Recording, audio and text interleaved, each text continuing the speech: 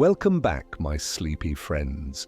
The night has deepened around us, and the world beyond your window has grown quiet and still. This is the perfect hour for our next journey, a tale of ancient stone and forgotten knowledge, of duty that spans generations and magic that lingers in dust-filled corridors. As you settle deeper into your pillows, imagine yourself standing before a tower of weathered grey stone, its peak lost in swirling mist. The hour is twilight, that magical moment when day and night briefly touch, when boundaries grow thin and secrets whisper on the evening breeze. This is where our story begins, with an aging guardian and the unexpected visitor who will change everything.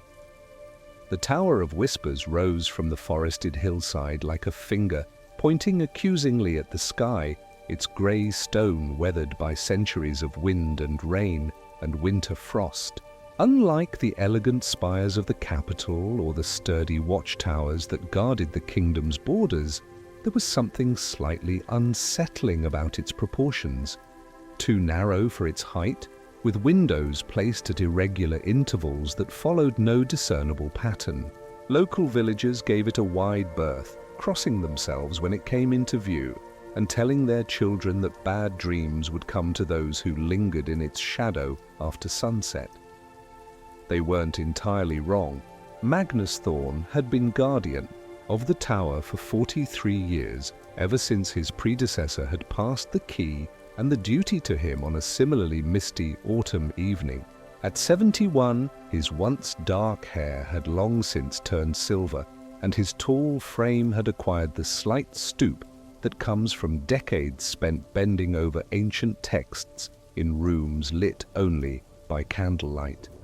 Deep lines etched his face, most prominently, around eyes that had seen things most scholars would dismiss as impossible, and ordinary folk would call nightmares.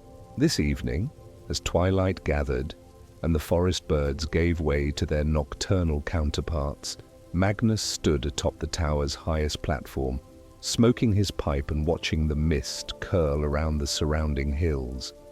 His weathered hands, with their prominent veins and liver spots, rested on the stone parapet that had been worn smooth by generations of guardians before him. "Restless tonight," he murmured, though no one was present to hear. It was a habit he'd acquired over the long years of solitude, speaking aloud his observations and thoughts as if the tower itself might be interested in his commentary. Sometimes he fancied it was. The air did indeed feel charged with an unusual energy, a tension that made the small hairs on the back of his neck stand up. Magnus had learned long ago to trust such sensations. When one lived in proximity to the tower's contents, developing a sensitivity to subtle disturbances became a matter of survival. Tapping out his pipe against the stone, he turned toward the narrow staircase that spiraled down into the tower's depths. His knees protested as he began his descent, each step a reminder of mortality, of the body's slow betrayal. 43 years was longer than most guardians served. The burden of the tower, its knowledge, its dangers, the isolation it demanded, typically claimed them sooner, through madness or melancholy, or the occasional catastrophic misjudgment. Magnus had endured by developing strict routines and unbreakable rules for himself. The most important, never become too curious about the artifacts under his protection. Catalogue them, preserve them, prevent their misuse, but never study them too deeply or attempt to harness their power. He had watched his predecessors' slow descent into obsession and had vowed not to follow the same path.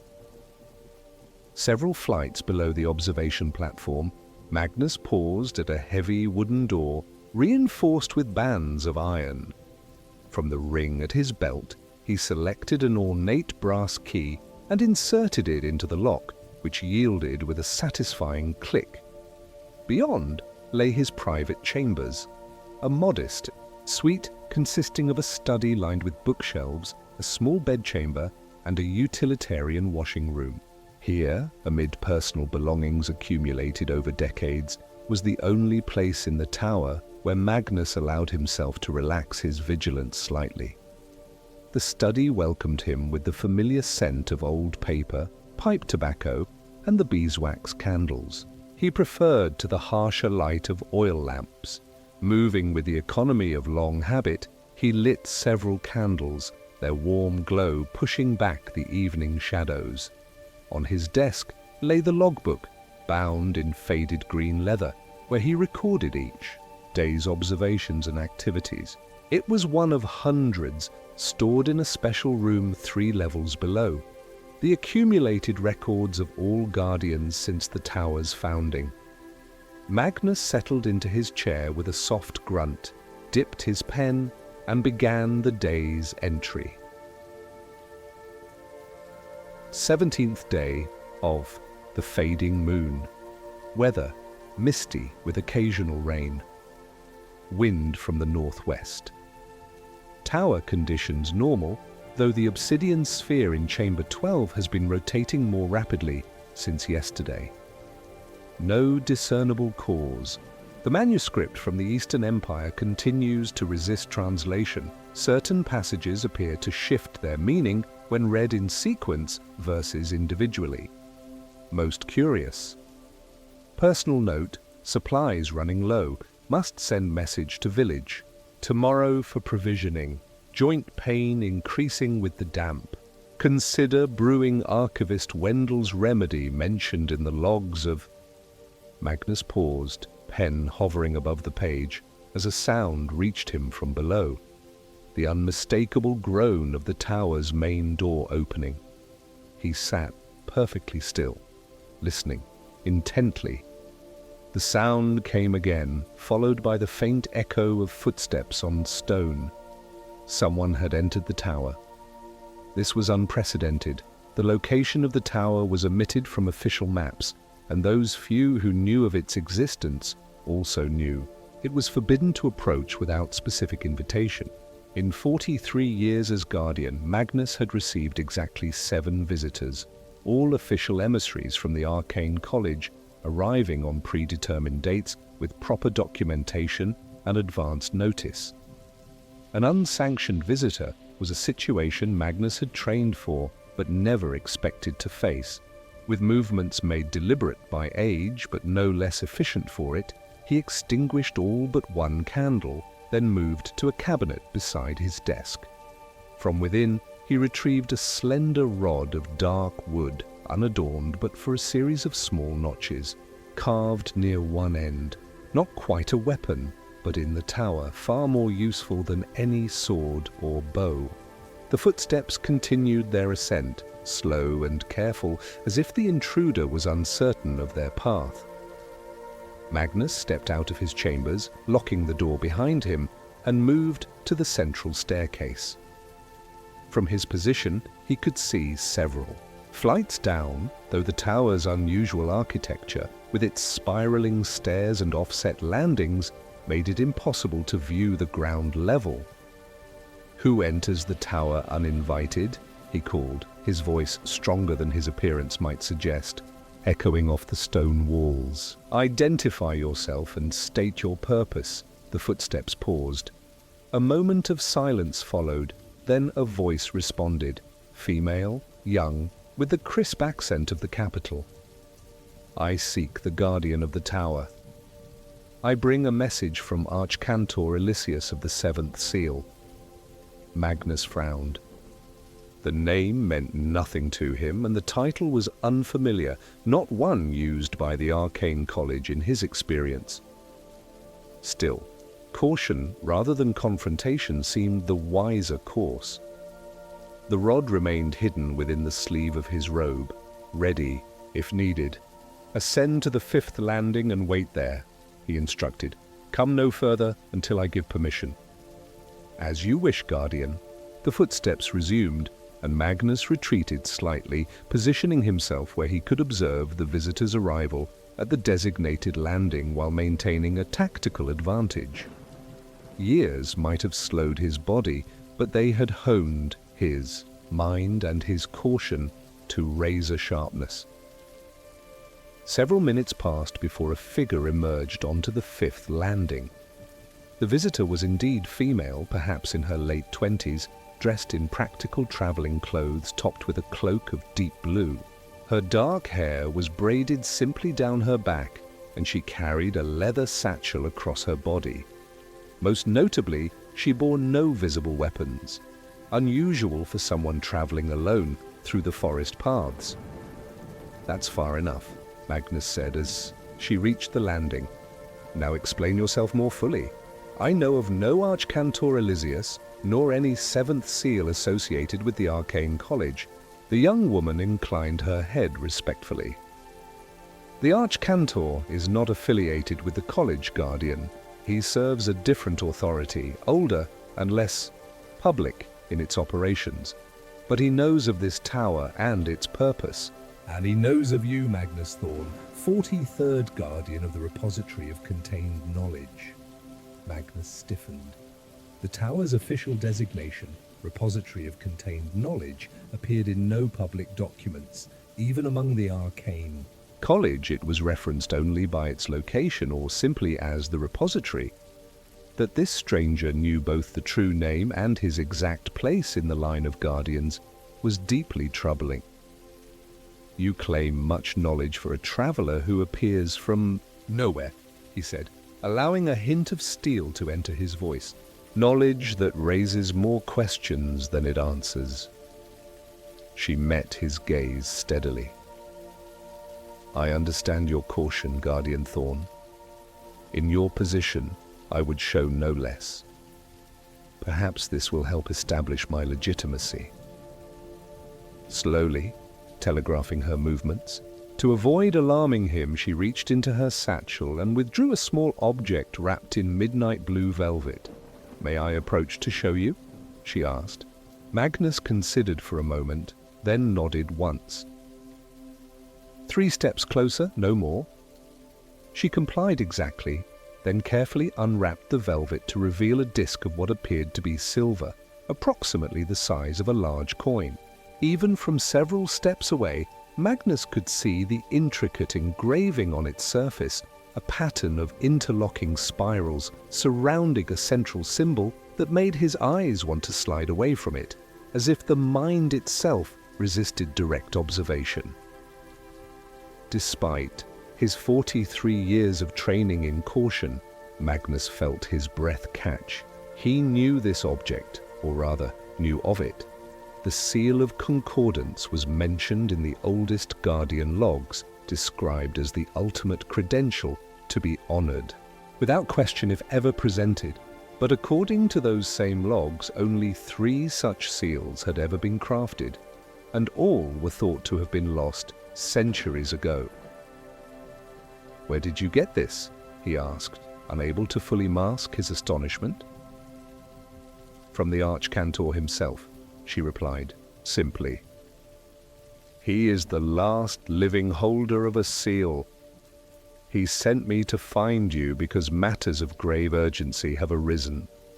Matters concerning the tower and its contents." Magnus descended several steps, close enough now to examine the seal properly, without taking it into his hands. The craftsmanship was extraordinary, the silver seemingly untarnished despite its alleged age, and the central symbol, he forced himself to look directly at it, fighting the instinctive aversion.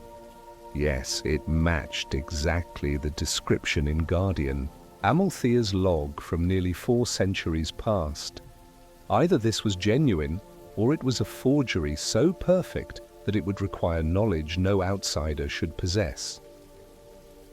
"You have my attention," Magnus said finally, "but not yet my trust. What is your name, messenger?" "Leora Vess," she replied. "Until recently, I was assistant archivist at the Hidden Library of Talimar.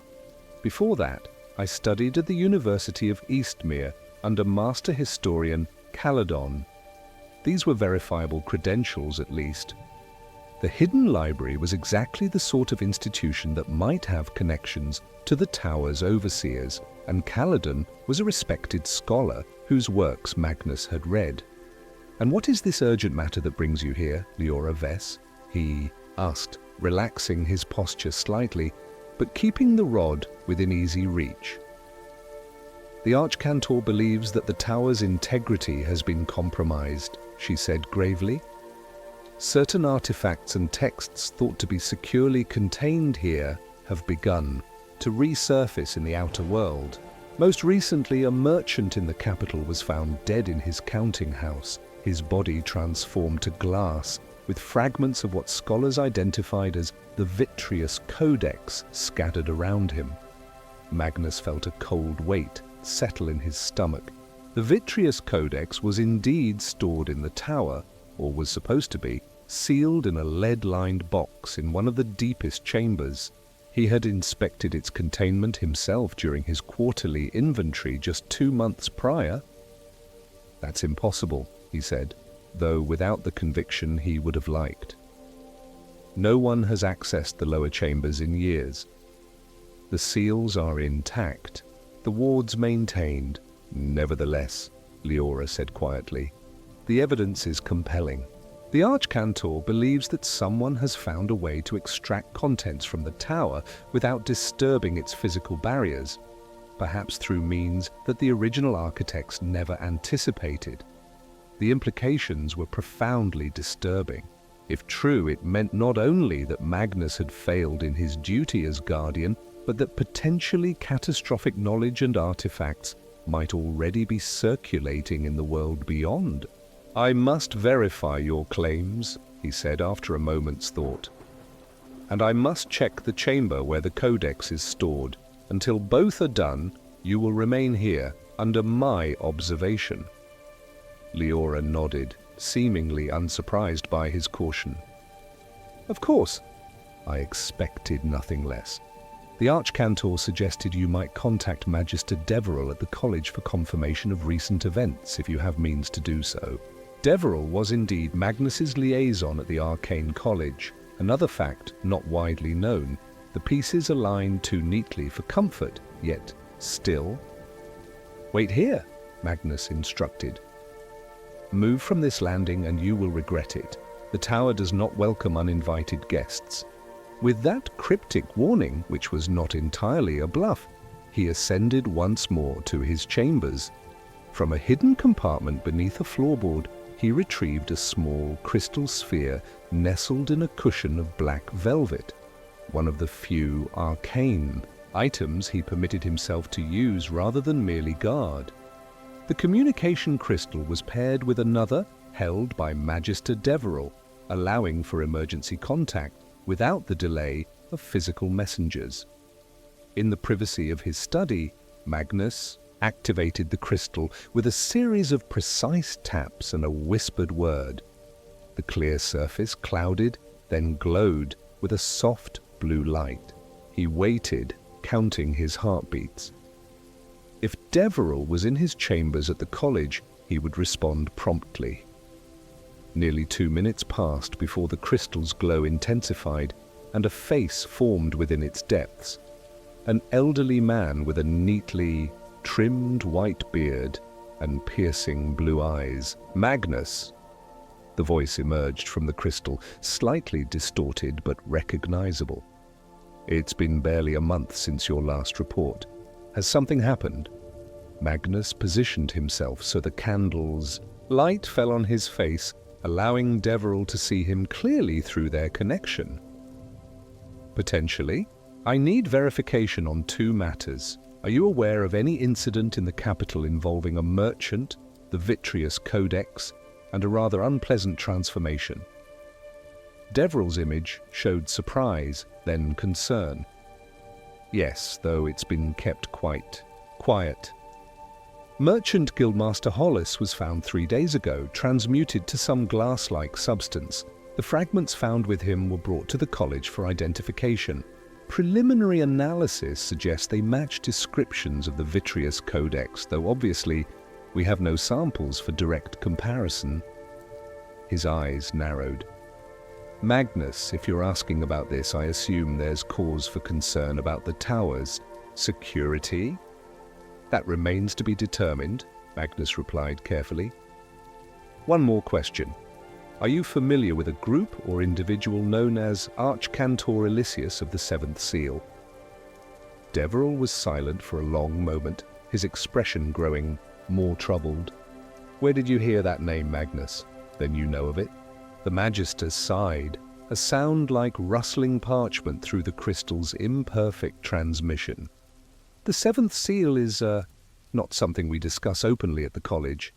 It's an order far older than our institution, rumored to have been founded by the original architects of the tower itself. As for Elysius, he hesitated.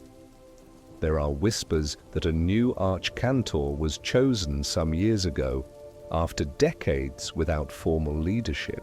But such matters are beyond even my clearance to know with certainty. This was not entirely reassuring, but it confirmed enough to lend credibility to Leora's claims. Thank you, Deverell. I may have more questions soon, but for now, maintain your usual vigilance regarding college communications about the tower. Magnus, Deverell said urgently before the Guardian could end the connection. If the Seventh Seal has sent a representative to you, the situation may be more dire than even the college realizes. Be careful, old friend. The crystal's glow faded as Magnus deactivated it, leaving him alone with thoughts more disturbed than they had been in decades. He returned the device to its hiding place and considered his next steps carefully. Protocol dictated that he verify the status of the potentially compromised artifact before taking any other action. Yet bringing an outsider, even one with apparently legitimate credentials, deeper into the tower violated every principle of his guardianship. After weighing his options, Magnus decided that the immediate threat of a security breach outweighed the risk of leaving Leora briefly unattended. He would need to descend to the 19th sublevel to check the Vitreous Codex's containment chamber, a journey that would take nearly half an hour each way. Having her accompany him would expose her to too many of the tower's secrets. Leaving her in his chambers risked her accessing his private records. The landing where he had left her was secure enough, no access to sensitive areas, and the tower's own protections would prevent any foolish exploration on her part. Decision made, Magnus gathered several specialized tools that might be needed to examine the containment chamber, concealed the rod once more within his sleeve, and returned to the stairwell. Leora remained exactly where he had left her, seated calmly on the stone bench built into the landing's wall. I must verify the status of the codex, he informed her. You will remain here until I return. Do not attempt to explore the tower. Do not touch anything. The consequences would be severe. Leora nodded, her expression serious. I understand, Guardian. I'll await your return. Magnus studied her for a moment longer, looking for any sign of deception or hidden motive, but her gaze remained steady and open. With a final nod, he began his descent, moving carefully but as quickly as his aging body would allow. The stairs spiraled downward, past floors containing libraries of forbidden texts, collections of artifacts too dangerous for public knowledge, and laboratories where past guardians had conducted their mandated research. The 19th sublevel was among the tower's most secure areas, accessible only with a special key from his ring and protected by wards that tingled unpleasantly against his skin as he passed through them. The air grew noticeably colder here, and the torch sconces held specialized illumination that cast odd, shifting shadows, despite the absence of any draft. The chamber he sought lay at the end of a long corridor, lined with identical iron-bound doors, each marked with symbols rather than numbers. The symbol for the Vitreous Codex's chamber resembled a stylized eye with a vertical slash through its center, a warning about the text's propensity to induce both unusual visions and blindness in those who read it improperly. Magnus selected another key from his ring, silver rather than brass, with teeth so fine they appeared almost like a comb's. The lock yielded with a sound like distant breaking glass, a unique acoustic property engineered to remind guardians of the danger contained within. The chamber beyond was small and austere, windowless stone walls, a stone pedestal at its center, nothing else. Upon the pedestal rested a box approximately 2 feet long by 1 foot wide, crafted from lead, lined with rowan wood, bound with silver bands inscribed with protective sigils. Exactly as it should be. Except Magnus approached slowly, his experienced eye already noting subtle wrongness. The silver bands, which should have gleamed even in the chamber's dim light, appeared dull. The sigils, which normally emitted a faint blue luminescence visible only to a trained guardian, were dark. With growing apprehension, he placed his tools on the floor beside the pedestal and ran his hands across the box's surface, feeling for the nearly invisible catch that would release its lid. It gave way too easily, the mechanism moving, without the resistance it should have offered. "No," he murmured, as he carefully raised the lid.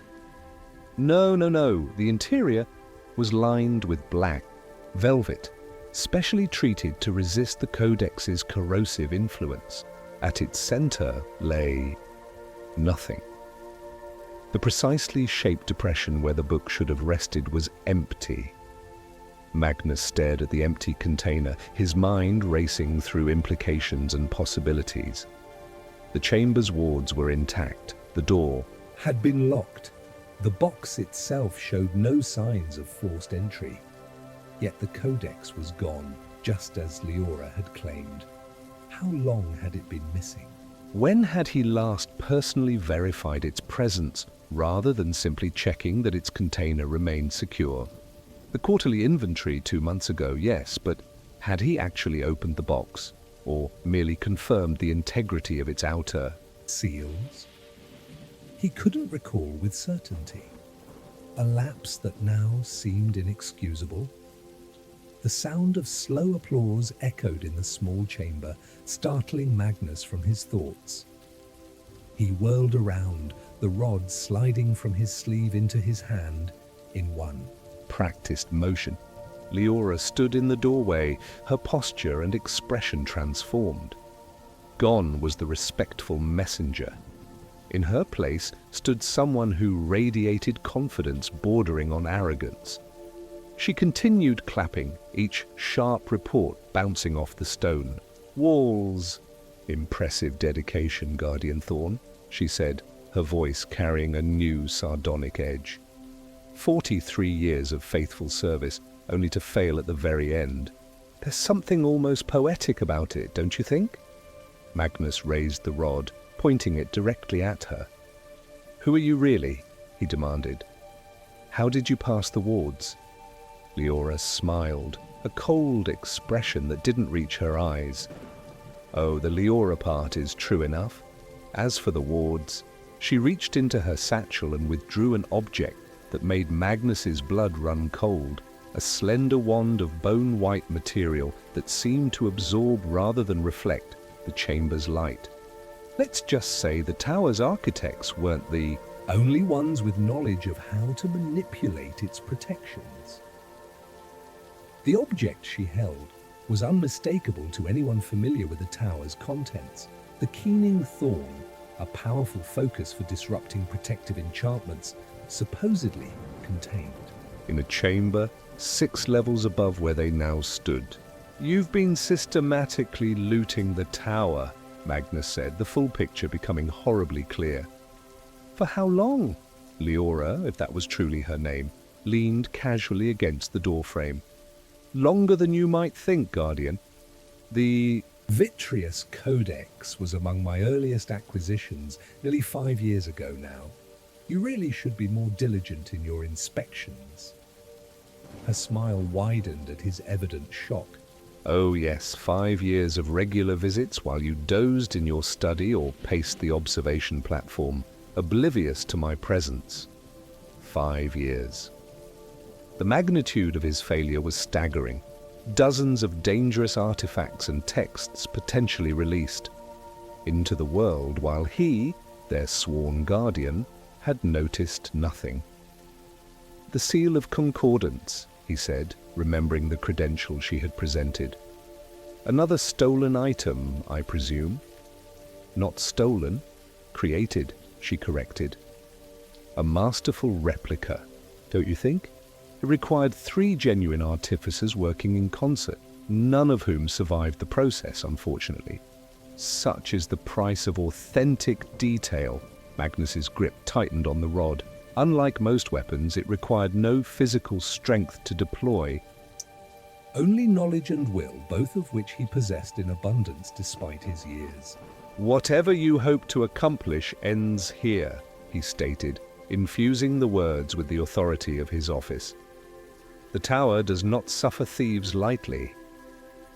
For the first time, a flicker of uncertainty crossed Leora's face. She knew what the rod, could do. The price paid by those who violated the tower's sanctity. Yet she made no move to retreat. I had hoped to complete my work without confrontation, she said, her voice hardening. I have no particular quarrel with you, Guardian. You've simply had the misfortune of serving too long, of being present for the culmination of plans set in motion before you were born. Plans? Magnus asked, partly to keep her talking, partly because despite everything, the scholar in him wanted to understand. What possible use could you have for such dangerous knowledge? The vitreous codex alone has driven dozens to madness and death. Not those who understand its true purpose, Leora replied. You Guardians, for all your dedication, have never comprehended what you protect. These aren't merely dangerous curiosities to be locked away. They're tools, pieces of a greater whole that, when properly assembled, will reshape the very nature of our reality. The fervor in her voice sent a chill through Magnus. He had encountered zealotry before. It was often what drove people to seek the tower's forbidden knowledge in the first place, but rarely with such cold, calculated conviction. You're with the Convergence, he realized aloud. The ancient cult had been mentioned in Guardian logs dating back centuries, a persistent thorn in the side of those who sought to contain dangerous knowledge rather than exploit it. Leora inclined her head in acknowledgement. We prefer order of transcendent understanding, but the old name has its charm. She straightened from her casual posture, suddenly all business. Now, Guardian Thorn, we reach the moment of decision. I require access to the Vault of Echoes on the 23rd sub-level. You can provide that access willingly, or I can take it from you. One path leaves you alive, if somewhat diminished. The other, she left the threat unspoken. The Vault of Echoes, of course. If one were systematically collecting the tools for some grand, reality-altering working, the vault would be essential. It contained the means to amplify and broadcast arcane effects across vast distances. You must know I can't allow that, Magnus said quietly. I took an oath. As did I, Leora countered. To a different master, with a different vision. She raised the keening thorn. Last chance, old man. Cooperation or consequences? Magnus had faced death many times during his guardianship. Hazards were inevitable when working with the tower's contents. He had always imagined his end would come from some containment failure or the gradual toll of proximity to certain artifacts, not at the hands of a thief who had made a mockery of his vigilance, but if death was to be his portion today, he would at least ensure the tower's greatest secrets died with him. With a swift, practiced motion, Magnus raised the rod, and spoke a single word in a language not meant for human tongues. The rod's notched end began to glow with an intense blue-white light, similar to lightning, but somehow deeper, as if the illumination extended into dimensions beyond normal perception. Leora reacted instantly, bringing the keening thorn up in a defensive gesture. The bone-white wand emitted a high, piercing note, the sound it was named for, as it attempted to disrupt whatever working Magnus had initiated. For a moment, the two forces seemed evenly matched, the rod's otherworldly light pushing against the dark absence that surrounded the thorn.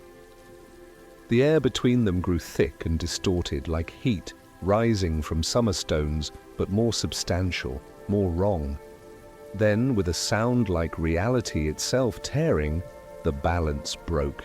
Magnus felt the rod grow impossibly hot in his hand, saw Leora's expression transform from confidence to shock as the keening thorn shattered in her grasp. Fragments of bone-white material embedded themselves in her hand and forearm, each wound seeping darkness rather than blood. But Magnus had no time to savor this small victory. The backlash from the conflicting powers slammed into him like a physical blow, sending him staggering against the pedestal. Pain blossomed in his chest, not from any external injury, but from within, as if his heart had suddenly remembered every one of his 71 years at once. Across the chamber, Leora had crumpled to her knees, clutching her wounded arm. The darkness seeping from her wounds was spreading, tendrils of void crawling up toward her shoulder, her face contorted in a rictus of agony and fury. "What have you done?" she gasped. Magnus couldn't answer immediately. The pain in his chest was expanding, radiating outward through his limbs. The rod had fallen from his nerveless fingers, its glow now pulsing erratically against the stone floor. "Initiated tower defense protocol," he finally managed, each word an effort. "Primary containment, failure response." Leora's eyes widened with horrified understanding.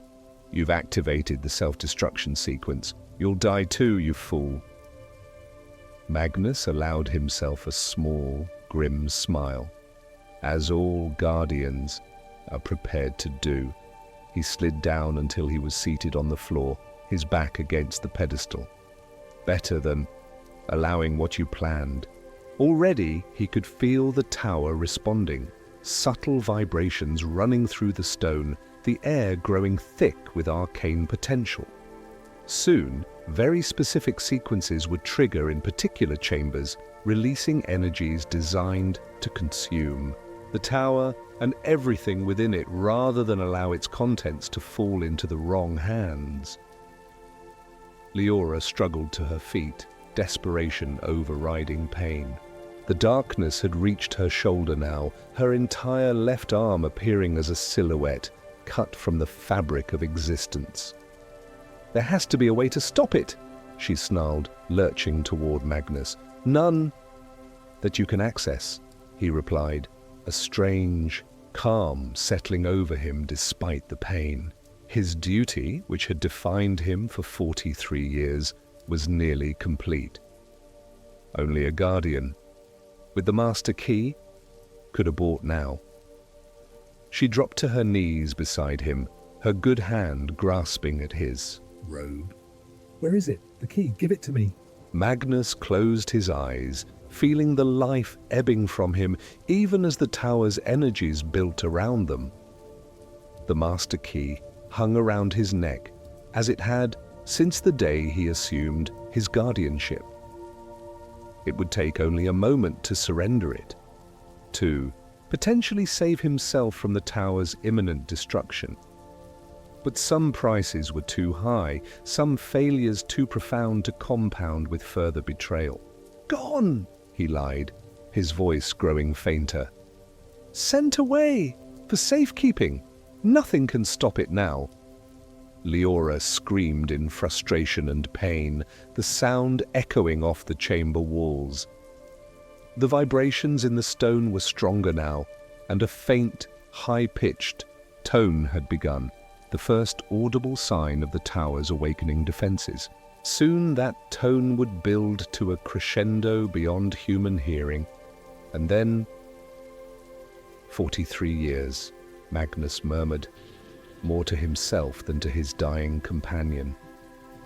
Not the longest guardianship, but perhaps the most eventful at its end. Through dimming vision, he watched as Leora staggered back toward the doorway, clutching her dissolving arm, desperation driving her to attempt escape despite the futility. She would not make it out of the tower. None of them would. The containment failure protocols were thorough and absolute. Magnus closed his eyes again, his thoughts turning to the long line of guardians who had preceded him. Had they faced similar ends? The records were oddly silent on how most guardianships concluded. Perhaps there was wisdom in that omission. Some knowledge was better left unpreserved. The pain in his chest was receding now, replaced by a spreading numbness. The tower's tone had risen in pitch, becoming almost musical in its intensity. There was a certain beauty to it, Magnus thought distantly, like the universe itself singing a final lullaby to those about to depart it. His last conscious thought was a hope that whoever found the tower's ruins, if anyone ever did, would understand the necessity of its destruction.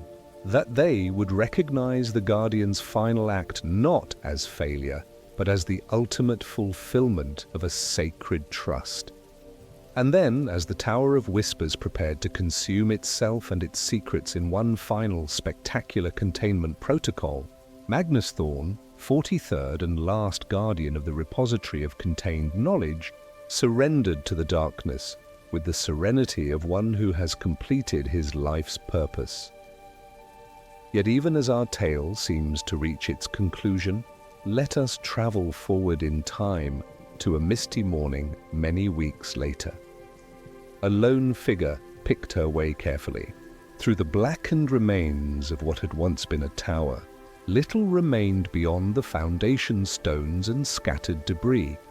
No walls standing, no artifacts preserved, nothing to suggest the tremendous repository of knowledge that had once existed here. The woman was young, perhaps 25, with close-cropped hair and the practical attire of one accustomed to field work. A silver pendant hung at her throat, a simple disc engraved with a pattern of interlocking spirals surrounding a central symbol that seemed to shift when viewed directly. She knelt beside a particular stone, larger than the others, and marked with a symbol resembling a stylized eye. Brushing away ash and debris, she revealed a small depression in its surface, perfectly sized to accommodate the pendant she wore. "Found you," she murmured, a smile of satisfaction crossing her features. With reverent care, she removed the pendant and placed it in the depression. For a moment, nothing happened. Then, with a soft click, a section of the stone slid aside, revealing a small cavity containing a slender box of polished wood. The woman retrieved the box, opened it carefully, and examined its contents. A folded parchment and a simple iron key with an unusually complex head. She read the parchment quickly, her expression growing solemn, then placed it back in the box alongside the key. "Rest well, Guardian Thorn," she said softly to the silent ruins. "The tower is gone, but its purpose endures. I will carry it forward, as you instructed." Standing, she secured the box within an inner pocket of her cloak, then surveyed the devastation once more. To uninformed eyes, this was merely the site of some long-forgotten structure, now returned to nature. None would guess the significance of what had stood here, or the sacrifice that had prevented a catastrophe beyond imagining.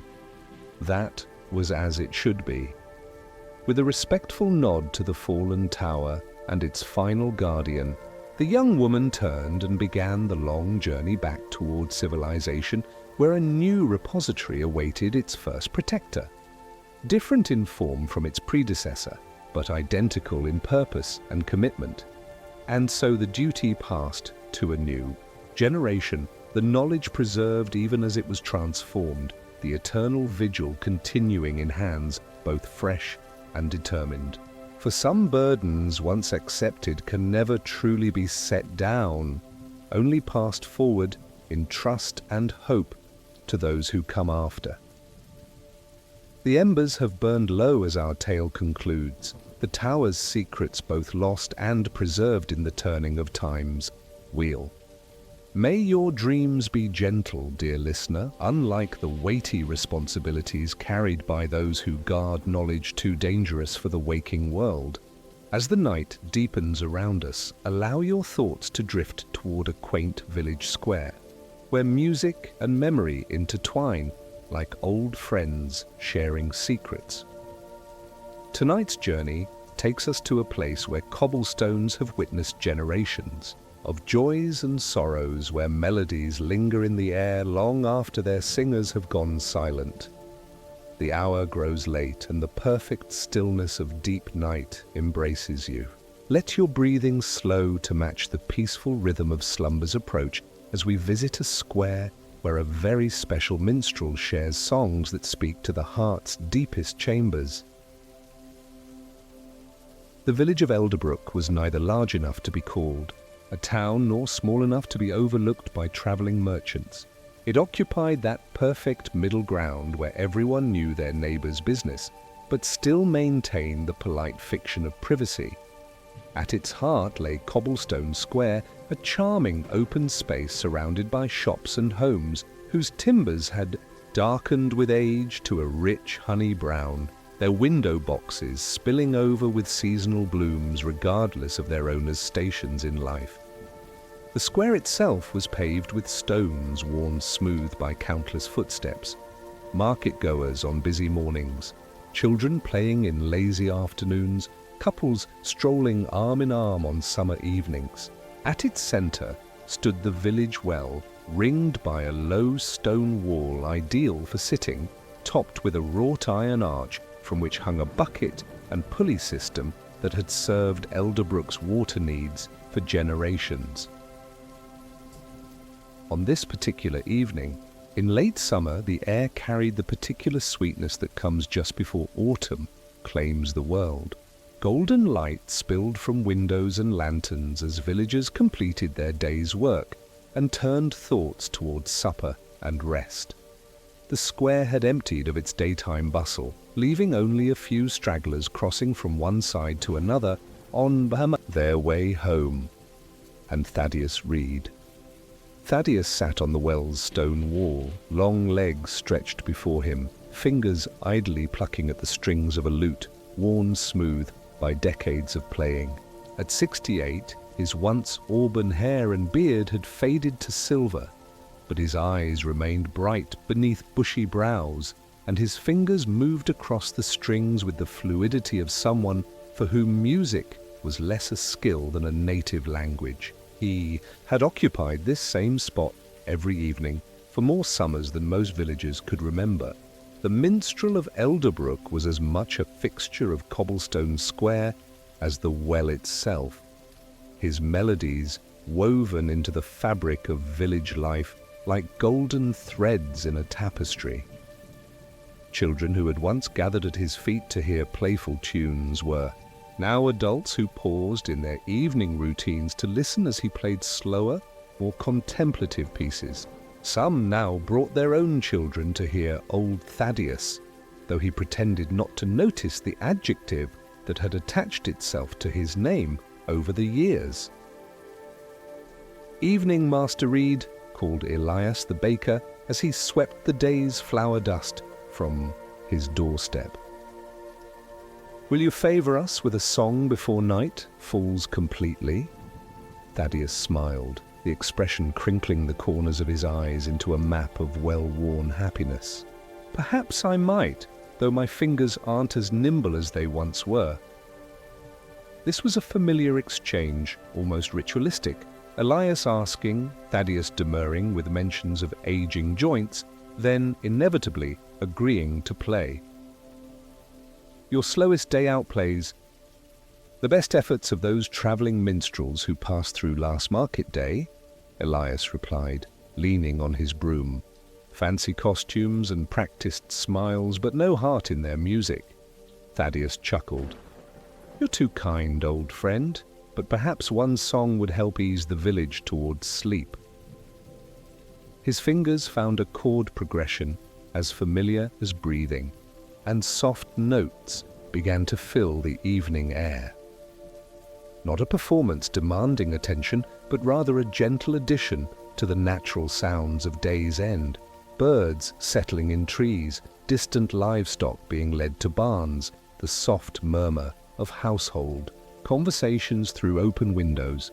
Across the square, door hinges creaked as villagers emerged onto their doorsteps, drawn by the music.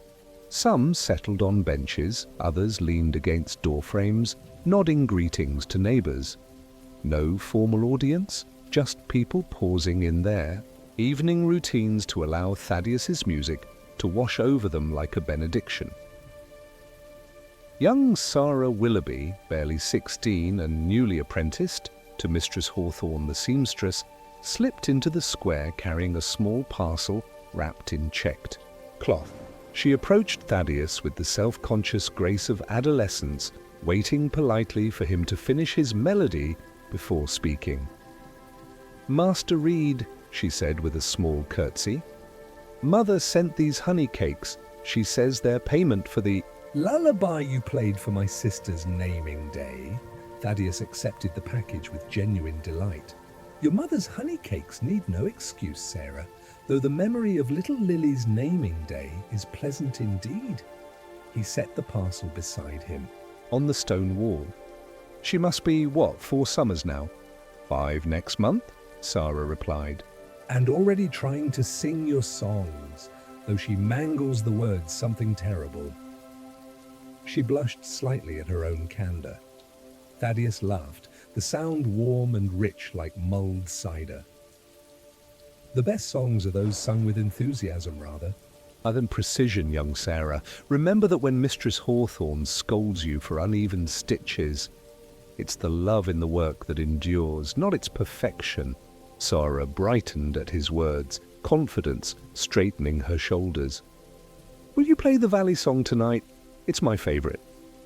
"For you, and for your mother's honey cakes, how could I refuse?" Thaddeus adjusted his fingers on the lute strings, clearing his throat softly.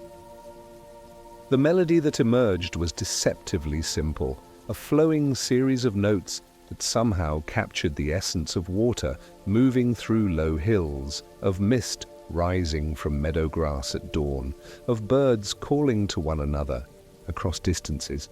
Thaddeus's voice, mellowed by age but still clear and true, filled the square with words passed down through generations. The valley cradles evening light as shadows lengthen, slow and sweet, the day's long labors find their rest, where earth and gentle heavens meet. The song continued, painting images of simple rural beauty and the quiet dignity of lives lived in harmony with the seasons. As he sang, more villagers drifted into the square, some humming along, others simply letting the familiar music wash over them, easing the day's burdens from tired shoulders. When the final notes faded into the gathering dusk, a collective sigh seemed to rise from the assembled villagers.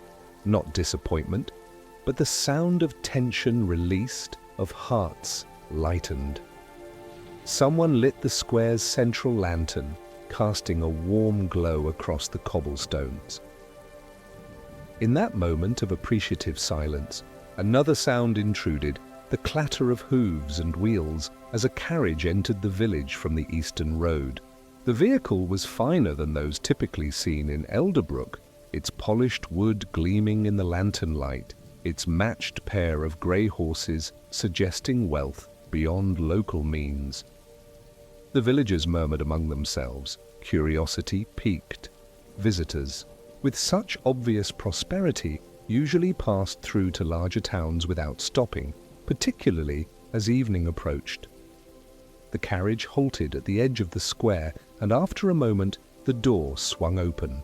A man stepped out, tall and slender, dressed in clothes whose quality was evident even in the dim light.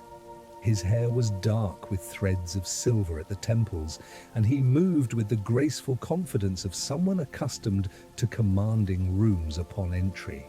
What caught the attention of the gathered villagers, however, was not his appearance, but what he carried. A lute case of tooled leather, clearly expensive and well-maintained. "Good evening," the stranger called, his accent marking him as from the capital, or perhaps even farther south.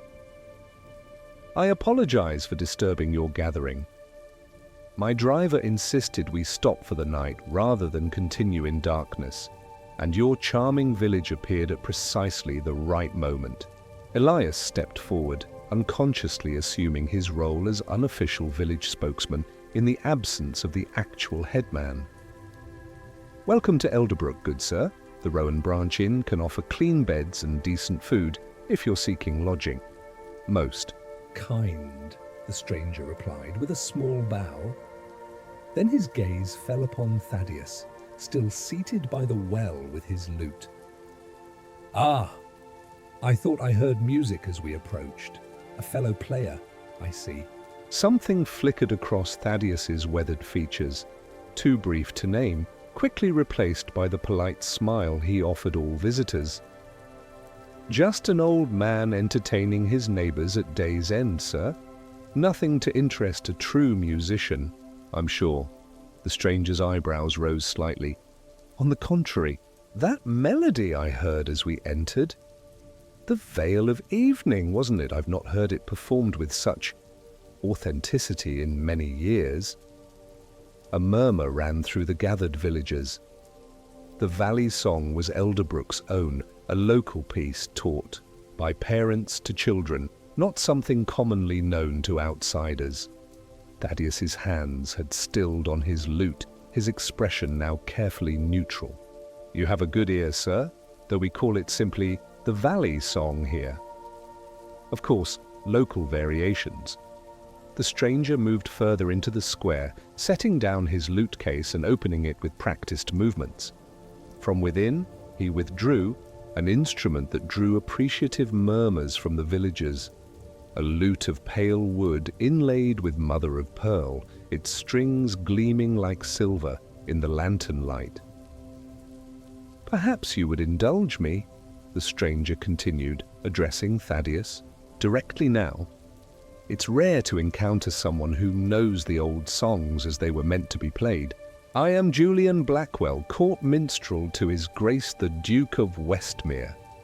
He offered another small bow, this one directed specifically to Thaddeus. "And you are?" "Thaddeus Reed," came the simple reply. "No titles to speak of, Master Blackwell, just the village minstrel." Julian smiled, a flash of perfect teeth in the gathering darkness. "Well then, Master Reed, might I join you in a song, for the pleasure of your neighbors and the honor of our shared calling?" The request, politely phrased, nonetheless carried an undercurrent that the villagers sensed if not fully understood. Young Sarah glanced worriedly at Thaddeus, while Elias frowned slightly. Thaddeus, however, merely nodded. "As you wish, though I warn you my playing is simple compared to court standards." Julian settled onto the stone wall a respectful distance from Thaddeus, positioning his fine lute. "Shall we attempt the crossing at midwinter? It's a piece." "I believe we both might know." If the suggestion surprised Thaddeus, he gave no sign beyond a slight tilt of his head. "As you wish," he repeated, and after a moment to recall the tune, his fingers began to coax the melody from his worn instrument. Julian joined in, his technique clearly refined by years of formal training. Where Thaddeus played with straightforward clarity, Julian added flourishes and ornamentations that showcased his skill. Both played well, but the contrast in their styles was immediately apparent. One man playing music that spoke directly to the heart, the other demonstrating artistry meant to impress the ear. The villagers watched this curious duet with mixed expressions. Pride in their minstrel's humble dignity warred with admiration for the visitor's obvious talent. As the song progressed, however, something unexpected happened. Julian's ornate style gradually simplified, his flourishes becoming less frequent, his playing shifting to complement rather than overshadow Thaddeus's interpretation. When the final notes faded, Julian looked at his companion with new respect. "You play from within the music itself, Master Reed. It's a rare gift." Thaddeus inclined his head slightly, accepting the compliment without comment. The tension that had briefly gripped the square began to dissipate as villagers murmured appreciatively. "Another?" Julian suggested, his manner now genuinely collegial rather than competitive. "Perhaps something livelier?" Thaddeus suggested. "Our neighbors have worked hard today, that they might enjoy a tune to lift their spirits before they seek their beds." Julian nodded agreement, and soon the two musicians were playing a familiar harvest dance, their styles now complementing each other beautifully.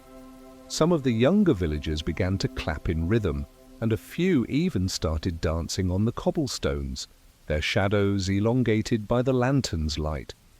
As the evening progressed, what had begun as a subtle contest of skill transformed into a genuine collaboration, with each minstrel bringing his own strengths to their impromptu concert. Julian's technical prowess paired surprisingly well with Thaddeus's emotional depth, creating music that had even the most reserved villagers tapping their feet. Eventually, as the hour grew late and children were ushered off to bed, Julian set down his fine lute. "I must thank you, Master Reed. This evening has been most educational." Thaddeus raised an eyebrow. "For a court minstrel to learn from a village player? That seems unlikely." Julian's expression grew thoughtful. "Perhaps more likely than you. Imagine, at court, we play to impress, to curry favor, to outshine rivals. Music becomes a means rather than an end." He gestured to the dispersing villagers, many of whom were saying their good nights with peaceful expressions. "Here, you play to ease hearts, to bind community, to honor the days passing." I had forgotten music could serve such simple, profound purposes. Something in his candor seemed to soften Thaddeus's reserve. "The finest instrument and the greatest skill mean little if the heart isn't present in the playing," he observed. "Though I wouldn't disparage your training, you've clearly devoted years to your craft." 20 years, Julian confirmed. "Since I was a boy of 12, singled out for my promise and sent to the conservatory." A hint of wistfulness colored his words. Endless exercises and competitions, always striving to be noticed, to advance. Success achieved, but at a cost I'm only now beginning to recognize. Thaddeus studied him for a long moment. "It's never too late to rediscover joy in music, Master Blackwell." "Julian, please." The court minstrel began carefully returning his lute to its case. I'm to continue my journey tomorrow, collecting regional songs for a special performance at the Duke's Midwinter Festival. Would you consider sharing more of Elderbrook's music with me before I depart? The Valley Song in particular. I've never heard it performed with such significance." Thaddeus's weathered hands stilled on his own instrument. "The Valley Song isn't written down, Julian. It's carried in memory, passed from one generation to the next. All the more reason to ensure it's preserved, Julian pressed gently. Many such songs are being forgotten as villages modernize and young people leave for larger towns. Your rendition could be played in the Duke's Great Hall, introducing this beautiful melody to people who would never have the chance to visit Elderbrook. A small frown creased Thaddeus's brow. Songs belong to the places and people that birthed them. The valley song speaks of this specific valley, these particular hills and streams. He gestured toward the darkened landscape beyond the village. Played in a distant hall for noble entertainment, it becomes mere notes, stripped of meaning. Julian opened his mouth as if to argue, then closed it, reconsidering. I hadn't thought of it that way, he admitted. At court, music is portable, interchangeable. A midwinter song from the northern provinces might be played at a summer feast simply because its melody is pleasing. And there's no harm in that, Thaddeus said gently. But some songs are more than entertainment, their memory, identity, connection to place and lineage. His voice softened. The valley song was first played by my great-grandfather during a terrible drought, when hope was withering alongside the crops. It reminded the villagers that the valley had endured before and would again. When rain finally came, it became a song of gratitude, then resilience, then simply part of who we are. Julian sat silently, absorbing this perspective. From one of the homes bordering the square, a door opened, spilling warm light across the cobblestones. "Master Reed," called, a woman's voice. "Father's asking for you. His breathing's troubled again tonight." Thaddeus nodded, carefully placing his lute in its simple cloth case. "Tell Cedric I'll be there directly, Martha." To Julian, he explained. Old Cedric Taylor, my oldest friend, now confined to his bed, with lung sickness. Music sometimes eases his breathing when herbs fail. Julian's expression softened with understanding. Another purpose for music I hadn't considered, as medicine. Of a sort, Thaddeus agreed, rising stiffly from his seat on the wall. Not as impressive as entertaining dukes, but worthwhile nonetheless. "May I accompany you?" Julian asked, surprising himself as much as Thaddeus. "I would like to learn this aspect of our craft if you're willing to teach." Thaddeus considered the request, studying the younger minstrel's face for any sign of insincerity or condescension. Finding none, he nodded slowly.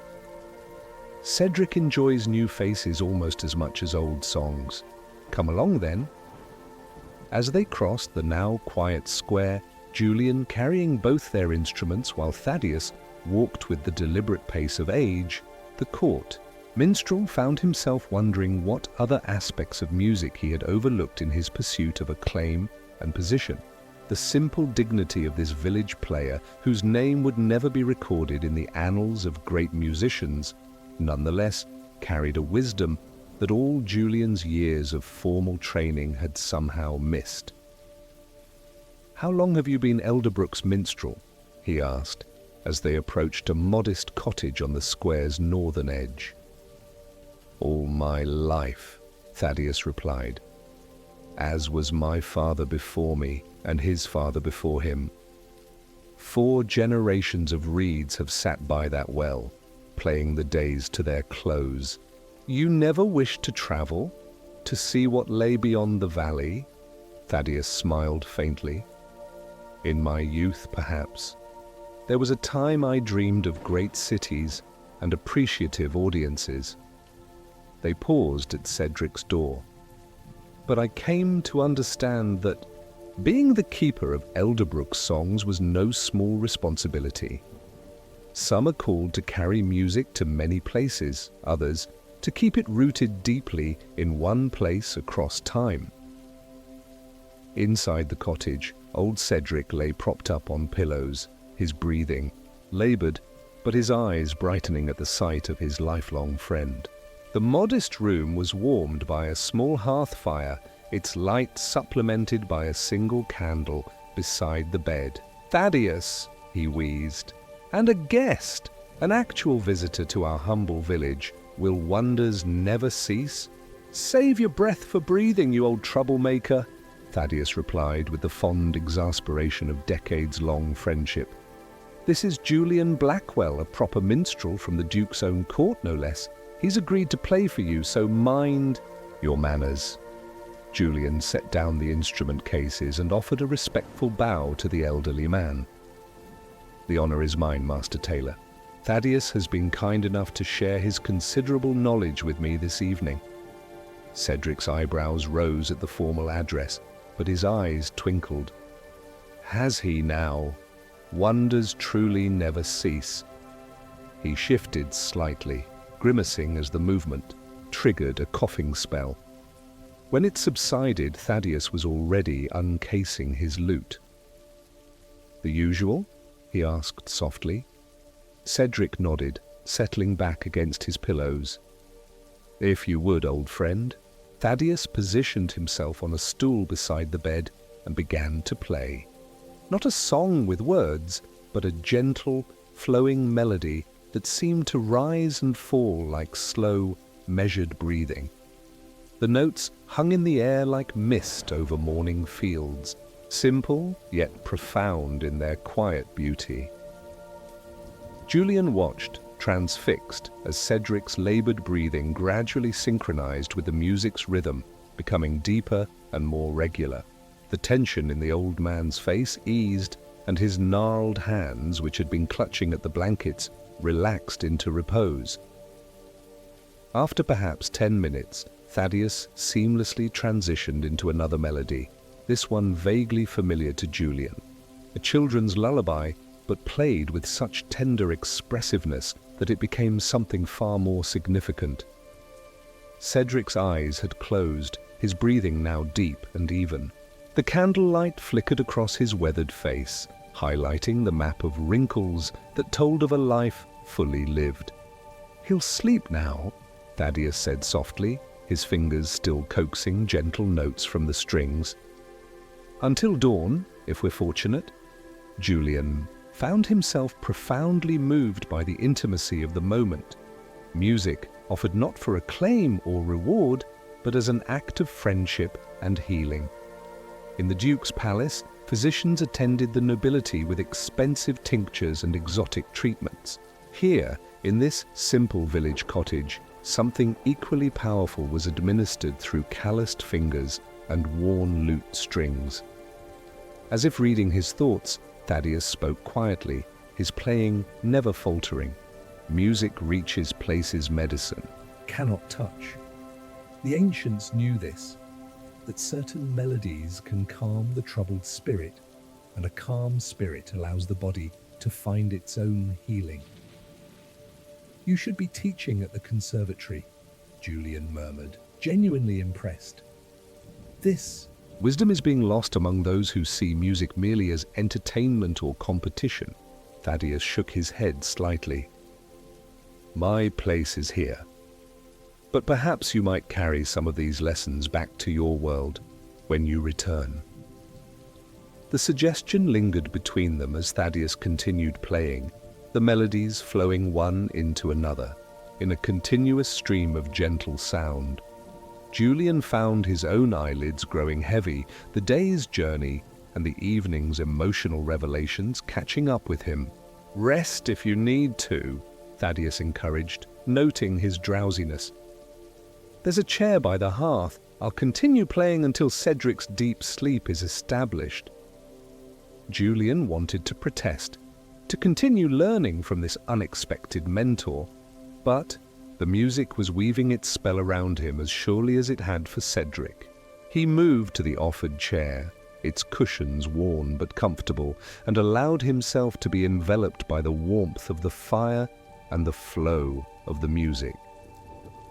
His last conscious thought before drifting into sleep was a resolution to remember this night, this village, this humble minstrel whose mastery lay not in technical brilliance but in profound understanding of music's true purpose, and perhaps in remembering to find his own way back to the joy that had first led him to take up the lute as a boy before ambition and competition had overlaid it with something less pure. In Cedric's cottage, Thaddeus continued his gentle playing as two sleepers breathed in peaceful rhythm, one at the end of a long life's journey, one perhaps at a turning point in his own path. Outside, Elderbrook settled into night's embrace, the cobblestone square empty now save for moonlight, and memories of melodies that had filled the evening air. And in that quiet moment, with only his thoughts and the music for company, the old minstrel smiled faintly, acknowledging without vanity that tonight he had given two gifts: restful sleep to an old friend, and perhaps something like wisdom to a talented young man who had everything except understanding of his art's deepest purpose. The lute's gentle voice continued, notes falling like soft rain on a thirsty field, as the night deepened toward dawn, and the next day's songs that waited, as always, to be sung in their proper time and place. The fire in Cedric's cottage burns low now, and the lute's gentle notes grow softer as our tale of music and meaning draws to its close. Rest easily, dear listener, and perhaps let Thaddeus's melodies follow you into your dreams. Welcome back, my drowsy companion. As the night cradles us in its velvet darkness, let us journey together to a place where words hold magic and books become doorways to worlds beyond imagining. The hour grows late, and the perfect stillness of deep night surrounds you like a soft blanket. Close your eyes and imagine the gentle scratch of quill on parchment, the warm glow of candlelight on ancient leather bindings, the subtle scent of ink and dust and forgotten stories waiting to be rediscovered. For in the medieval village of Wellspring, there exists a library unlike any other, a sanctuary of knowledge where tonight's tale unfolds in whispers and wonder. The great library of Wellspring didn't look particularly great from the outside. Unlike the grand institutions of the capital, with their imposing facades and sweeping marble steps, Wellspring's library was housed in a rambling stone building that had begun as a modest chapel centuries ago, then expanded haphazardly as its collection grew. Additions had been built whenever space became scarce, a new wing here, an extra floor there, resulting in a structure that resembled nothing so much as a stack of children's blocks arranged by an enthusiastic but uncoordinated toddler. Yet, what it lacked in architectural elegance, it more than compensated for in contents. Within those irregular walls resided one of the finest collections of books, scrolls, and manuscripts outside the Royal Academy itself. Scholars traveled days to consult its rare volumes, historians debated theories in its reading rooms, and occasionally mages from the distant collegium arrived in search of forgotten knowledge. Eleanor Quill had been the library's custodian for nearly 20 years, having inherited the position from her aunt Sophia, who had in turn received it from her own father. The keeping of the library had been a Quill family responsibility for so many generations that village folklore suggested their surname had been granted specifically for the role. On this particular autumn evening, Eleanor moved through the library's main reading room, lighting the wall sconces and freestanding candelabras that would provide illumination through the night. At 45, she cut a striking figure, tall and straight-backed, with dark hair streaked liberally with silver, always arranged in a practical braid coiled at the nape of her neck. Her clothing was simple but well made, a gown of deep blue wool with functional pockets sewn into the skirt, sleeves rolled back to avoid catching on shelves or candle flames. "Almost closing time, Master Finch," she called softly to an elderly man dozing over a massive tome at one of the reading tables. Shall I have Thomas escort you home? Master Finch startled awake, blinking owlishly behind spectacles that had slipped to the end of his nose. What? Oh, is it that late already? He peered out the leaded glass windows, where twilight had indeed deepened toward true night. Dear me, how time flies when immersed in the agricultural practices of the eastern provinces. Eleanor smiled fondly. Archibald Finch had been coming to the library almost daily for 30 years, ostensibly researching a comprehensive history of regional farming techniques that somehow never reached completion. His real purpose, they both knew, was to escape. His wife's endless lists of household chores. Fascinating subject, she replied diplomatically, but Lady Finch will be wondering where you've gone, I expect. Master Finch sighed, carefully marking his place with a silk ribbon. You're right, of course. Punctuality is the politeness of kings and the salvation of husbands. He closed the heavy book with reverent care. Same time tomorrow, then. Zwei. Library will be here, as always, Eleanor assured him.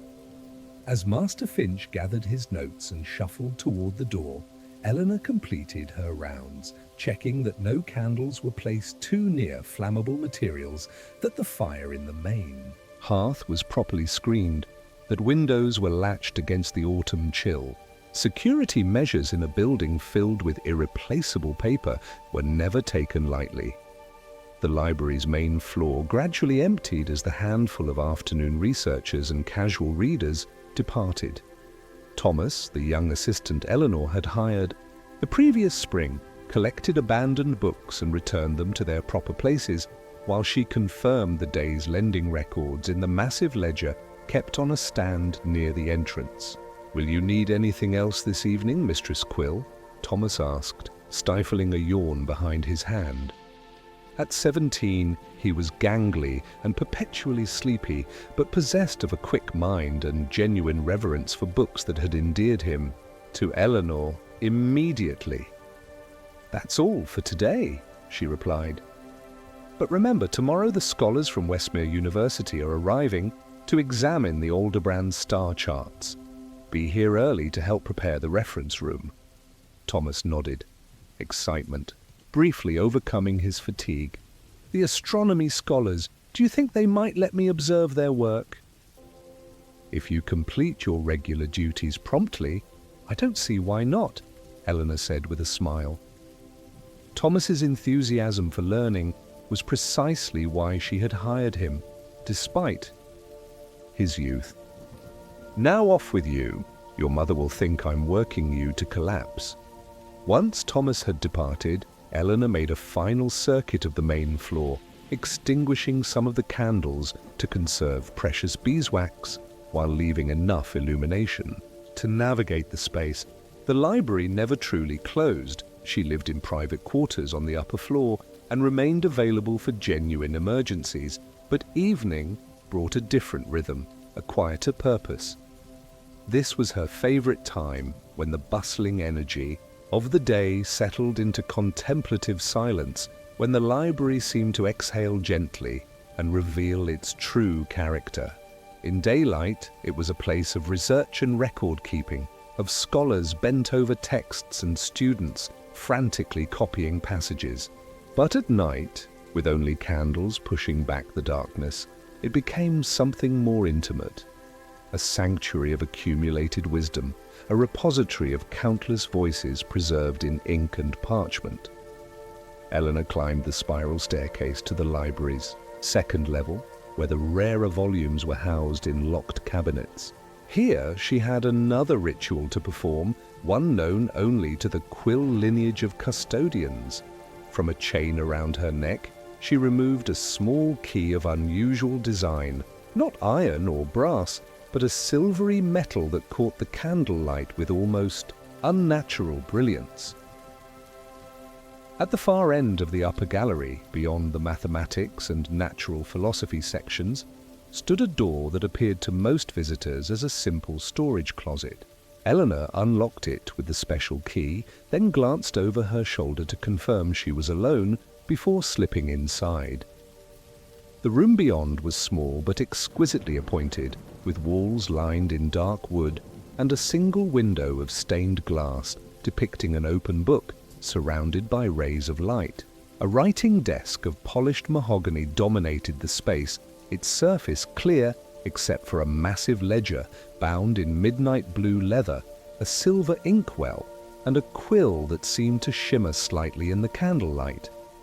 This was the heart room, as generations of quills had called it, the true center of the library's purpose, known only to its custodians. Eleanor settled into the chair behind the desk and opened the special ledger, revealing pages covered in elegant handwriting, different styles showing where one custodian had passed the duty to the next, a continuous record stretching back centuries. The most recent entry was from the previous night, in Eleanor's own precise script. 14th of autumn moon. Unusual activity in the Arcanum section.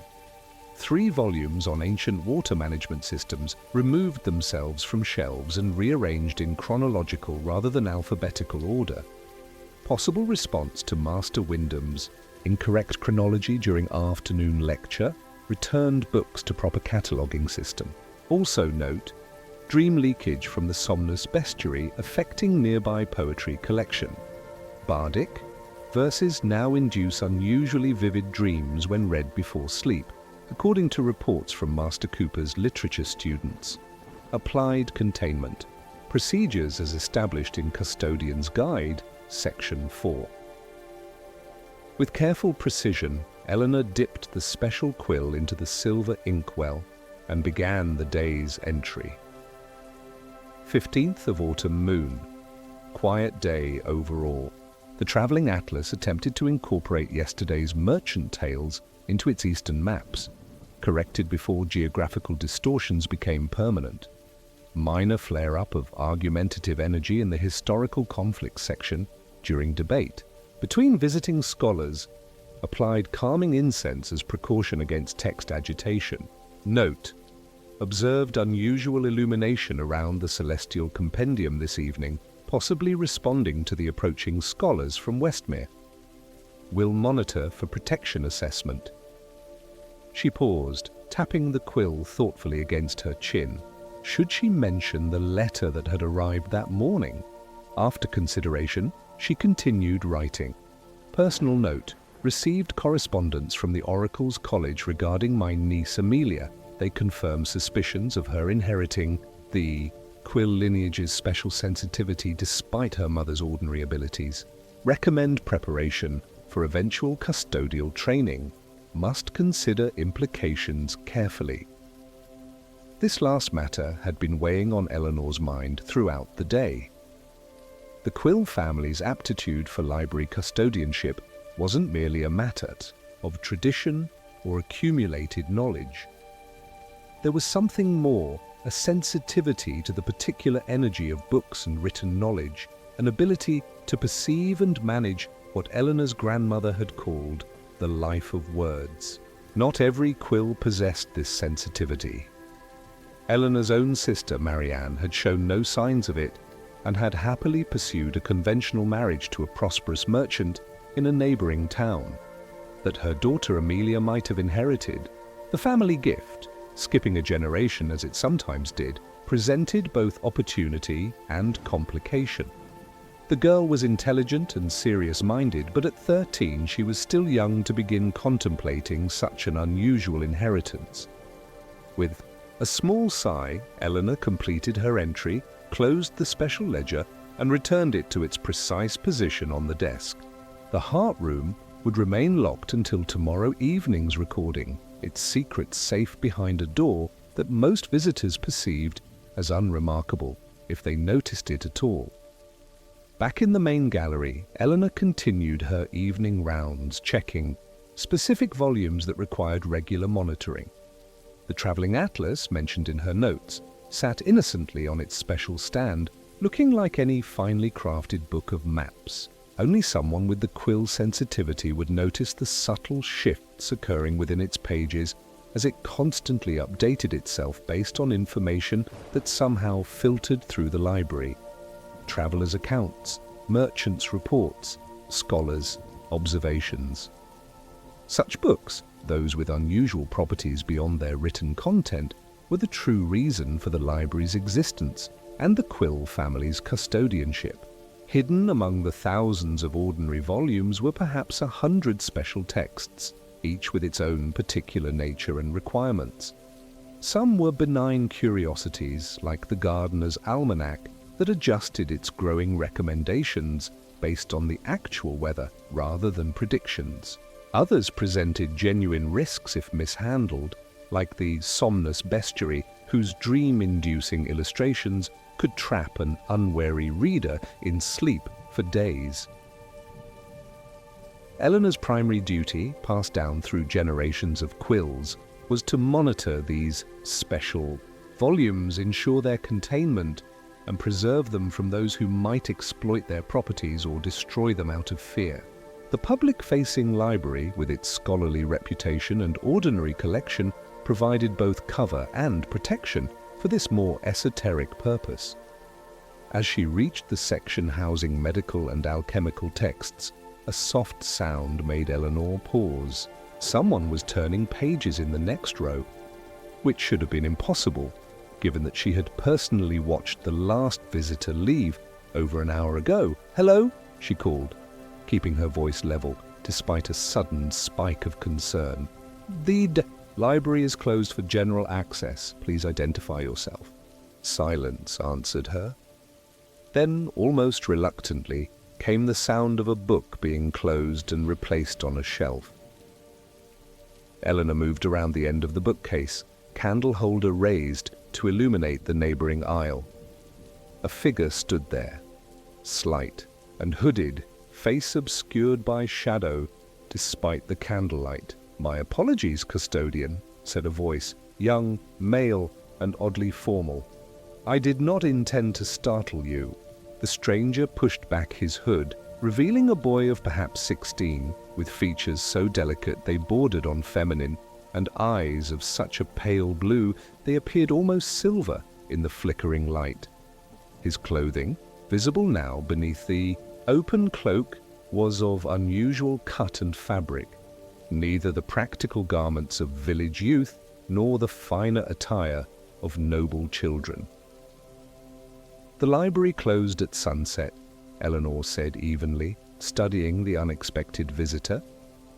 Something about him tugged at her custodian's senses, not a threat, precisely, but a presence that registered as distinctly unusual. "How did you get in? And more importantly, who are you?" The boy offered a bow that seemed oddly archaic in its formality. "My name is Lysander. As for how I entered..." He hesitated, then sighed. "That would be difficult to explain conventionally. Let us say that I have a particular relationship with libraries, and yours especially called to me." Eleanor's grip tightened on her candle holder. This was no ordinary trespasser. The special book sometimes attracted specific types of attention: scholars with unusual sensitivities, occasional practitioners of the old arts, rarely even non-human entities drawn to concentrated knowledge.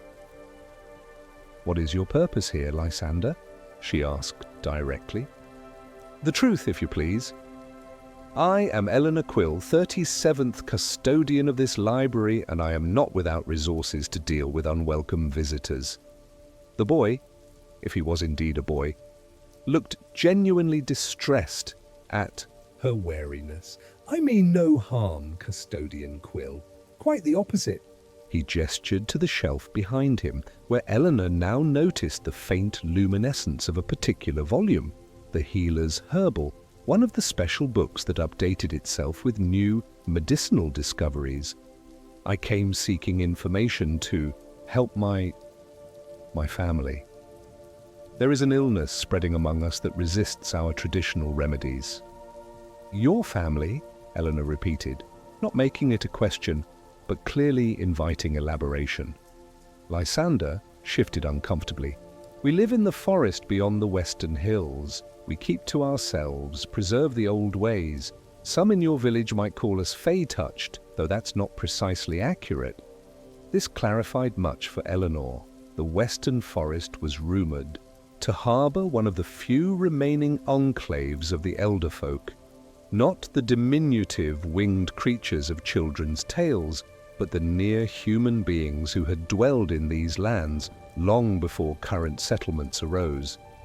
They were known to be deeply private, powerful in certain types of old magic, and increasingly rare as the human realm expanded. "I see," she said, her tone softening slightly. "And you believe our healer's herbal might contain knowledge your people lack?" "We have our own healing traditions," Lysander said, a hint of pride entering his voice. "But this ailment is new to us. It began after a human merchant passed through our territory. We suspect it may be a human sickness to which we have little resistance." Eleanor considered this information carefully. The library's primary purpose was the preservation of knowledge, but that included ensuring it reached those who genuinely needed it. If Lysander spoke truly, denying him access might consign innocent beings to suffering or death. Yet caution remained necessary. The special books could not be removed from the library, and allowing access to one such volume might lead to discovery of others with more dangerous properties. "The healer's herbal cannot leave these walls," she said finally. "But I am willing to help you seek the information you need while it remains here." "What symptoms does this illness present?" Relief flooded Lysander's unusual features. "Fever that rises with the moon. Skin that grows translucent when touched by sunlight. Dreams that manifest physically around the sleeper." These were not symptoms Eleanor had encountered in human ailments, but the herbal's special nature meant it might contain knowledge beyond ordinary experience. "Come," she decided, "we'll examine the text together in the private reading room. But first, your word that you will touch no other book without my permission, and will depart when our research is complete." "You have my oath," Lysander replied solemnly, placing his right hand over his heart in a gesture that confirmed his non-human origins. Among the elder folk, such an oath was binding beyond mere social convention, a promise tied to life essence itself. Eleanor retrieved the softly glowing healer's herbal, handling it with the respectful care its special nature warranted, and led Lysander to a small study adjacent to her own quarters. Here, protected from casual discovery, they could safely consult the potentially sensitive information within. The reading room was comfortable rather than grand. A round table of polished oak, several well-cushioned chairs, a small hearth, with a kettle already warming, and shelves containing reference materials Eleanor might need for her custodial duties. She placed the herbal on the special reading stand at the table's center and gestured for Lysander to be seated. "The herbal responds to genuine need," she explained, as she prepared 2 cups of mint tea. "Focus your thoughts on the specific illness." As I open it, the book will listen in its way. Lysander nodded, closing his silvery eyes in concentration. Eleanor carefully opened the ancient volume, whose pages appeared older at the beginning and progressively newer toward the end. A visual representation of its self-updating nature. The parchment seemed to ripple slightly as if stirred by an unfelt breeze, then began turning of its own accord. This autonomous behavior might have terrified an ordinary observer, but to Eleanor it was simply the herbal's method of locating relevant information. She watched calmly as the pages flipped past herbal preparations for human ailments, past remedies for livestock and pets, finally settling on a section near the very back where the parchment was newest. "Cross-realm contagions," Eleanor read from the heading that had appeared.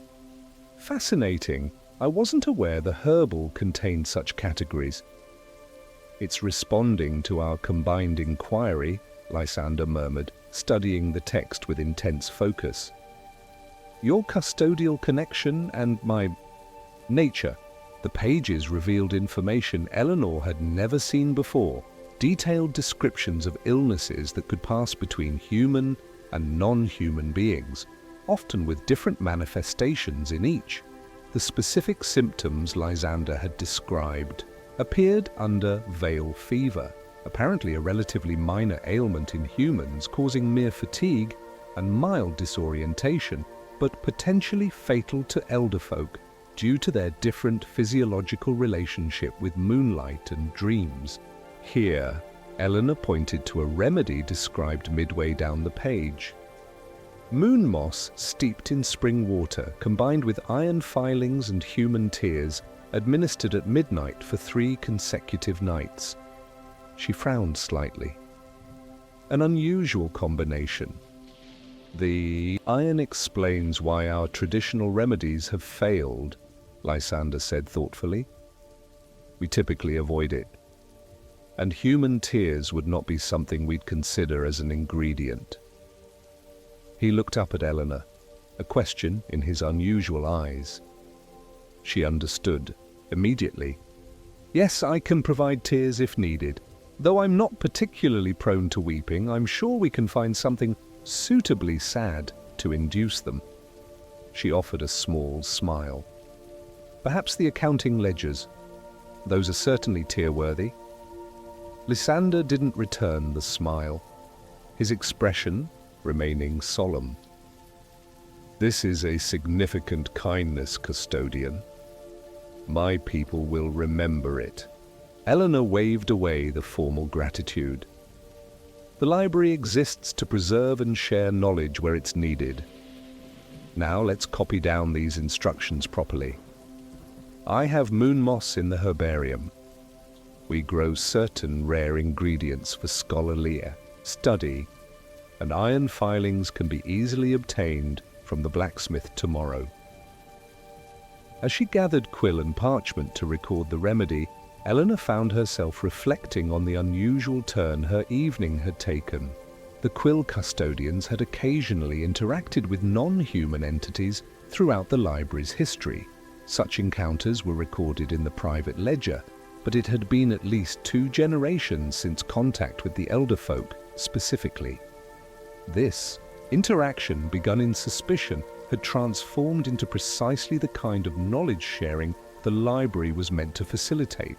Her Aunt Sophia would have approved, Eleanor thought, remembering the older woman's frequent reminder that books exist in the space between minds. They are bridges, not fortresses. They worked together for another hour, clarifying details of the remedy and discussing how it should be administered. Lysander proved to be knowledgeable about general healing principles, asking intelligent questions that helped refine their understanding of the herbal's sometimes archaic descriptions. As the clock in the main reading room chimed midnight, Eleanor closed the special book and returned it to its protective sleeve. I'll gather the moon moss and prepare it according to the instructions. Can you return tomorrow night for the completed remedy? Lysander nodded, rising gracefully from his chair. I will come at the same hour, if that suits you. It does, Eleanor confirmed, then added, and Lysander, next time perhaps use the door? The regular comings and goings of unusual visitors tend to attract less attention than mysteriously appearing inside. A flicker of something like embarrassment crossed his features. As you wish, custodian. Though I must admit, the concept of doors is somewhat negotiable from my perspective. Eleanor chose not to pursue that cryptic statement. Some aspects of the elder folk's nature were better left unexamined too closely.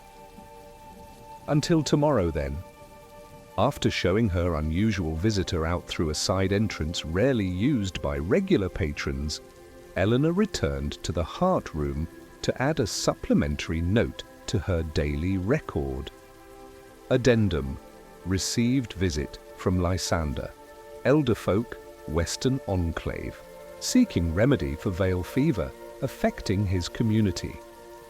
Consulted Healer's Herbal, which revealed previously unknown section on cross-realm contagions. Preparing remedy components for tomorrow. Note unusual behavior of Herbal. Section appeared, specifically in response to combined human-elder consultation. Consider implications for other special volumes. As she locked the special ledger once more, Eleanor felt the familiar weight of her responsibilities as custodian settle comfortably across her shoulders. The Quill legacy was complex, demanding, occasionally isolating. Yet moments like tonight's unexpected collaboration reminded her of its profound purpose. Knowledge preserved was important. Knowledge shared where needed was sacred. With that thought warming her more effectively than the library's hearth fires, Eleanor completed her final rounds and retired to her quarters, mind already turning to the preparations required for tomorrow's unusual remedy and the arrival of the astronomy scholars. The library, as always, would continue its quiet work through the night. Books whispering to each other across the shelves, special volumes occasionally adjusting their contents, the accumulated wisdom of centuries breathing gently in the candle-lit darkness. The following evening found Eleanor waiting in her private study, a small glass vial containing the carefully prepared remedy components sitting on her desk.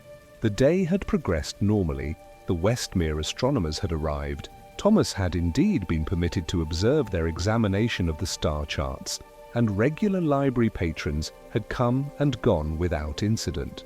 Only Eleanor knew that tonight would bring another visit from their unusual patron. She had spent her spare moments throughout the day researching the elder folk in the library's oldest historical texts, refreshing her knowledge of their customs and nature. Such information might prove useful in maintaining this unexpected but potentially valuable connection. As the clock's hands approached midnight, a soft knock sounded at the side door. Lysander, keeping his promise to use conventional entrances. Eleanor admitted him quickly, noting that he appeared more strained than the previous night, his already pale features now drawn with worry. "The sickness has worsened," he said without preamble. "3 more have fallen ill since yesterday, including our eldest."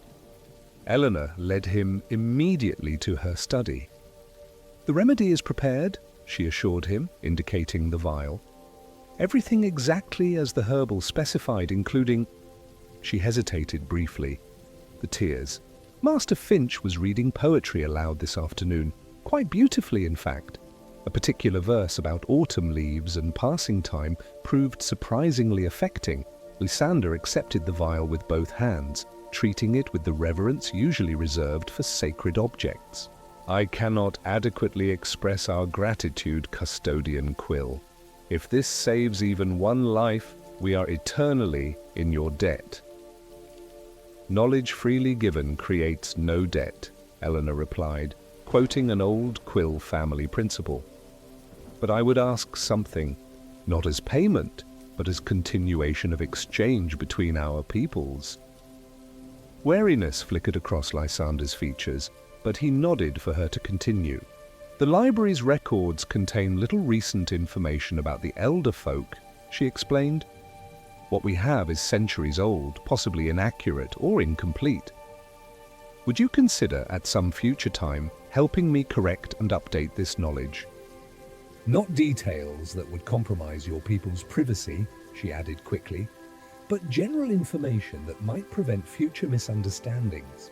Lysander considered this request, his unusual eyes studying her face intently.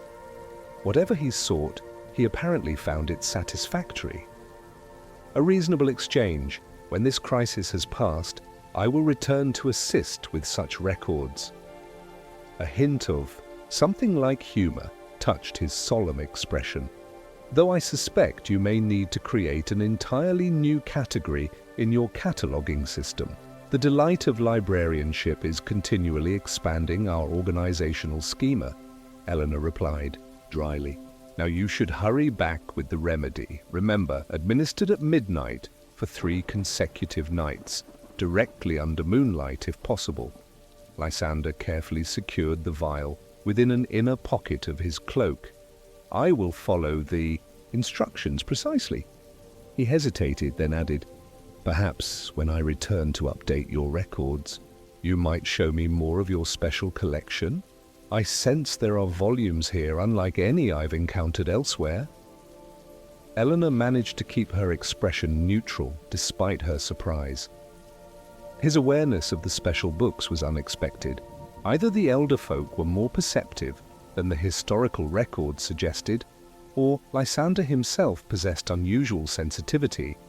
Perhaps, she allowed, neither confirming nor denying the existence of such works. But first, see to your people's health. Books have patience, it's their greatest virtue. Lysander accepted this diplomatic deflection with a graceful nod. Until we meet again, Custodian Quill. May your candles burn bright, and your parchment never yellow.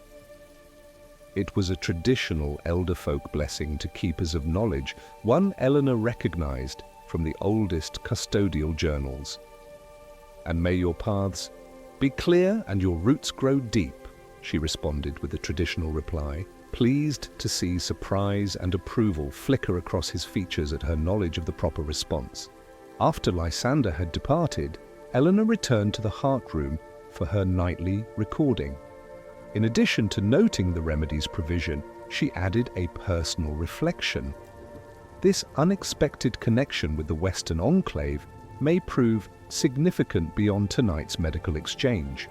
Lysander shows awareness of the special collection despite no direct exposure, suggests elder folk may perceive book energies differently than humans. Consider implications for security but also for collaborative knowledge preservation. The elder understanding of dream manifestation and reality fluidity could provide insight into managing certain volatile texts. First, prioritize health crisis resolution, then explore carefully. As she completed her entry, Eleanor found herself contemplating the broader implications of this chance encounter. Throughout history, the Quill custodians had occasionally formed alliances with unusual entities or individuals who shared their commitment to knowledge preservation. Such connections had often proven valuable during periods of upheaval or when threats to the special collection emerged. Perhaps Lysander's appearance was merely fortunate timing, or perhaps the library itself, with its subtle interconnections and accumulated wisdom, had somehow facilitated this meeting at a moment when both parties could benefit from exchange. Eleanor closed the special ledger, extinguished all but one candle, and prepared to leave the heart room. Tomorrow would bring its own challenges. Astronomical scholars with their precise requirements, regular patrons with their research needs, Thomas with his youthful enthusiasm requiring guidance. But tonight had reminded her of the deeper currents flowing beneath the library's daily operations, the ancient connections between knowledge keepers of all kinds, human and otherwise. As she locked the heart room door behind her, Eleanor glanced up at the library's vaulted ceiling where shadows and candlelight played among the ancient beams. For a moment, she fancied she could perceive what her grandmother had described, the subtle shimmer of accumulated thought, the gentle pulse of centuries of words preserved and shared, the living heartbeat of the great library of Wellspring, continuing its quiet, essential work as it had for generations before her, and would for generations after. With that comforting thought, she made her final rounds, checking locks and dousing candles before retiring to her quarters. Outside, the autumn moon sailed high above Wellspring Village, its light falling equally on thatched cottages, cobbled streets, and the rambling, irregular silhouette of the library. where parchment dreams slumbered safely in the protective embrace of candlelight, waiting for minds both human and otherwise to awaken them again with the coming dawn. The candle flickers low beside your bed as our tale of books and ancient wisdom draws to its close. May your dreams be gentle tonight, filled perhaps with the rustle of turning pages and the warm glow of knowledge shared between unexpected friends. Welcome back, my drowsy wanderer. As your eyelids grow heavier and the day's concerns begin to dissolve like morning mist, I invite you to journey with me to the rolling highlands where shepherds have tended their flocks since time beyond memory. The hour is late, and the perfect stillness of night envelops us like a woolen blanket, warm and comforting. Settle deeper into your pillows as we visit a place where the sky seems close enough to touch, where ancient stones mark forgotten pathways, and where a humble shepherd's wisdom may prove more valuable than all the learning of royal astronomers. For high in the misty hills, beneath the clearest night skies, our next tale begins to unfold. Elias Woolsey had been a shepherd for 62 of his 71 years, and in all that time he had never seen the stars shine so strangely. Standing on the crest of Hawthorn Hill, with his shepherd's crook in hand and his faithful dog, Bryn, curled at his feet, Elias studied the night sky with the practiced eye of one who had used the heavens as clock, calendar, and weather predictor for most of his life. The familiar constellations were all present: the shepherd's crook, the maiden's crown, the great bear lumbering across the northern horizon. But something was different tonight. There, between the twin sentinels that guarded the western quadrant, a new star had appeared. It wasn't merely that he had failed to notice it before. Elias knew every pinprick of light visible from the highlands as intimately as he knew the faces of his own grandchildren. This star was genuinely new, and it shone with a silvery blue light that seemed somehow more immediate, more present than the distant twinkle of its companions. "What do you make of that, old girl?"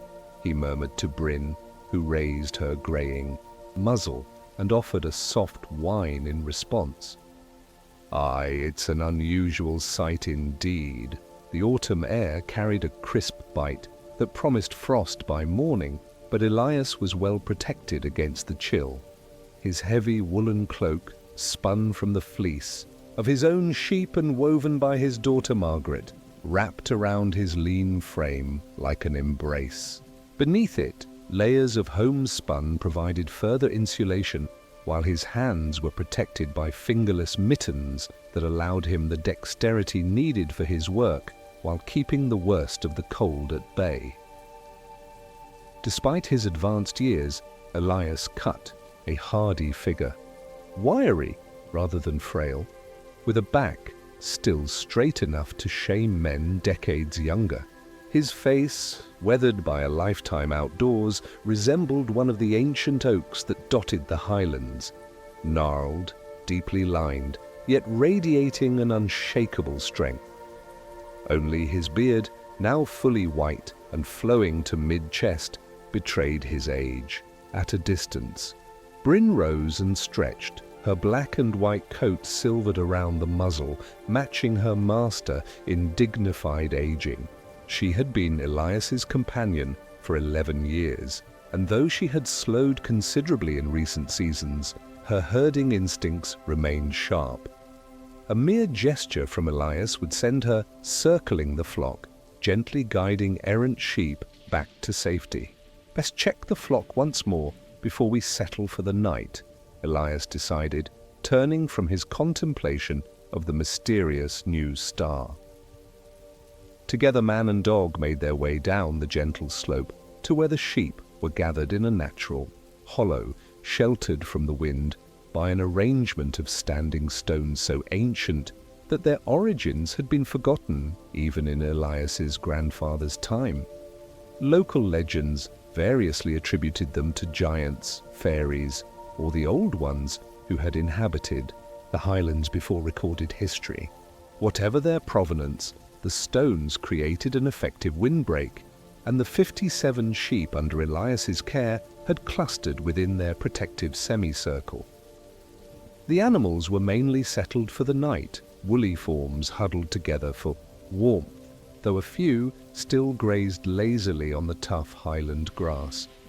Elias counted them with a practiced eye as he circled the perimeter, checking for signs of predators or illness. Satisfied that all was well, he returned to his small hut, built against one of the larger standing stones that bordered the sheep's nighttime sanctuary. The shepherd's hut was humble, but surprisingly comfortable, a single room with walls of stacked stone and a roof thatched with heather. Inside, a small hearth provided warmth and cooking facilities, while a narrow cot, a three-legged stool, and a rough-hewn table constituted the entirety of the furniture. Shelves built into the walls held Elias's few possessions: cooking implements, spare clothing, tools for mending harness and crook, a carefully wrapped family Bible, and a small wooden box containing letters from his children and grandchildren. Down in the valley village, Elias added peat to the banked fire, coaxing it back to cheerful life.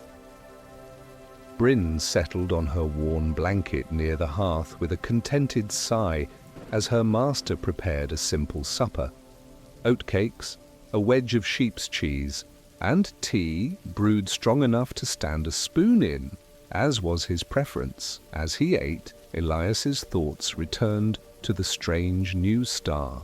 In his long years on the highlands, he had witnessed many celestial events: shooting stars, the northern lights, even a great comet that had stretched across half the sky when he was a young man of 20. But a new, fixed star appearing suddenly, where none had been before? That was unprecedented in his experience. Perhaps he should mention it when he went down to the village at week's end for supplies. The schoolmaster fancied himself something of an astronomer with his brass telescope and dog-eared star charts. Or there was Minister Clark, always eager to interpret unusual occurrences through biblical prophecy. Either would likely have an opinion, though whether their learned explanations would hold any more truth than a shepherd's observations remained to be seen. Elias smiled to himself at the thought. Education and book learning were fine things. He had insisted that all 5 of his children attend the village school when such a thing was considered unnecessary luxury for farming families. But there was wisdom to be found in direct observation, as well in the patient watching. That was a shepherd's stock in trade. His simple meal finished, Elias was preparing for sleep when Bryn suddenly lifted her head, ears perked forward attentively. A moment later, she rose to her feet and gave a low woof, not her warning bark for predators, but the sound she made when familiar humans approached. Elias frowned slightly. Visitors were unusual at any time at the Highland hut, but particularly unexpected after nightfall. The path up from the valley was treacherous in daylight. In darkness, only someone with urgent business or a fool would attempt the climb.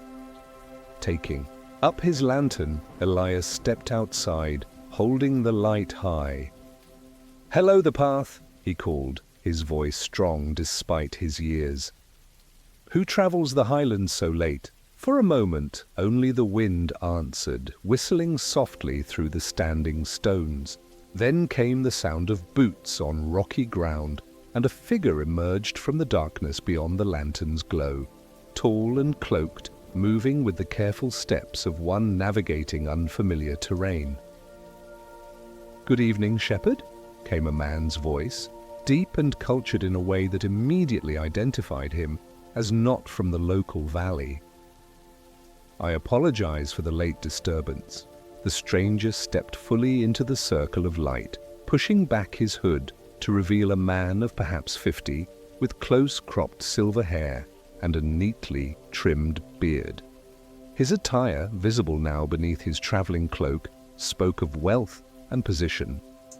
Fine wool and subtle embroidery, the kind of clothing seen on merchants or minor nobility. I am Uldric Stellarum, the man continued with a small bow. Court astronomer to His Majesty. I wonder if I might impose upon your hospitality for a brief conversation. Elias blinked in surprise.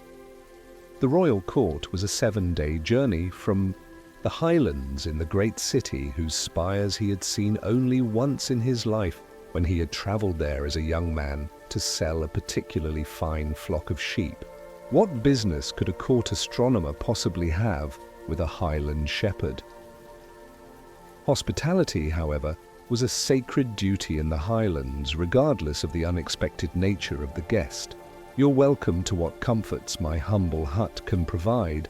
Master Stellarum, Elias replied formally, though I'm afraid I can offer little beyond a warm fire and perhaps a cup of tea. That would be most appreciated, Uldric said with apparent sincerity. The climb was more challenging than I anticipated, despite my guide's assistance. Only then did Elias notice a second figure standing some distance back, a much younger man dressed in the practical garb of a mountain guide from the northern village. Your guide can find shelter in the hut as well, he offered. The night grows cold. Thank you, but Thomas will return to the village, Uldric replied. He has family awaiting him, and we've arranged for him to return for me tomorrow. He turned and nodded to the guide, who touched his cap respectfully before melting back into the darkness, clearly eager to begin his descent before the hour grew later. Elias led his unusual visitor into the hut, where Bryn gave the newcomer a thorough sniffing before returning to her blanket, apparently satisfied that he posed no threat. The astronomer removed his fine cloak, carefully folding it across the room's single stool, and accepted the offered place by the fire with evident gratitude. Your pardon for not standing on ceremony, Elias said as he poured tea into his second-best mug, a chipped earthenware vessel that his youngest granddaughter had painted with wobbly blue flowers. We don't often entertain court officials in these parts. Uldric accepted the steaming mug with a nod of thanks. No apologies needed, Shepherd Woolsey. Indeed, it is I who should apologize for arriving unannounced at this hour. He sipped the strong tea without wincing. A point in his favor, Elias decided. I confess I was not certain you would still be at this particular hut. The information I had was several weeks old. I remain in the high pastures until the first heavy snow, Elias explained, settling onto the edge of his cot opposite his guest. Usually midwinter moon, though there have been years I've come down as early as late harvest moon, when the signs pointed to an hard winter. And what do the signs suggest this year? Uldric asked, his tone indicating genuine interest rather than mere politeness. Elias stroked his beard thoughtfully. A moderate winter, I'd say. The sheep's wool grew thick, but not excessively so. Squirrels have been busy, but not frantic in their gathering. The rowan trees bore heavy berries, but didn't drop them early. He shrugged slightly. Of course, weather in the Highlands has a mind of its own. Signs can only tell so much. Uldric nodded, a slight smile playing at the corners of his mouth. Much like the stars, he observed. They offer guidance, but interpretation remains an art as much as a science. He set down his mug, his expression growing more serious. Which brings me to the purpose of my visit, Shepherd Woolsey. I've come about a star, a very particular star. Elias felt a prickle of something like prescience at the nape of his neck. Would that be the new light between the twin sentinels? He asked quietly. Surprise flickered across the astronomer's refined features. You've observed it already, he said, not quite a question. Noticed it for the first time tonight, Elias confirmed. Though in truth I've not had clear skies for SA. Proper stargazing these past 3 evenings. We've had a misty spell up here. Aldrich leaned forward, intensity radiating from him like heat from the peat fire. And what do you make of this new star, Shepherd? From your perspective as a man who has watched these skies for how many years? 62, Elias supplied. As for what I make of it, he paused, considering. This educated man from the royal court had clearly travelled a great distance specifically to discuss this celestial phenomenon. There was no point pretending ignorance or deferring to the astronomer's greater learning. It troubles me, he said, finally. Stars don't simply appear where none existed before, not fixed stars at any rate. Precisely, Aldrich agreed, something like relief crossing his features. Yet this is exactly what has happened. The star first appeared 6 nights ago, visible initially only through the finest telescopes at the Royal Observatory. Each night since, it has grown brighter. Tonight is the first evening it would be visible to the naked eye, but only from certain elevations and with exceptional viewing conditions, such as these highlands provide. Elias nodded his understanding. The mystery of the astronomer's visit was becoming clearer. But why seek out an old shepherd's observations? Surely the royal court has more learned men than I to consult. Aldrich's expression grew complicated, part frustration, part weariness. Indeed we do. Astronomers, philosophers, theologians, mathematicians, all offering theories, all disagreeing vehemently with each other, all convinced their interpretation alone holds merit. He sighed, running a hand through his silver hair. But none of them have your perspective, Shepherd Woolsey. And what perspective would that be? 62 years of direct observation from the same vantage point, Aldrich replied simply. The royal astronomers change positions frequently, advancement, political appointments, younger scholars replacing older ones. Few have more than 20 years of consistent observation, and none from a fixed location with skies as clear as these highlands. Elias nodded slowly, understanding dawning. You're hoping I might have seen something similar before, something the court records wouldn't show. Exactly so, Aldrich confirmed. The historical astronomical records go back centuries, but they're fragmentary, inconsistent in their terminology and recording methods. But the human memory, particularly one trained by necessity to observe natural phenomena closely, he gestured eloquently. That might contain knowledge lost to official documentation. Elias rose from his seat, moving to the hut's small window. Pushing aside the oiled parchment that kept out drafts, he gazed up at the night sky, now brilliantly clear, the mysterious new star gleaming with its distinctive silvery blue light. I've never seen a star appear suddenly like this one, he said after a moment's contemplation, but my grandfather spoke of such a thing, a story passed down from his grandfather's time. Please, Aldrich urged, tell me everything you recall, Elias returned to his seat, gathering his thoughts. It's not a precise account, you understand, just an old story told around winter fires when I was a boy. At Aldrich's encouraging nod, he continued, according to my grandfather in his grandfather's youth, that would be what, perhaps 150 years ago? A new star appeared in the summer sky. A bright blue star, he called it, though that might have been embellishment in the retelling. What happened after its appearance? Aldrich prompted when Elias paused. The star remained visible for 27 nights, growing brighter each evening. On the 28th night, Elias frowned, trying to recall the exact wording his grandfather had used. He said it shattered like a dropped lantern, sending streaks of light across the sky in all directions. The following day, messengers brought news that the old king had died in his sleep. Fascinating. Aldrich murmured, producing a small notebook from his pocket and jotting down notes with a silver pencil. The timing would align approximately with the death of King Adrian III, if my historical chronology is correct. Was there anything else? Any unusual events following the star's appearance, besides the king's death? Elias stroked his beard thoughtfully. The story mentioned a hard winter that year, harder than any in living memory, and something about the wells in the valley running dry for a time, despite heavy snow. But such details might have been added over retellings, you understand.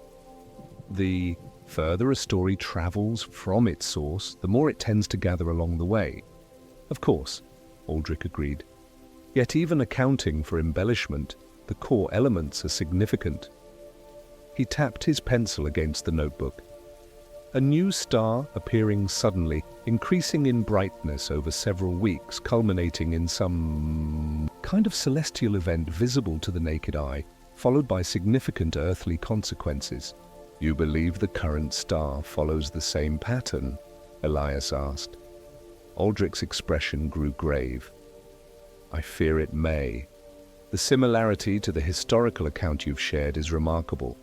And there are other records, fragments from even earlier periods, that hint at similar phenomena occurring approximately every 150 years. Elias did the calculation quickly, which would place us due for another such event now. Precisely. Aldrich closed his notebook with a snap. The royal astronomers are divided on the matter. Some dismiss the historical accounts as mere coincidence or superstition. Others are concerned but unwilling to make definitive predictions. And then there are those who see the star as an omen of royal death, given the previous correlation. And the current king is elderly and in poor health, Elias concluded, understanding the political sensitivity that might surround such predictions at court. Indeed, Aldrich's tone was carefully neutral. Though correlation is not necessarily causation, as the natural philosophers remind us. Elias rose again, this time moving to the hearth to add more peat to the fire. As he stooped to his task, he considered the implications of the astronomer's visit and the information shared. There was clearly more to this situation than a simple, celestial curiosity. You didn't travel all this way merely to collect an old shepherd's family stories, he observed, returning to his seat. What is it you truly seek, Master Stellarum? Aldrich regarded him thoughtfully, as if reassessing the wisdom of confiding fully in this Highland shepherd.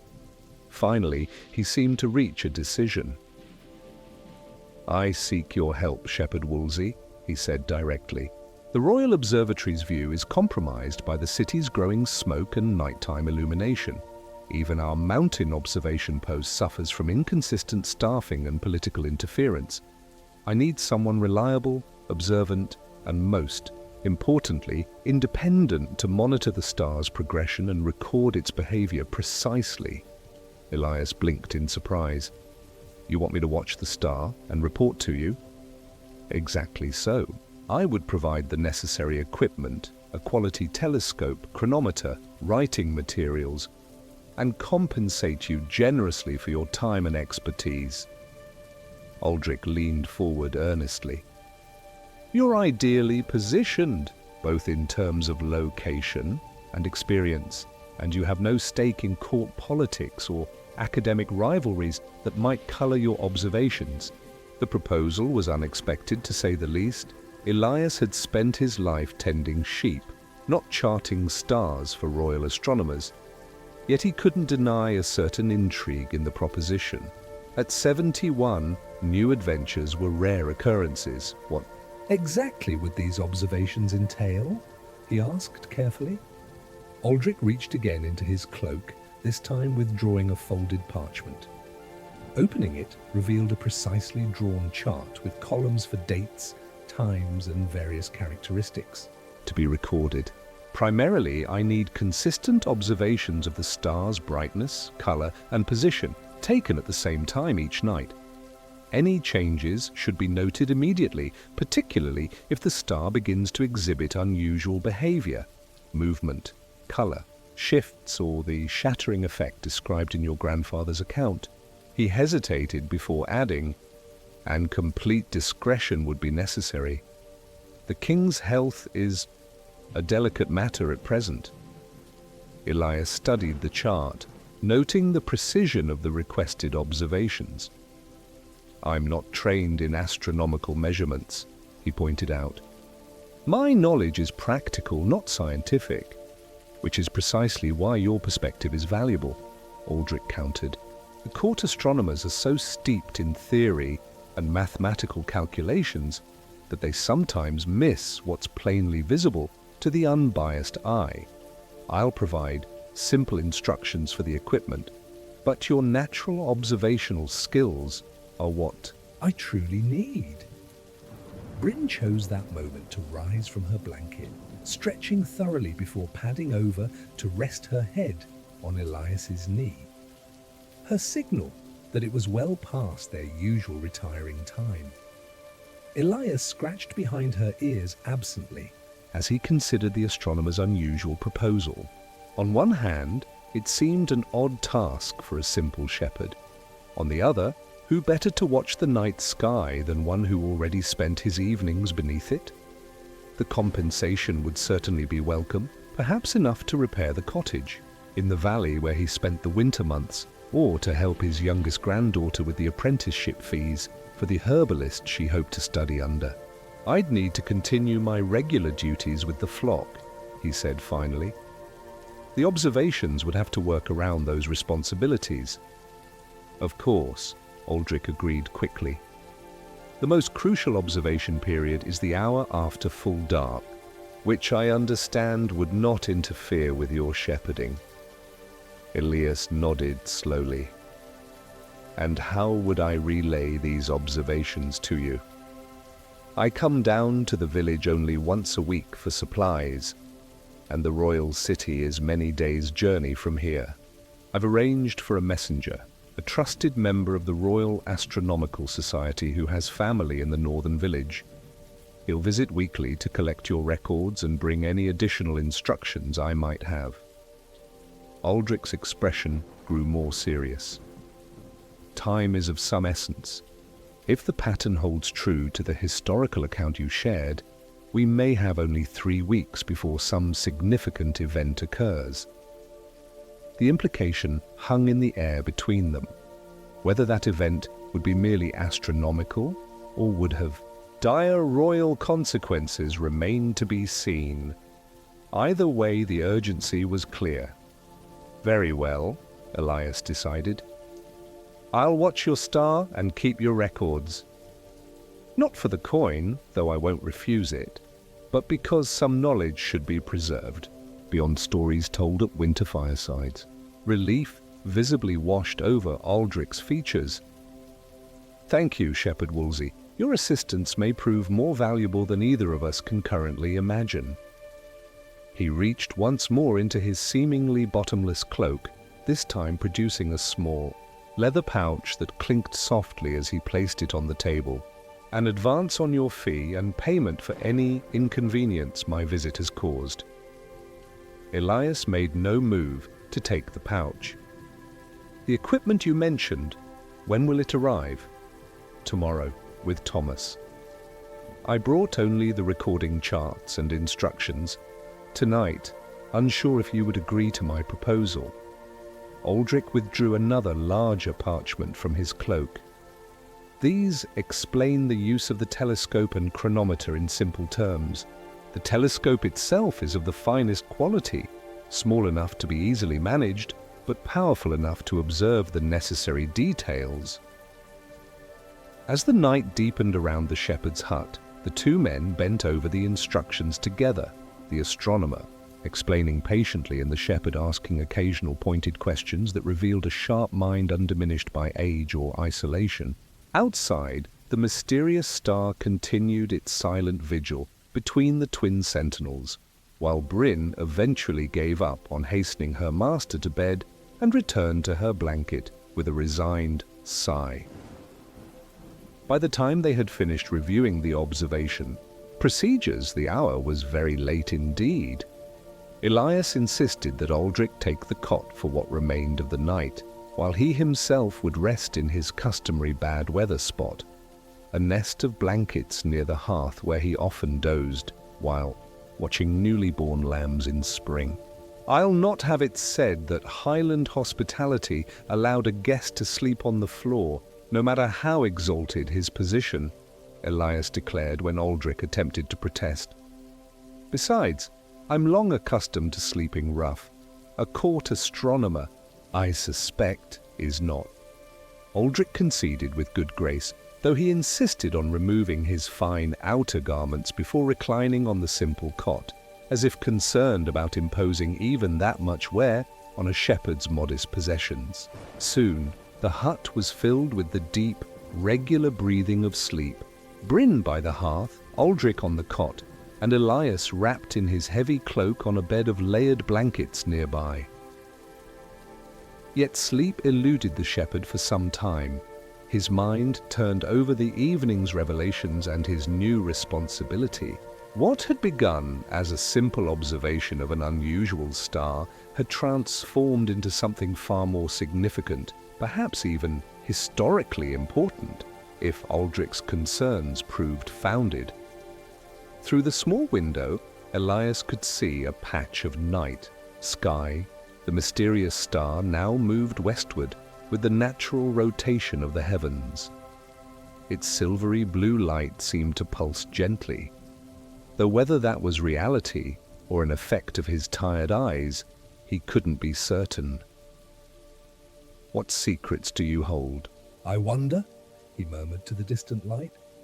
And what changes will you bring before your journey ends? The star, of course, offered no answer. But as Elias finally drifted towards sleep, he couldn't shake the feeling that he had been drawn into something larger than himself. A cosmic pattern playing out over centuries, connecting an elderly shepherd to his ancestors, and perhaps to generations yet unborn through the silent witness of the night sky. The weeks that followed established a new routine for Elias. His days remained much as they always had, guiding the flock to grazing areas, watching for predators, treating minor sheep ailments, repairing equipment when needed. But his evenings now included an hour of precise astronomical observation with the fine brass telescope positioned on a specially constructed stand outside his hut. The instrument was indeed remarkable, far more powerful than the simple spyglass he had occasionally borrowed from the village schoolmaster. Through its carefully ground lenses, the mysterious star resolved into a perfect point of intense light, its color an unmistakable silvery blue that seemed somehow more vibrant than the surrounding stars. Each night, as instructed, Elias recorded his observations in the ledger provided by Aldrich: brightness relative to nearby known stars, any variations in color or position, the exact time of particular phases of visibility. The work was methodical and precise, drawing on the same patient attention to detail that had made him a successful shepherd. True to arrangement, a young man named Daniel arrived each seventh day to collect the previous week's records and deliver any new instructions from Aldrich. Daniel, who Elias learned was actually a junior astronomer, completing his studies at the Royal Academy, always stayed for a cup of tea and increasingly engaged the shepherd in discussions that revealed both men had much to learn from each other. Celestial mathematics from Daniel's side, practical observational insights from Elias's. And all the while, the star continued to brighten, just as the historical account had predicted. By the 21st night of Elias's observations, the 27th since the star's first appearance, according to Aldrich's timeline, the mysterious light had become the brightest object in the night sky, save for the moon itself. Its radiance was sufficient to cast faint shadows across the highland grass, and even the sheep seemed to notice its unusual presence. often gathering directly beneath its position, regardless of where more comfortable resting spots might be found. Elias found himself growing increasingly uneasy as the critical 28th night approached. The correlation with his grandfather's story was too precise to be coincidence. Yet, what could a Highland shepherd do if the star did indeed shatter, as predicted? The king's health was not his concern, nor were the political machinations of the royal court. His duty was simply to observe and record, nothing more. Yet as he made his preparations for that potentially momentous evening, Elias couldn't help but feel that mere observation might not be sufficient. Some deeper instinct, honed through decades of reading weather signs and predicting natural events, suggested that the star's culmination might bring consequences more immediate than a distant monarch's passing. The 28th day dawned clear and cold, with frost painting elaborate patterns across the heather surrounding the hut. Elias went about his regular duties with particular attention, ensuring the flock was settled in the most protected hollow, checking their water source, verifying that no predator signs had appeared overnight. By midday, however, an unusual warmth had developed. Not the pleasant mildness of an autumn sun, but something more oppressive, as if the air itself had thickened. The sheep grew restless, bleating more frequently than normal and clustering together despite the lack of any apparent threat. "They feel it too, old girl," Elias remarked to Bryn, who had remained unusually close to his side throughout the day, occasionally whining softly for no discernible reason. Something's coming. As afternoon faded toward evening, Elias made his final rounds, then prepared his observation equipment with particular care. The brass telescope gleamed in the last rays of sunlight, its lenses cleaned and focus mechanism checked multiple times. The chronometer, wound to precise accuracy, ticked softly on its wooden stand. Fresh pages in the observation ledger awaited his recordings. Sunset brought a spectacle unlike any Elias had witnessed in his long life. The western sky blazed with colors so intense they seemed almost solid, great swathes of crimson and gold and purple stretching from horizon to zenith. As darkness finally claimed the highlands, the night sky revealed itself in all its glory, stars emerging one by one until the familiar constellations took shape against the velvet blackness. And there, now dramatically brighter than any natural star, hung the silver-blue light between the twin sentinels. Elias positioned himself at the telescope and began his observations, voice steady, as he dictated notes to himself for later transcription. 28th night. Star brightness exceeds all prior measurements, now approximately triple the luminosity of winter's eye, previously the brightest fixed star visible from this position. Color remains consistent, silver blue with occasional pulses of deeper blue at irregular intervals. For nearly an hour he continued his methodical documentation, noting every subtle variation in the star's appearance. Nothing dramatic occurred, though the star's brightness continued to increase incrementally, and the pulses of deeper blue grew more frequent.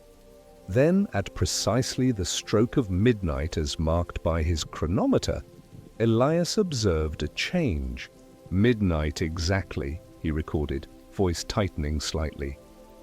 Star now exhibiting visible disk rather than point source. Telescope reveals unusual patterns across surface, reminiscent of ripples across water. Brightness still increasing. Biari changes accelerated over the next several minutes, the star's appearance transforming from a simple point of light to a distinct disk with swirling patterns across its surface. Even with his naked eye, Elias could now discern that the star appeared larger than any other in the sky, no longer a mere pinprick, but a small, perfect circle of intense light. At 12 minutes past midnight, the first tremor shook the highland. Soil, it was subtle, merely a slight vibration that rattled the telescope on its stand and caused Bryn to leap to her feet, barking in alarm. But Elias, who had experienced the occasional minor earthquake during his long life in the highlands, recognized that this tremor felt different, less like movement from deep within the earth and more like the shudder of a drum skin when struck. The flock erupted in panicked bleating, the sheep huddling more tightly together within their stone enclosure. Elias abandoned his observations temporarily to check on them, whistling for Bryn to help keep them contained. The animals were frightened, but unharmed, and the standing stones around them remained stable despite the tremor. Returning to his telescope, Elias found the star had changed yet again. The disk was now visibly expanding, its edges becoming less defined, more diffuse. The swirling patterns had intensified, resembling nothing so much as a whirlpool of light, spinning in the heavens. 20 minutes past midnight, he recorded, forcing clinical detachment into his voice despite growing concern. Star appears to be opening, for lack of more precise terminology. Central region now darker than edges, creating ring-like effect. Brightness continues to increase despite this structural change. Another tremor shook the highland, stronger than the first. From the valley far below came a sound like distant thunder, though the sky remained perfectly clear. Elias found himself gripping the telescope stand for balance, while Bryn pressed against his legs, whimpering softly. The star continued its transformation, the ring structure becoming more pronounced, the central darkness expanding until the object resembled nothing, so much as a great eye looking down upon the world. Its light now bathed the highlands in an eerie blue glow bright enough to read by, casting sharp-edged shadows behind every stone and heather bush. At 33 minutes past midnight, the star shattered. Just as his grandfather's tale had described, the celestial object seemed to explode outward, sending streaks of brilliant light racing across the sky in all directions. But unlike a true explosion, these streamers of light didn't fade. They continued expanding, forming a vast network of luminous lines against the darkness, like cracks spreading across black ice. The ground shook continuously now, making it difficult for Elias to maintain his position at the telescope. The sheep were bleating in full-throated panic, and even the stalwart Bryn had retreated to the hut's doorway, tail tucked firmly between her legs. "Star has fragmented," Elias recorded, his voice now competing with the rumbling from below. Pattern of light spreading across approximately 60% of visible sky. Network structure resembles veins or branches continuously expanding. Ground tremors intensifying. Possible correlation with celestial event cannot be dismissed. As the network of light continued to spread across the heavens, Elias became aware of another phenomenon. Where the luminous lines crossed or converged, small vortices of light had begun to form, spinning rapidly like miniature whirlpools in a stream. These vortices grew larger and more numerous with each passing minute, until dozens of them punctuated the network spreading across the night sky. And then, at precisely 47 minutes past midnight, the vortices opened. Elias could find no better word for what he witnessed. Each spinning concentration of light seemed to part in its center, revealing something beyond. Not mere darkness, but a sense of vast distance, of depths beyond normal perception. Through his telescope, he caught glimpses of impossibilities, landscapes that could not exist under any earthly sky, structures that defied conventional geometry, colors for which he had no names. The tremors reached their peak intensity, powerful. Enough now that standing became impossible. Elias sank to his knees beside the telescope, one hand still mechanically recording observations, while the other gripped Bryn's collar, providing what comfort he could to the terrified dog. Multiple apertures visible in sky, he managed, voice tight with the effort of maintaining scientific detachment in the face of the incomprehensible, appear to be openings to elsewhere. Impossible to determine nature or extent of what lies beyond, observations compromised by severe ground instability. Across the highlands, the standing stones that had weathered thousands of years began to shift, ancient monoliths tilting and in some cases toppling entirely as the earth convulsed beneath them. The sheep broke free of their enclosure, scattering, in panicked flight despite Bryn's instinctive attempts to keep them together. Elias abandoned his observation post and retreated to the relative shelter of his stone hut, pulling Bryn inside with him. Through the small window he continued to watch as the night sky transformed into something utterly foreign, a vast network of glowing pathways punctuated by whirling apertures that revealed glimpses of elsewhere. For what seemed an eternity but was in reality just over an hour, the phenomenon continued, the tremors gradually subsiding even as the celestial display reached its full extent. Then, as the chronometer on its now toppled stand ticked over to 1:53 in the morning, the vortices began to close. One by one, the glimpses of impossible elsewhereness winked out, the spinning apertures sealing themselves like healing wounds in the fabric of the sky. The network of light pulsed once, twice, 3 times, and then began to fade, the glowing lines growing dimmer and narrower until they were mere threads against the darkness. By 2:17, the sky had returned to almost normal appearance, with only a faint luminescence marking where the network had been. The original star, once more a simple point of light between the twin sentinels, flared suddenly to brilliant intensity and then winked out completely, leaving not even the faintest trace of its presence. The silence that followed was profound, broken only by the distant bleating of scattered sheep and Bryn's gradually steadying breathing beside him. Elias remained motionless for several long minutes, his mind struggling to process what he had witnessed.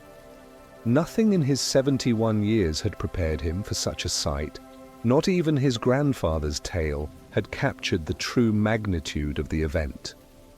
When he finally stirred, it was to retrieve his fallen observation ledger and carefully record the final phases of the phenomenon, including precise times and as accurate descriptions as his limited vocabulary would allow. Whatever had occurred this night, it seemed vital that some record survive, even if only in the notes of a Highland shepherd. Dawn broke over a transformed landscape.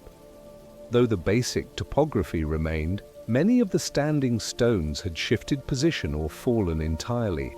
New fissures scarred the highland soil, some narrow enough to step across, others wide enough to swallow a sheep whole. Most concerning was the appearance of 3 perfectly circular depressions, each approximately 50 paces across, positioned in a triangular arrangement around the area where the star had appeared directly overhead. These depressions weren't merely disturbed soil, they were as precisely formed as if carved by a master stonemason, with smoothly sloped sides leading to flat bottoms approximately 10 feet below the surrounding ground level. Nothing Elias knew of natural phenomena could explain their creation. The day was spent collecting his scattered flock. All were accounted for eventually, though several had suffered minor injuries in their panic, and assessing the damage to his hut and equipment. The stone walls had held firm, though items inside had been thrown from shelves and tables. The telescope, remarkably, had survived with only minor dents to its brass housing, and the chronometer, once righted on its stand, resumed its steady ticking as if nothing unusual had occurred. By mid-afternoon, Elias had restored some semblance of order and completed his observation records with careful, detailed descriptions of the aftermath visible in daylight. As he finished this task, he became aware of movement on the path leading up from the valley, not the usual weekly messenger, but a larger party ascending with evident urgency. Through his telescope, now repurposed for terrestrial viewing, Elias identified Aldrich Stellarum at the head of the group, accompanied by several individuals whose formal attire and ceremonial staffs suggested official capacity of some kind. Behind them came a contingent of what appeared to be royal guards, their polished armor catching the afternoon sunlight. "Unexpected company, Bryn," Elias remarked to his faithful companion, who had remained unusually subdued throughout the day. "And of a grander sort than typically visits Highland shepherds." The approaching party reached his position as the sun began its western descent, Aldrich hurrying ahead of his companions with an expression of mingled excitement and concern. "Shepherd." "Wolsey," he called as he approached. "Are you well? Were you harmed during the night's events?" "I'm whole and sound," Elias assured him, leaning on his crook as he awaited the astronomer and his entourage. "Though the same can't be said for some of the ancient stones, nor for my poor sheep's peace of mind. They're still skittish as rabbits." She reached him and clasped his hand with surprising emotion. "Thank the stars you're safe." The phenomenon was visible as far as the royal city, though much dimmer at that distance. The tremors were felt throughout the kingdom, causing considerable damage and panic. "When we realized the center of the event corresponded with your location," he trailed off, genuine relief evident in his expression. The remainder of the party had now arrived, somewhat winded from the steep ascent. The officials, 3 men and a woman of late middle age, all bearing staffs topped with silver emblems, regarded Elias with undisguised curiosity, while the guards maintained a respectful perimeter. "May I present the Royal Astronomical Council?" Aldrich said formally, gesturing to the staff-bearers. "Master Corwin, Mistress Elaine, Master Thorn, and Master Dulac. They have journeyed directly from the capital upon receiving reports of last night's celestial event." Elias inclined his head respectfully, though he felt distinctly out of place in his humble shepherd's garb before such distinguished company. "You've come a long way to speak with an old shepherd. I hope the journey proves worthwhile." Corwin, a portly man with an impressive white beard that put Elias's own to shame, stepped forward. "Shepherd Wolsey, we understand from Court Astronomer Stellarum that you were positioned directly beneath the center of last night's phenomenon, with appropriate observation equipment at hand. Your account may be the most valuable record of an event unprecedented in modern astronomical history." "I kept the records as instructed," Elias confirmed, retrieving the leather-bound observation ledger from his hut. Though words failed to capture the full nature of what occurred, the council members exchanged significant glances. "We would be most grateful to review your observations," Mistress Elaine said, her crisp voice carrying the authority of long academic standing. "And perhaps, if you're willing, to hear your personal impressions beyond the formal recording." Elias handed the ledger to Aldrich, who accepted it with the reverence one might accord a holy relic. "I recorded everything as accurately as my limited scientific knowledge allowed," the shepherd said, "but perhaps you'd care to see the physical evidence before discussing theories." He led the group to the nearest of the 3 circular depressions, now being examined with evident fascination by several of the royal guards. The council members fell silent as they took in the perfect geometry of the formation, its smooth sides unmarked by tool impressions, yet clearly not formed by any natural erosion process. "There are 2 more, positioned thus," Elias explained, pointing to the locations of the other depressions, The three form an equilateral triangle, with each depression exactly 52 paces across by my measurement. They appeared during the most intense phase of the event, when the openings were fully formed overhead. Openings? Master Thorn, the youngest of the council members, asked sharply. What exactly did you observe through your telescope, Shepherd? Elias chose his words carefully, aware that his description might sound fantastical to scientific minds. The star expanded, then shattered into a network of light that spread across the sky. Where the lines of light intersected, vortices formed, spinning concentrations of energy. These vortices then opened, revealing what appeared to be views into other places, not merely darkness or distant stars, but landscapes and structures utterly foreign to earthly experience. The council members exchanged alarmed glances, while Aldrich nodded slowly, as if Elias's account confirmed his own theories. Did anything emerge from these openings? Master Dulac asked, his thin face grave with concern. Not that I observed, Elias replied, though I cannot claim my attention was undivided given the circumstances.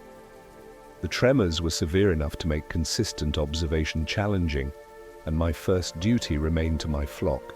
Mistress Elaine had moved to the edge of the depression, kneeling to examine the perfectly smooth surface of its interior.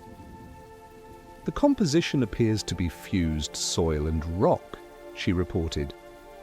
As if subjected to intense heat, yet there are no scorch marks or typical signs of fire. Like glass blowing on a massive scale, Master Corwin agreed, joining her inspection.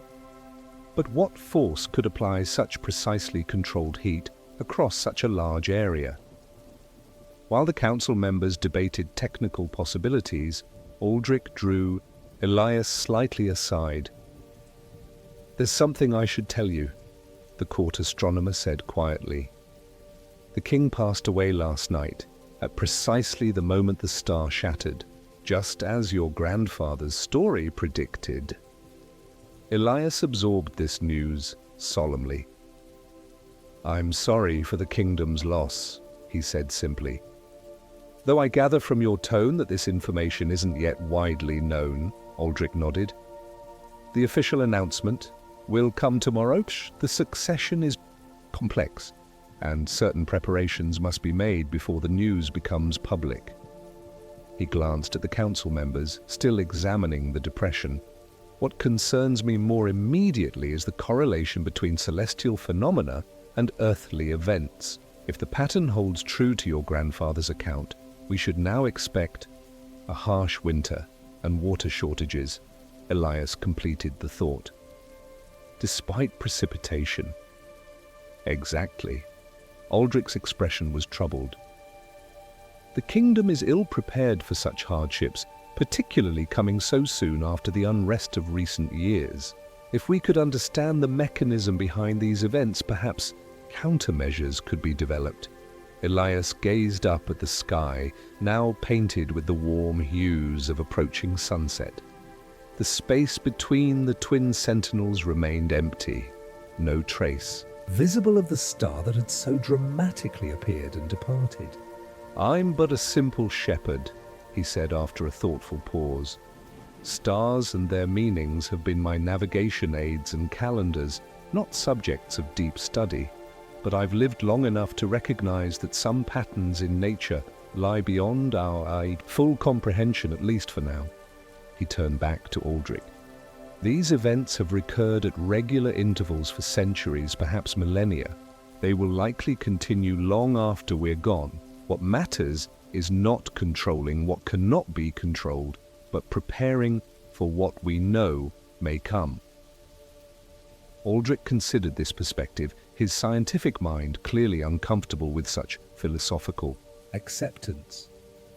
You suggest we focus on practical preparations for winter hardship rather than understanding the phenomenon itself? Why not both? Elias countered. Your council can continue their studies. Indeed, they should. While the kingdom simultaneously prepares for the practical consequences history suggests will follow. A wise shepherd doesn't waste time wondering why wolves hunt. He simply builds stronger enclosures for his flock. A slow smile spread across Aldrich's face.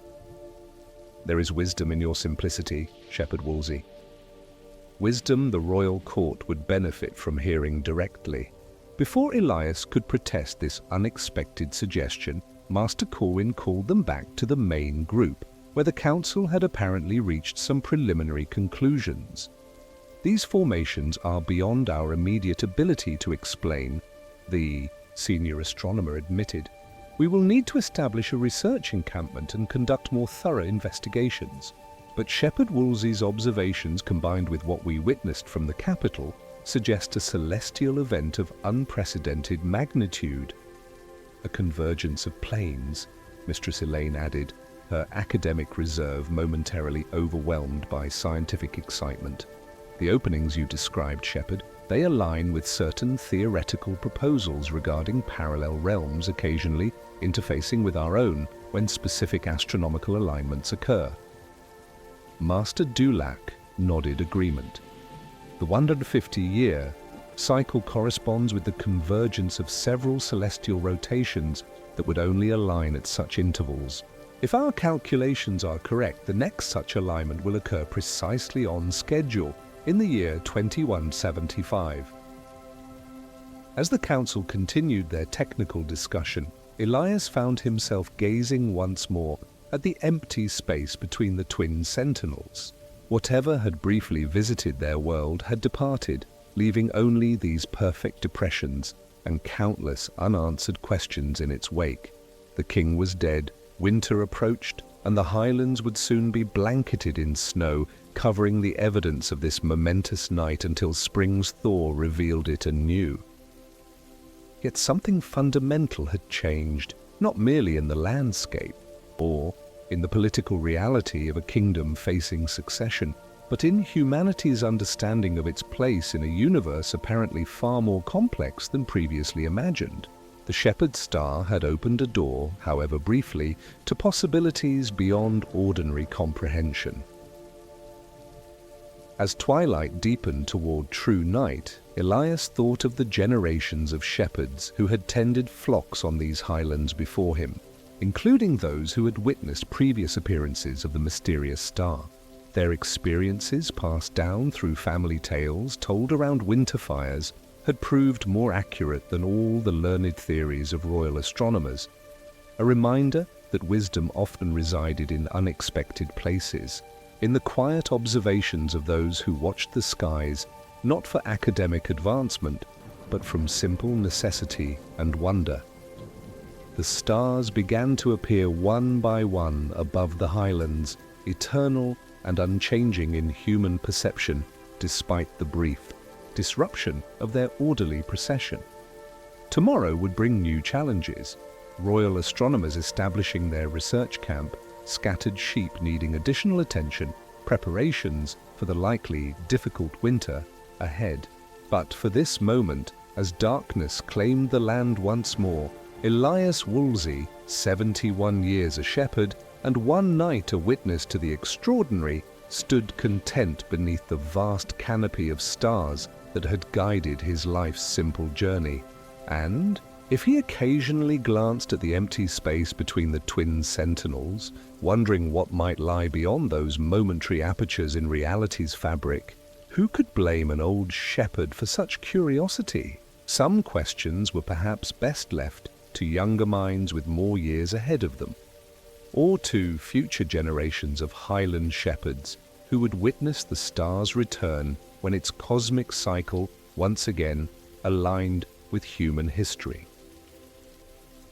For now, it was enough to have seen, to have recorded, and to have understood, in his humble way, that the universe held wonders far greater than most would ever witness, wonders that would continue their celestial dance, whether observed or not, eternal as the highlands themselves. The fire burns low as our tale of stars and shepherds comes to its close. May your dreams tonight be filled with gentle wonder rather than cosmic mystery. And may you rest peacefully beneath whatever stars watch over you until morning's light returns. Welcome back, my drowsy friend. As you nestle deeper into your blankets and feel the gentle weight of sleep beginning to settle upon you, let us journey together to a special place where time moves to the rhythm of wooden looms and stories are woven not just with words but with threads of remarkable meaning. The hour is late, and the world outside your window has grown perfectly still. The ideal moment to visit a valley where autumn mist carries magic in its swirling embrace. Close your eyes and imagine the soft clack of weaving shuttles, the scent of wool warmed by careful hands, and the whispered secrets of patterns passed down through generations. For in the Weaver's Valley where our story unfolds tonight, the most extraordinary tapestries come to life when the autumn mist rises from the river at dusk. The Weaver's Valley lay cradled between gentle hills, protected from harsh winds and the worst of winter's bite by the embracing landscape.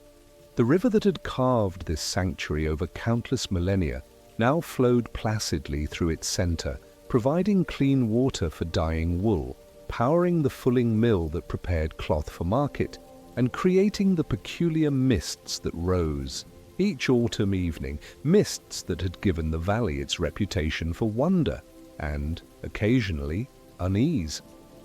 The village of Threadsend occupied the valley's widest point, its stone cottages and wooden workshops arranged in concentric half-circles that followed the curve of the southern hillside. Unlike the square layouts favored by most settlements in the region, Threadsend's organization resembled a great loom, with the main street running like a warp thread from east to west, and smaller lanes crossing it like weft threads to create the community's distinctive pattern. At the heart of this unique arrangement stood the Guild Hall, a two-story structure of honey-colored stone with a slate roof and tall, mullioned windows that caught the morning light. Here, the valley's master weavers gathered to share techniques, apprentices received formal instruction, and the community's most important ceremonies took place beneath the magnificent tapestries that adorned every wall. On this particular autumn evening, as mist began its nightly rise from the river, Maestra Helena Weftwise moved slowly through the Guild Hall's great chamber, lighting the oil lamps that would illuminate tonight's gathering. At 68, her once black hair had silvered completely and now hung in a thick braid down her back, adorned with threads of indigo blue. The mark of a master weaver who had earned the right to create patterned dreams, the valley's most closely guarded tradition.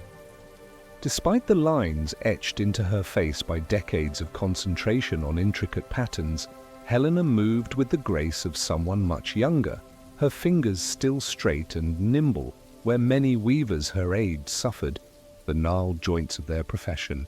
She wore a simple gown of undyed wool, its natural cream color serving as a canvas for the elaborate embroidered belt and shawl that displayed her mastery.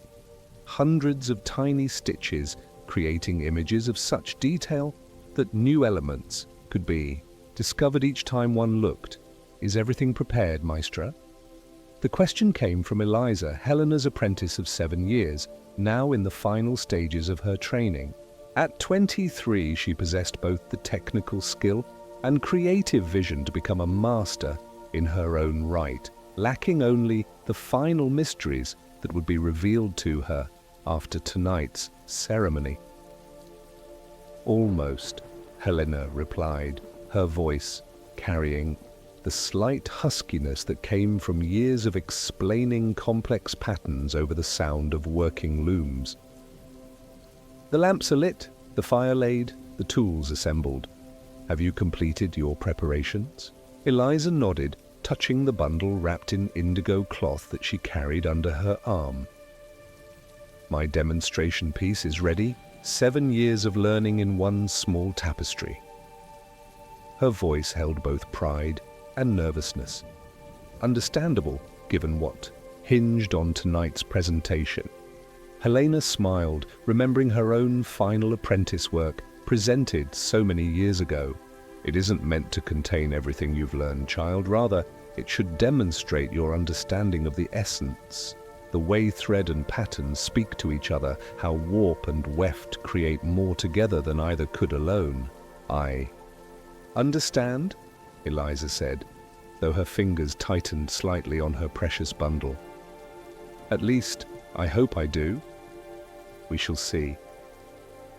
Helena's tone was kind, but carried the unmistakable note of a teacher who would accept nothing less than excellence. But the other masters will arrive soon. Take a moment to center yourself before they come. As Eliza moved to a window overlooking the valley, now partly obscured by the rising mist, Helena completed her preparations. From a carved wooden chest, she removed 7 small bowls, each containing a different natural dye: indigo, madder, red, weld yellow, walnut brown, woad blue, lichen purple, and the rare Tyrian purple reserved for only the most significant ceremonies. These she arranged in a precise semicircle on the great table that dominated the room's center. Next came 7 spindles of different woods: oak, ash, rowan, hawthorn, apple, elder, and yew, each polished to a warm glow by generations of weavers' hands. Beside these, she placed 7 shuttles carved with symbols representing the founding families of Threadsend, whose descendants still maintained the valley's weaving traditions.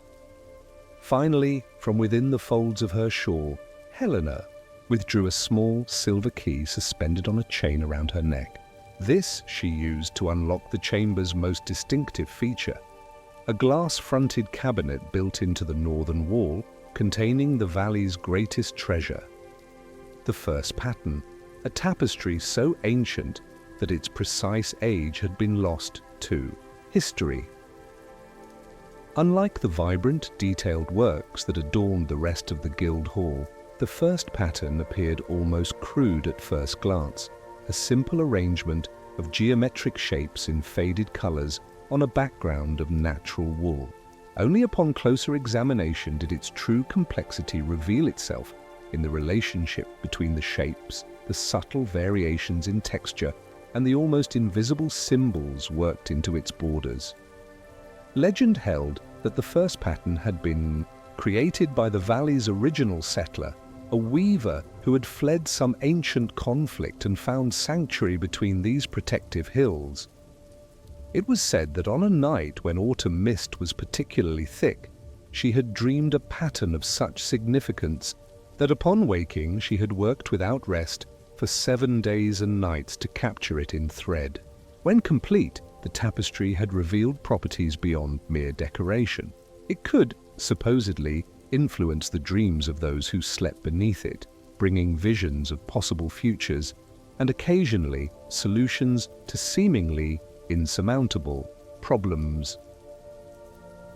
Whether these tales were literal truth or metaphorical wisdom passed through generations, the first pattern remained the physical and spiritual center of the weaver's tradition. Its unveiling occurred only on the most significant occasions: the elevation of an apprentice to master status, the selection of a new guild leader, or during times of community crisis when guidance was desperately needed. Tonight it would witness Eliza's final examination, and, if she proved worthy, her acceptance into the circle of master weavers who carried the valley's deepest secrets. The sound of voices outside announced the arrival of the other masters.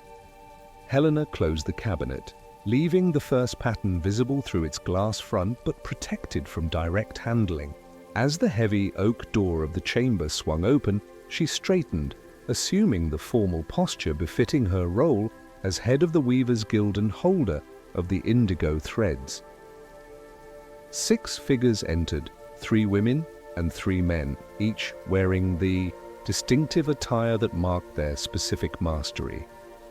Sorrel Shuttlewell, broad-shouldered and perpetually smiling despite his 70 years, wore the madder red threads of the pattern keeper. Iris Threadgood, thin as one of her own weaving. Needles at 65 displayed the welled yellow of the colour master. Thomas Warpworthy, at 53, the youngest of the current masters until today, carried the walnut brown that identified him as keeper of the looms. Behind them came Maeve Woolweaver, with the woad blue of the materials master, Edwin Heddlewise, with the lichen purple of the community records, and finally, moving slowly with the assistance of a carved walking stick, old Maggie Shuttlesong, her pure white hair adorned with threads of Tyrian purple that marked her as dream interpreter, the most mysterious and revered position within the guild. "Welcome, fellow masters," Helena greeted them formally. "The mist rises, the threads await, and a new voice seeks to join our pattern. May the shuttle fly true," they responded in unison, completing the traditional greeting. The masters took their places around the great table, each standing behind the bowl of dye that corresponded to their position. Eliza remained by the window, waiting to be called forward, her posture betraying the tension she clearly felt.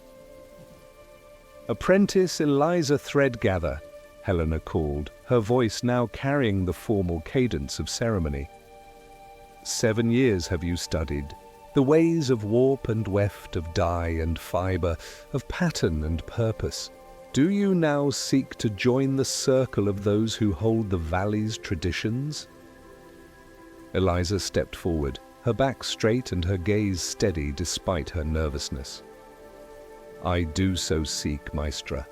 I offer my hands, my eyes, my heart, and my dreams to the service of the pattern. Then present your work for judgment, that we may see the thread of your understanding." With careful movements, Eliza unwrapped her bundle, revealing a tapestry approximately 2 feet square. She placed it on the table's center, positioned so that the light from the overhead lamps fell evenly across its surface. A collective intake of breath from the assembled masters suggested that whatever they had expected, this was something more. Even Helena, who had guided Eliza's training from the beginning, found herself momentarily speechless at what her apprentice had created. The tapestry depicted the Weaver's Valley, recognizable by its distinctive curved shape and central river, but rendered in a style unlike the traditional pictorial approach. Instead of creating a straightforward landscape, Eliza had woven the valley as if seen simultaneously from above and within, the village buildings appearing both in profile and from a bird's-eye view, the river flowing not only through the physical landscape but through the lives of tiny human figures engaged in various aspects of the weaving craft. Most remarkably, she had incorporated actual functional weaving techniques into the imagery itself. A miniature loom depicted in one corner was created using a complex pickup pattern that mirrored actual loom mechanics. The river's flow was rendered in a rippling twill that seemed to move as light played across it. And at the center, where the guild hall should stand, Eliza had created a small but perfect representation of the first pattern itself, using threads so fine that the details were barely visible to the naked eye. Sorrel was the first to break the silence. "By the weaver's hands," he murmured, leaning closer to examine the technical construction. "I've not seen such integration of technique and imagery since, well, possibly ever." "The color gradations are extraordinary," Iris added, her expert eye tracing the subtle shifts from one hue to another that created the impression of autumn light across the valley. "She's used at least 30 distinct shades, but they flow so naturally that one doesn't immediately perceive the transitions." One by one, each master commented on aspects of the work that fell within their particular expertise. Thomas on the structural integrity of the weaving itself, Maeve on the masterful use of different fiber types to create varied textures, Edwin on the accurate representation of the village's layout and architectural details. Only old Maggie remained silent, her ancient fingers hovering above the tapestry without quite touching it, her expression unreadable behind the network of wrinkles that time had woven across her face.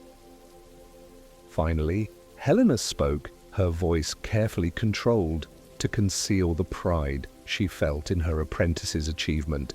The technical mastery is evident to all, but a true master weaver creates not merely with hands, but with heart and mind as well. Apprentice Eliza, explain the intention behind your work. Eliza took a deep breath before responding. I sought to show not just the valley as a place, but as an interconnected community of makers and traditions. Each building depicted houses' actual residents engaged in real tasks. Goodwife spinner carding wool on her doorstep, the Fuller children playing, with yarn scraps by the mill pond, Master Warpworthy himself repairing a loom in his workshop. She pointed to various tiny details as she described them, her finger tracing connections across the tapestry's surface. The threads that create the river also connect to every household, representing how our shared resource flows through all. Our lives. The birds above the valley are woven with the same patterns as the roots below the soil, showing the cycle of nature that provides our materials. Her voice grew more confident as she continued. And at the center, the first pattern stands as both physical object and symbolic heart, the tradition from which all our current work emerges and to which it all returns, like the river flowing to the sea, only to return as rain. When she finished, silence again filled the chamber. The masters exchanged glances, communicating in the wordless language of those who have worked together for decades. Something in the quality of this silence told Helena that her apprentice had surpassed expectations, perhaps even surpassed some of the masters themselves in certain aspects of the craft. It was old Maggie who finally broke the silence, her voice creaking like an ancient loom, yet carrying effortless authority. "The girl has the sight," she stated flatly. "Look there, and there, and there." Her gnarled finger pointed to 3 specific areas of the tapestry.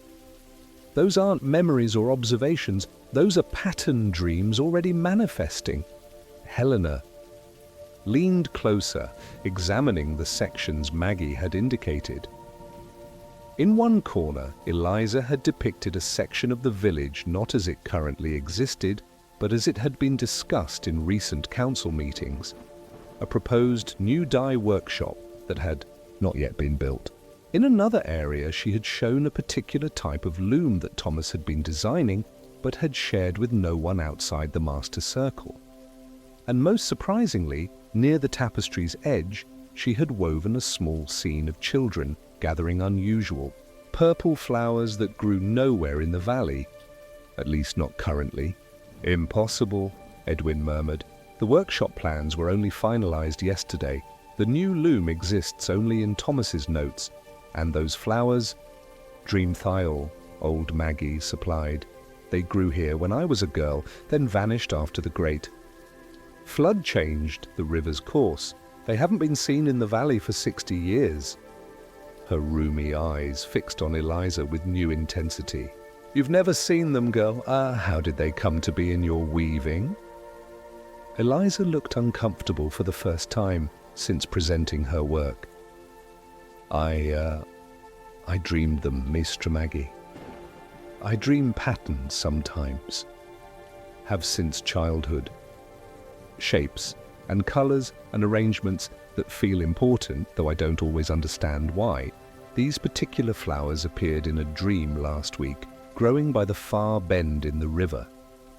I included them because they felt necessary to the pattern's balance." The masters exchanged significant glances. Pattern dreams were not unknown among talented weavers, but they typically manifested only after years of working with the first pattern. and learning the specific meditative techniques passed down through generations. For an apprentice to experience them spontaneously, without formal training in the deeper mysteries, was highly unusual. "Show us your hands," old Maggie commanded suddenly. Looking confused, Eliza extended both hands, palms up.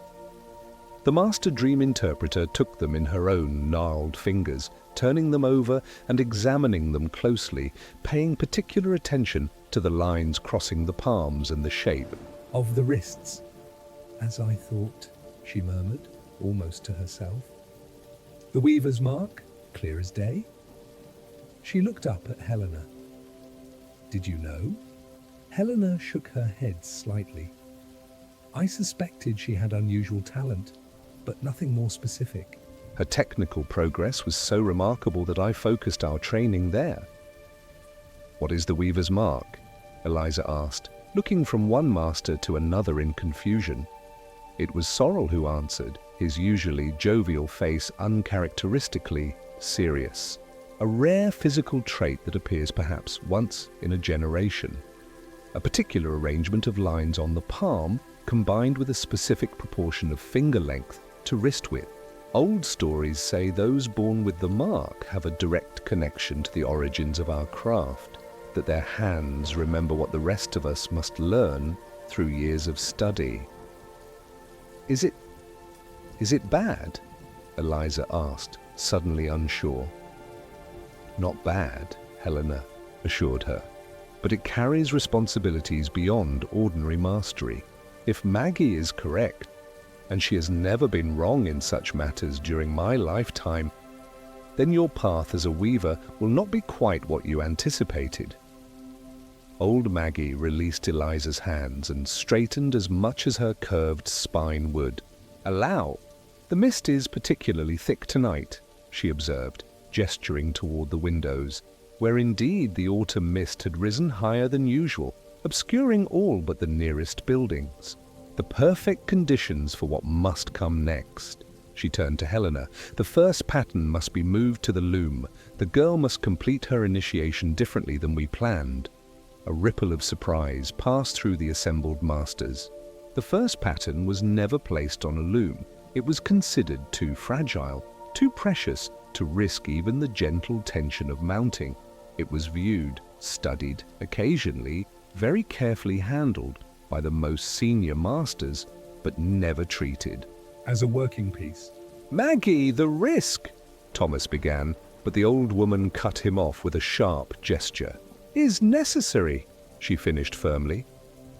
"I have seen this moment in my own dreams these past 3 nights. The pattern seeks to renew itself through these hands." She nodded toward Eliza. "We are merely the caretakers of traditions older than our understanding. Sometimes we must set aside our careful rules and listen to what the pattern itself demands." Helena felt a complex mixture of emotions, concern for the irreplaceable historical treasure under her protection, pride in her apprentice's evident, special calling, and if she was honest with herself, a touch of envy that such a rare honor should come to one so young. But decades of discipline allowed her to set personal feelings aside when the needs of the guild and tradition required it. If Maggie has dreamed it, we must honor the vision, she decided, using the formal phrasing that signaled a binding decision by the guild head. "Thomas, prepare the ceremonial loom. Iris, bring the conservation materials in case repairs become necessary. The rest of you help me move the cabinet to a better position." As the masters hurried to comply, Eliza remained motionless, her expression a mixture of awe and terror. "Maestra," she whispered, when Helena passed near her. "I don't understand what's happening. What am I expected to do?" Helena paused, placing a reassuring hand on her apprentice's shoulder. "Sometimes the deepest teachings cannot be explained, only experienced. Trust your hands, trust your dreams. The pattern will guide you, if your heart remains open to it." While not exactly a clear explanation, these words seemed to steady Eliza somewhat. She took several deep breaths, then moved to assist Thomas in preparing the ceremonial loom, a smaller version of the great floor looms used for commercial work, designed specifically for creating ritual pieces and teaching particularly complex techniques. The preparations took nearly an hour, during which the mist outside grew ever thicker, pressing against the windows like a living entity seeking entrance. By the time everything was ready, the guild hall seemed to exist in isolation, cut off from the rest of the village by the white, swirling barrier that had engulfed it. Inside, the atmosphere had grown equally charged with anticipation. The 7 masters formed a semicircle around the ceremonial loom, which had been positioned directly beneath the room's central skylight, through which the full moon would be visible at midnight, assuming the mist allowed its light to penetrate. "It is time," old Maggie announced, her voice stronger than it had been all evening. "Bring forth the first pattern." With extreme care, Helena unlocked the glass cabinet and, with Sorrel's assistance, removed the ancient tapestry from its resting place. Moving with the deliberate precision of those handling an irreplaceable treasure, they transferred it to the prepared loom, where Thomas and Maeve gently secured it, using methods specially adapted to put minimal stress on the fragile fibers. Once the tapestry was in place, Edwin brought forward a wooden box containing 7 silver needles, each threaded with yarn dyed in the colors of the 7 masteries.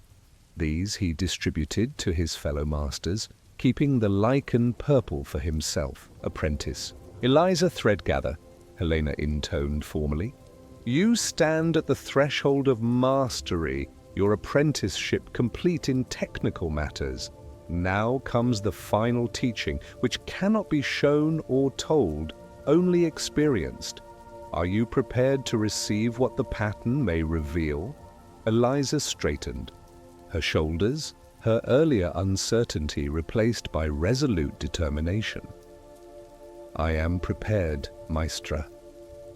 Then approach the loom and place your hands upon the first pattern. Let your fingers read what eyes alone cannot see. Open your mind to the wisdom woven into these ancient threads.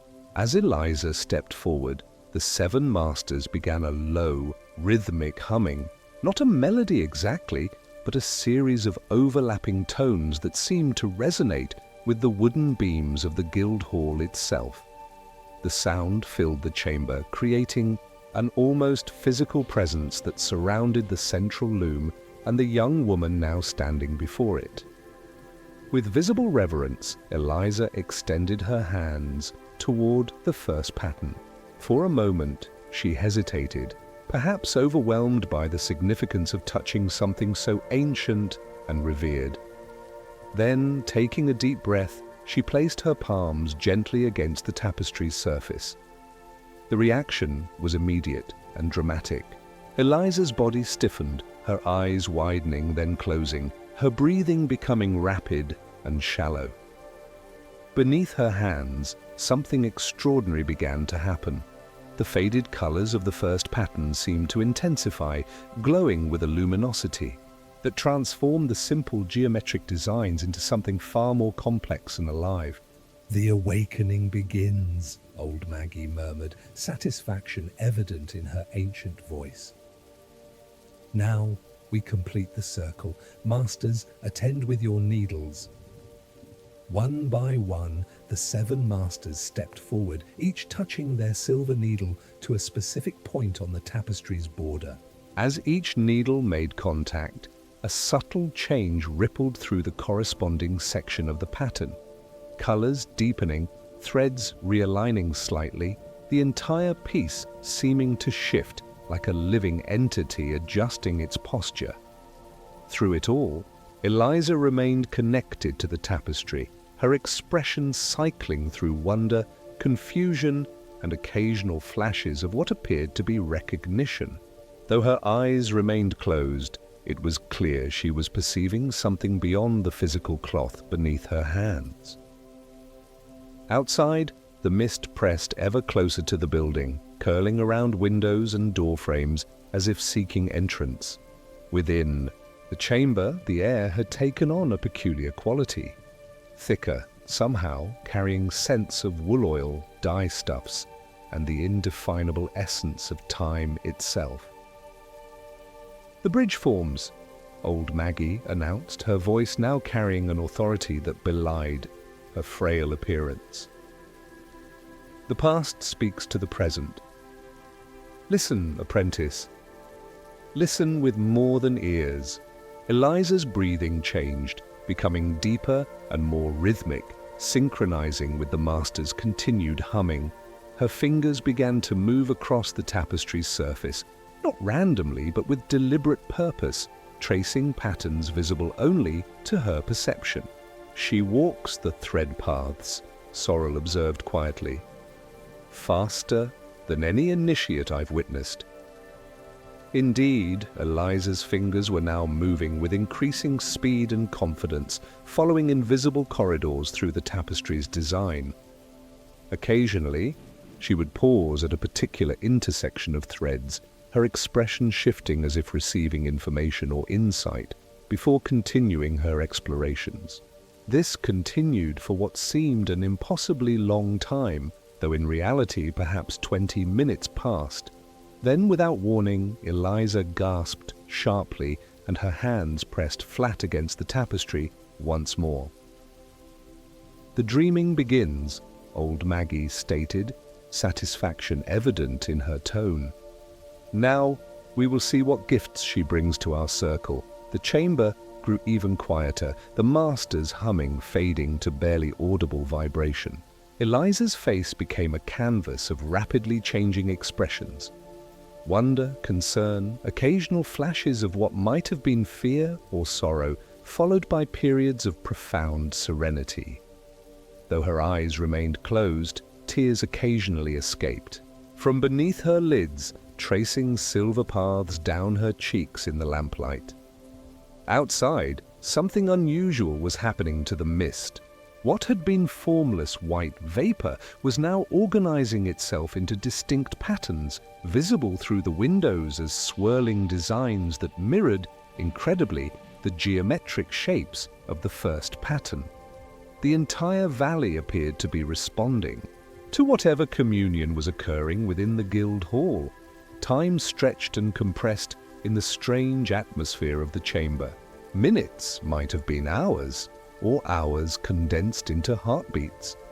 The masters maintained their positions, silver needles still connecting them to the ancient tapestry, their expressions reflecting deep concentration mixed with occasional surprise, as they too seemed to receive impressions from the awakened pattern.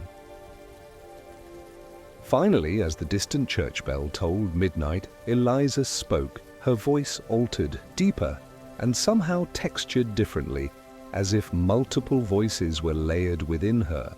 Single utterance. The pattern phrase where the river bends, the new course undermines the old foundations. What was separated must be rejoined before spring floods come. The words, cryptic though they were, sent a visible shock through the assembled masters.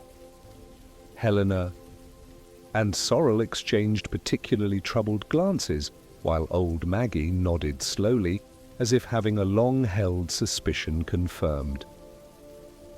"The warning is received," Maggie responded formally.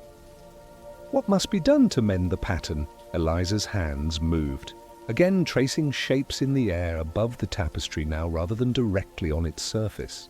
3 looms must work as one. The dream thyle must return to its ancient bed. The children's hands must learn the forgotten knots before winter deepens. With each statement, her gestures became more elaborate, describing in movement what words alone could not convey. The masters watched intently, each apparently interpreting her motions according to their special knowledge. "And what gift does the pattern offer in return for this service?" old Maggie asked, following a ritual whose words were clearly predetermined, but whose answer was not. Eliza's expression softened, a smile of remarkable sweetness spreading across her features. Harmony returns, the colors brighten. What was lost is found again. Her hands came to rest once more on the first pattern, fingers splayed across its geometric center. And the weaver's line continues unbroken. At these words, something extraordinary happened to the ancient tapestry. Beneath Eliza's hands, the faded threads began to glow with renewed color, not dramatically, but with subtle, gradual intensification, as if decades of fading were being gently reversed. The effect spread outward from her touch until the entire piece shimmered with renewed vitality. The renewal, Maggie breathed, awe evident in her ancient voice. "I never thought to live long enough to witness it," the other masters murmured, in agreement, their expressions reflecting wonder and, in some cases, tears of emotional response to what they were witnessing. Even Helena, who prided herself on maintaining dignified composure in all circumstances, felt moisture gathering in her eyes at the beauty of this moment. Slowly, as if emerging from deep water, Eliza's consciousness appeared to return to the present moment. Her eyes opened, blinking in confusion at first, then widening as she noticed the transformed tapestry beneath her hands and the expressions of the masters surrounding her. What happened?" she asked, her voice now returned to its normal timbre. "I was somewhere else. Someone else." "You walked the thread paths," Helena explained gently. "You communed with the first pattern as few have done in living memory, and you have brought back both warning and blessing to our valley." "I don't remember all of it," Eliza admitted, slowly withdrawing her hands from the tapestry. "Images and feelings mostly, like fragments of a dream already fading.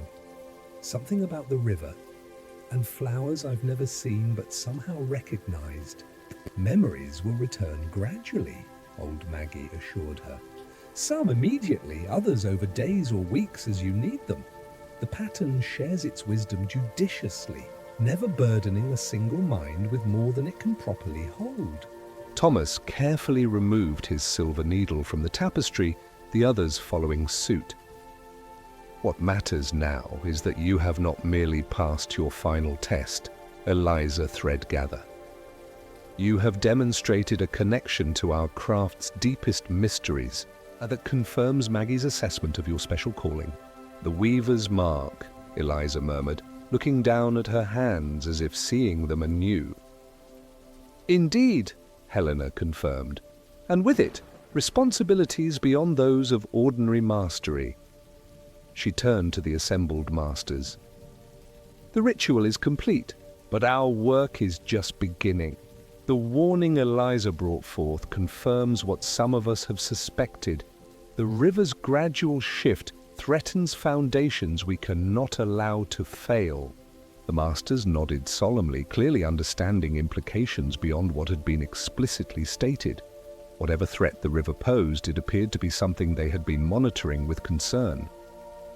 "We will convene tomorrow to discuss the necessary actions," Helena continued. "For tonight, we have one final duty to perform." She turned back to Eliza, her expression softening. "Kneel, apprentice, one last time." Eliza knelt gracefully before her teacher, head bowed in the traditional posture of respect. Helena removed a single thread from her own indigo-adorned braid, not a decoration, but an actual indigo-dyed wool thread that had been woven into her hair as symbol of her authority. "With this thread, I bind you to our ancient craft," she intoned, reaching down to braid the single blue strand into Eliza's brown hair just above her right temple. "No longer apprentice but master, no longer seeker but keeper, no longer student but teacher in your turn." As she worked the simple plait, the other masters each approached, adding their own colored threads to the braid: red, yellow, brown, blue, purple, and finally, most surprisingly, a thread of Tyrian purple from old Maggie herself. 7 colors, 7 masteries, Helena continued, securing the completed braid with a tiny silver clasp. Though one alone may claim your deepest devotion, all 7 now acknowledge your right to practice the weaver's art in its fullest expression. She stepped back, extending her hand to help Eliza rise. Stand, Maestra Eliza Threadgather, newest master of the Weavers' Guild of Thread's End. The formal words hung in the air for a moment, marking the transition as definitively as any written certificate or public ceremony could have done. Eliza rose, touching the multicolored braid with wondering fingers, her expression suggesting she had not expected to receive recognition from all 7 disciplines. "I am honored beyond words," she said simply, "and committed to serving the pattern with all my heart and skill." "As it should be," Sorrel said warmly, the first to break the ceremony's formal tone. "And now I believe a small celebration is in order. I happen to have brought a flask of blackberry cordial for just such an occasion." The tension that had filled the chamber during the ritual began to dissipate, replaced by the more comfortable atmosphere of accomplished colleagues sharing a significant moment. As Sorrel produced his flask and Edwin fetched small cups from a side cabinet, the masters gathered around Eliza, offering personal congratulations and small pieces of advice for her new status. Through it all, Helena observed with the complex emotions of a teacher seeing her student surpass expectations. Pride in Eliza's accomplishment was foremost, but mingled with it was awareness that tonight had revealed not just a new master, but potentially her own successor as guild head. The appearance of the weaver's mark, combined with Eliza's clear affinity for the pattern dreams that were old Maggie's special domain, suggested a convergence of talents that appeared perhaps once in several generations. Outside, the extraordinary mist had begun to recede, its swirling patterns dissolving back into formless vapor as it retreated toward the river. By morning, the valley would appear as it always did in autumn, beautiful in its seasonal colors, peaceful in its established rhythms, giving no outward sign of the mystical communion that had occurred within the guild hall's walls. Yet something fundamental had changed, not merely in Eliza's status or in the renewed vitality of the first pattern, but in the valley's readiness to address the warning she had channeled. The river's subtle shift, observed but not fully understood until tonight, would now receive the community's focused attention. The forgotten flowers would be sought and replanted. The ancient knots would be taught to the valley's children before winter's grip tightened. The pattern, as always, continued. Threads intersecting with purpose, colors combining to create, meaning the warp of tradition supporting the weft of innovation as the great loom of time advanced another small increment in its endless weaving. As celebratory cordial was shared and the midnight hour deepened toward true night, Helena found herself standing slightly apart, gazing at the first pattern still mounted on the ceremonial loom. Its renewed colors caught the lamplight beautifully, but what struck her most was how the ancient design seemed simultaneously unchanged and utterly transformed, like the tradition it represented, maintaining its essential structure while constantly refreshing its expression through new hands, new eyes, new dreams. "It chose well," came old Maggie's creaking voice as the ancient dream interpreter joined her contemplation. "As it always does." "You knew this would happen tonight," Helena said, not a question, but a statement. Maggie's wrinkled face creased further with her smile. "I suspected. The dreams have been insistent these past seasons, showing a young weaver with marked hands and the river changing course. When I saw her demonstration piece today, with its dream glimpses already manifesting," she shrugged her bent shoulders, The pattern reveals itself in its own time, not ours. Helena nodded, accepting this wisdom from one whose connection to the dreaming aspect of their craft had guided the valley through decades of challenges. She'll need careful mentoring still. Such gifts can overwhelm the unprepared mind. Indeed, Maggie agreed. And you must teach her what I once taught you, that the greatest challenge for those with special sensitivity is not receiving the pattern dreams, but discerning which require action and which are merely possibilities that may never manifest. She patted Helena's arm with her gnarled hand. But not tonight. Tonight is for celebration of potential, not burdens of responsibility. With that, the old woman shuffled back toward the gathering, where Eliza was laughing at some jest of Sorrel's, while Iris demonstrated a particular finger technique for managing multiple colored threads simultaneously. Helena lingered a moment longer before the ancient tapestry, offering a silent thank you to whatever wisdom had been woven into its threads so long ago. Wisdom that continued to guide and sustain their community through generations of change. Then she too rejoined the circle of masters, now expanded to include its newest member. As the small celebration continued in the guild hall, the mist outside continued its retreat, flowing back toward the river like wool being gathered after carding. By morning, only the damp grass and glistening cobblestones would remain as evidence of its visitation. Yet its work, or perhaps the work it had facilitated, was complete.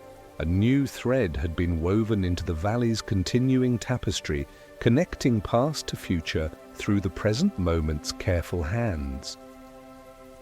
In the days that followed, Eliza would begin to remember more of what she had experienced during her communion with the first pattern. The masters would implement the warnings she had channeled, reinforcing foundations where the river threatened, seeking the lost dreamthial plants to restore them to their original habitat, teaching forgotten techniques. To the valley's children, the pattern would continue, as it always had, adapting to new circumstances while maintaining its essential structure. But for now, in the gentle hush of deepening night, as cordial was sipped and quiet laughter shared among those who understood the profound significance of what they had witnessed, the weaving community of Threadsend rested in the knowledge that their traditions remained vital, their craft secured for another generation through hands specially marked for the purpose. And in homes throughout the sleeping village, dreams perhaps touched by the night's unusual mist carried threads of creativity and connection into slumbering minds, patterns yet to be woven, colors yet to be combined, lives yet to be woven together in the ever-expanding tapestry of the Weaver's Valley. The candle flickers low beside your bed, casting gentle shadows across your walls as our tale of threads and patterns draws to its close. May your dreams tonight be as richly woven as the tapestries of Threadsend, guiding you softly into peaceful slumber. Welcome back, my drowsy companion. As your eyelids grow heavier and sleep's gentle embrace beckons ever closer, let us take one final journey together. Tonight, we visit a village where time itself has a special cadence, where the mechanical and the magical exist in delicate harmony, and where an aging clockmaker crafts timepieces that measure far more than mere hours and minutes. The night has deepened around us, perfect stillness embraces your room, and the hour grows wonderfully late. Close your eyes and listen for the soft, rhythmic ticking that will guide us into our tale, for in the village of Owlwick, every heartbeat is precious, every moment treasured, and every clock tells a story all its own. The village of Owlwick, nestled in a valley where morning mist lingered until midday and evening shadows stretched longer than anywhere else in the kingdom. Here time seemed to flow differently. not faster or slower precisely, but with a more noticeable presence, like a gentle stream whose currents could be observed, and sometimes even guided by those with the proper understanding. At the heart of Alwick stood a curious building that was neither the tallest nor the grandest structure in the village, but undoubtedly its most distinctive. The clock house rose 3 stories from the cobblestone square, its exterior a charming jumble of warm, honey-coloured stone, dark timber beams, and surprisingly numerous windows, some round, some arched, others oddly triangular, as if the architect had been unable to decide on a single style and had instead embraced them all. Most remarkable was its roof, a copper dome that had long since acquired the lovely green patina of age, topped with an elaborate weather vane in the shape of Father, Time himself complete with scythe and hourglass.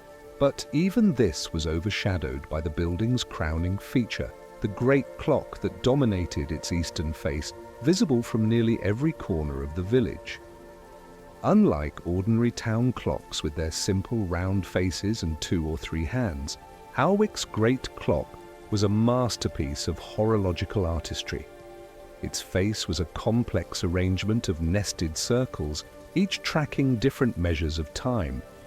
Hours and minutes, certainly, but also the phases of the moon, the progression of seasons, and, according to local law, certain cycles too subtle for ordinary folk to comprehend. Golden hands of varying lengths moved across its surface with perfect precision, some completing their journeys in hours, others in months or years. For as long as anyone could remember, the clock house and its magnificent timepiece had been tended by generations of the pendulum family, master clockmakers whose skills were sought by nobility and commoners alike throughout the kingdom. The current keeper of this legacy was old Thaddeus Pendulum, now in his 73rd year, his once steady hands beginning to show the faint tremor that was every clockmaker's dreaded harbinger of retirement. On this crisp autumn evening, as golden light faded to purple dusk, Thaddeus sat at his workbench in the clockhouse's main workshop. Surrounding him was a symphony of ticking, whirring, and gentle chiming as dozens of clocks of every conceivable size and design measured the passing moments. Some hung on walls, others stood proudly on shelves or tables, while the smallest and most delicate rested in velvet-lined cases, their inner mechanisms visible through glass covers. Despite the encroaching darkness, Thaddeus worked by the light of a single oil lamp, its warm glow focused on the disassembled pocket watch spread before him. His magnifying lens was strapped to his forehead, transforming his appearance into something vaguely insect-like, with one eye seemingly grown to enormous proportions. His hands, spotted with age but still remarkably precise, manipulated tiny gears and springs with the reverent care of a priest handling sacred relics. "There you are, you troublesome little thing," he murmured, extracting a nearly invisible speck of dust from the watch's escapement with a pair of fine-tipped tweezers. Disrupting a perfectly good rhythm over such a trifle. Shameful behavior, indeed. Thaddeus often spoke to his timepieces as if they were sentient beings with distinct personalities, a habit that amused the villagers but was undertaken with complete seriousness by the clockmaker himself.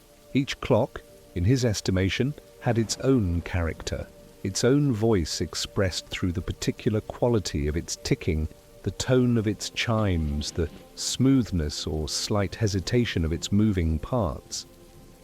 This particular pocket watch belonged to Widow Hargrove, who had brought it in that morning with tears in her eyes.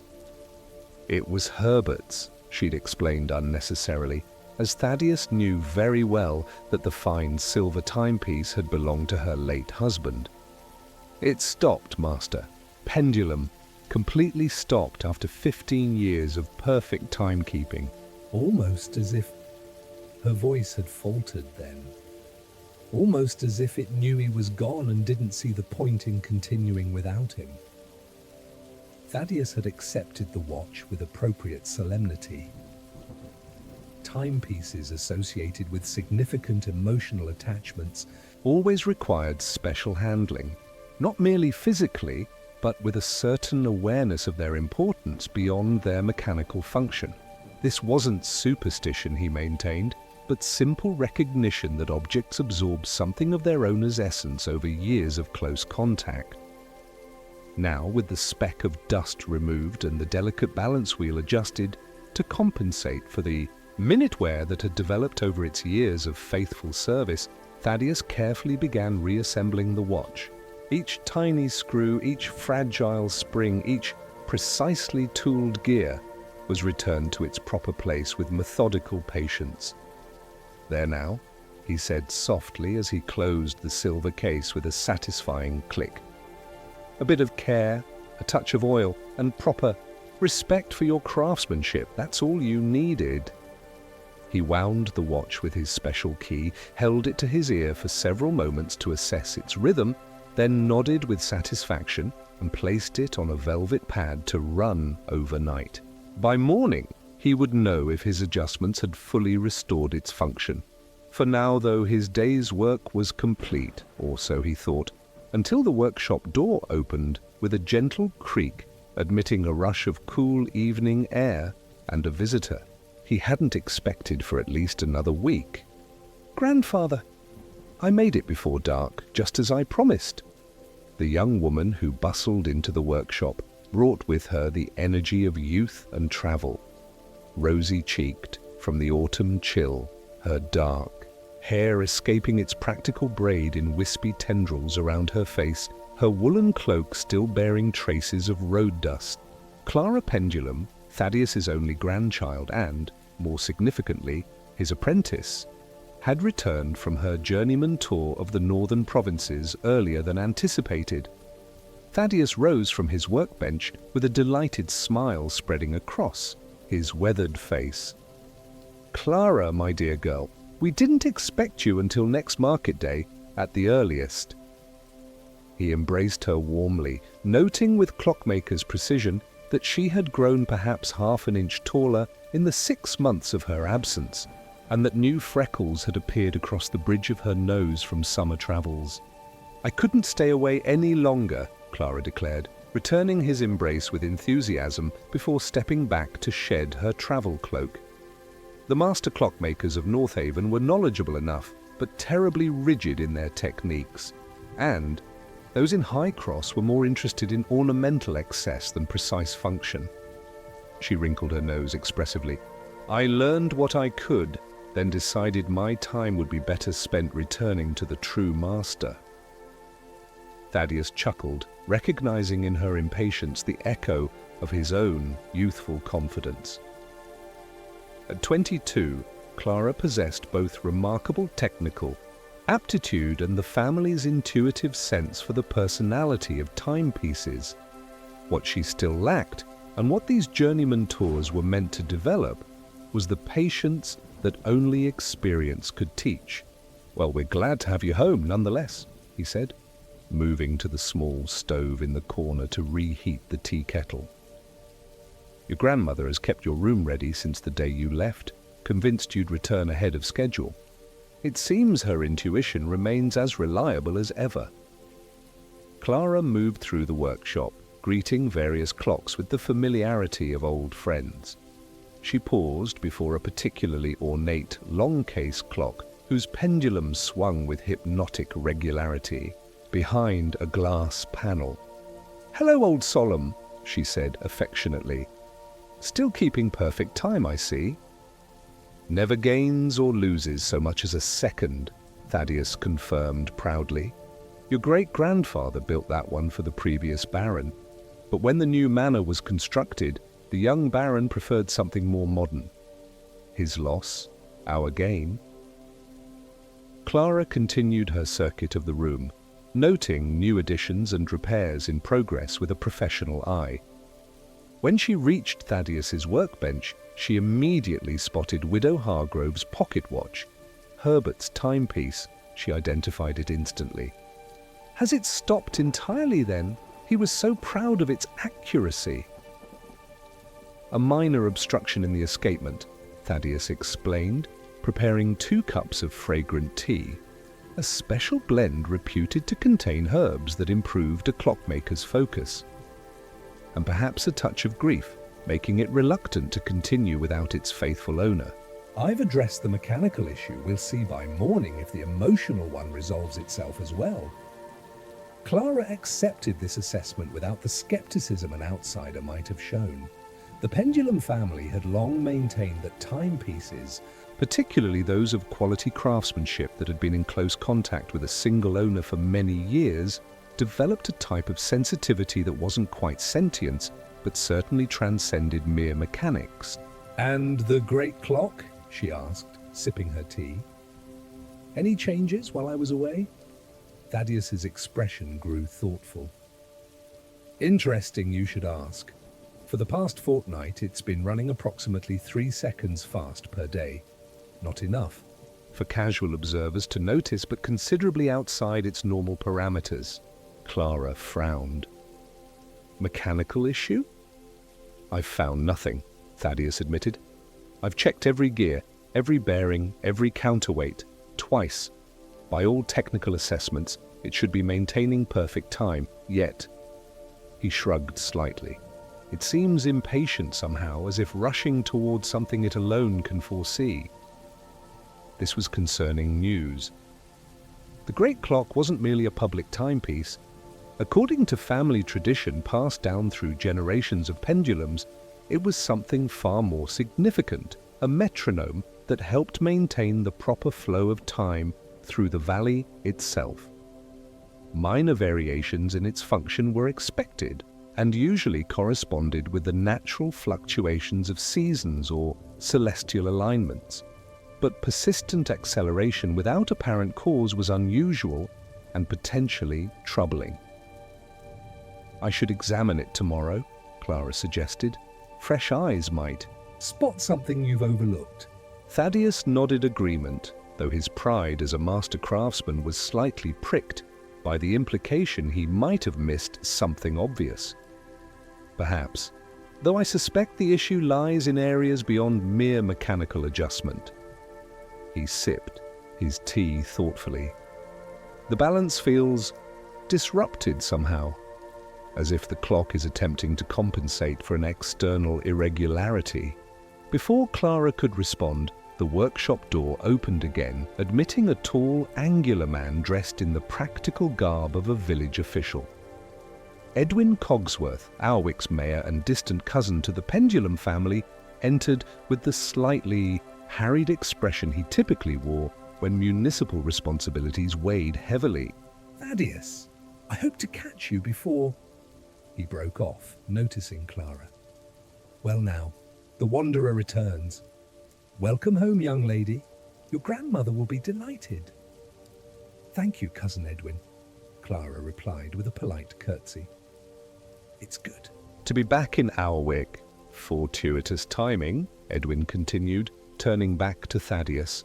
I've come about a matter that might benefit from additional pendulum expertise. Thaddeus gestured toward a pair of comfortable chairs near the stove. Sit, Edwin. You look like a man with concerns that won't wait until morning. The mayor settled into the offered seat with a sigh that spoke of long days and insufficient rest. You've noticed the issue with the great clock, I presume? 3 seconds fast per day for the past fortnight, Thaddeus confirmed. Despite mechanical adjustments, Edwin nodded, unsurprised. It's not just the great clock. The sundial in the south garden is showing discrepancies as well. This was genuinely alarming. Sundials operating on the fundamental relationship between Earth and Sun shouldn't vary except through physical displacement. Or the normal seasonal adjustments that any competent sundial maker incorporated into their design. "Impossible," Clara interjected, "unless the sundial has been physically moved." "It hasn't," Edwin assured her. I've confirmed its position myself, comparing current alignment markers with those recorded in the village archives. It remains precisely where it was placed 87 years ago. Yet it now shows noon, approximately 2 minutes before the flickering sun reaches its proper zenith position. Thaddeus and Clara exchanged troubled glances. One timepiece malfunctioning could be explained by mechanical failure or human error in reading or adjustment. Two independent systems showing similar anomalies suggested something more fundamental was amiss. "There's more," Edwin continued, leaning forward intently. "The water clock at the temple is running faster as well, and Farmer Whetstone claims his roosters are crowing earlier each morning, though that could simply be the approaching winter affecting their habits." "Not the roosters," Thaddeus murmured, setting down his teacup. "But 3 separate timekeeping systems all accelerating. That cannot be coincidence." "Precisely why I came to you," Edwin agreed. "If anyone can make sense of temporal anomalies, in our wick, it would be a pendulum." Clara, who had been listening with increasing concern, suddenly straightened in her chair. "Grandfather, the seasonal gallery, has it shown any irregularities?" The seasonal gallery was another of the clockhouse's special features, a circular room on the second floor, whose walls were lined with 12 specialized clocks, each calibrated to track different natural cycles: the migration of swallows, the blooming of specific flowers, the freezing and thawing of the village pond, and other seasonal markers. Unlike ordinary timepieces that imposed human measurements upon natural time, these were designed to observe and record nature's own rhythms. "I checked 3 days ago," Thaddeus answered, his expression growing more troubled. "The bloom clock is showing early spring bulbs awakening despite our being firmly in autumn. The migration clock indicates swallows gathering weeks before their usual departure time.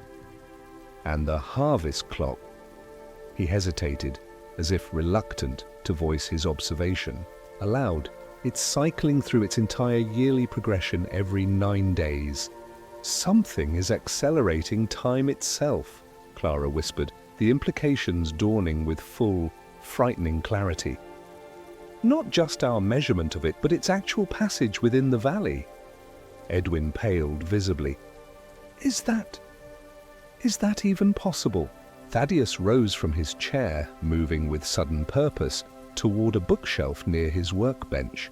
From behind a row of technical manuals, he withdrew a slender volume bound in faded blue leather, its spine unmarked. This he brought back to their small gathering, handling it with notable reverence. "The Pendulum Chronicles," he explained, "primarily for Clara's benefit. You've seen me consult it occasionally, but I've never fully explained its significance. This journal contains the private observations of every clockhouse master since the great clock was first constructed. Observations that go beyond mere technical matters into the unusual properties of time within our valley." He opened the book carefully, its ancient binding creaking slightly in protest. The pages within were filled with different handwritings, some elegant and flowing, others cramped and utilitarian, each representing a different generation of pendulum clockmakers recording their experiences. "There have been temporal anomalies before," Thaddeus continued, turning pages until he found the section he sought. "Most minor, some significant. In 1647, according to my great-great-grandfather, spring arrived in January and lasted until September. In the 1723, certain villagers reportedly experienced the same Tuesday repeating for nearly a week.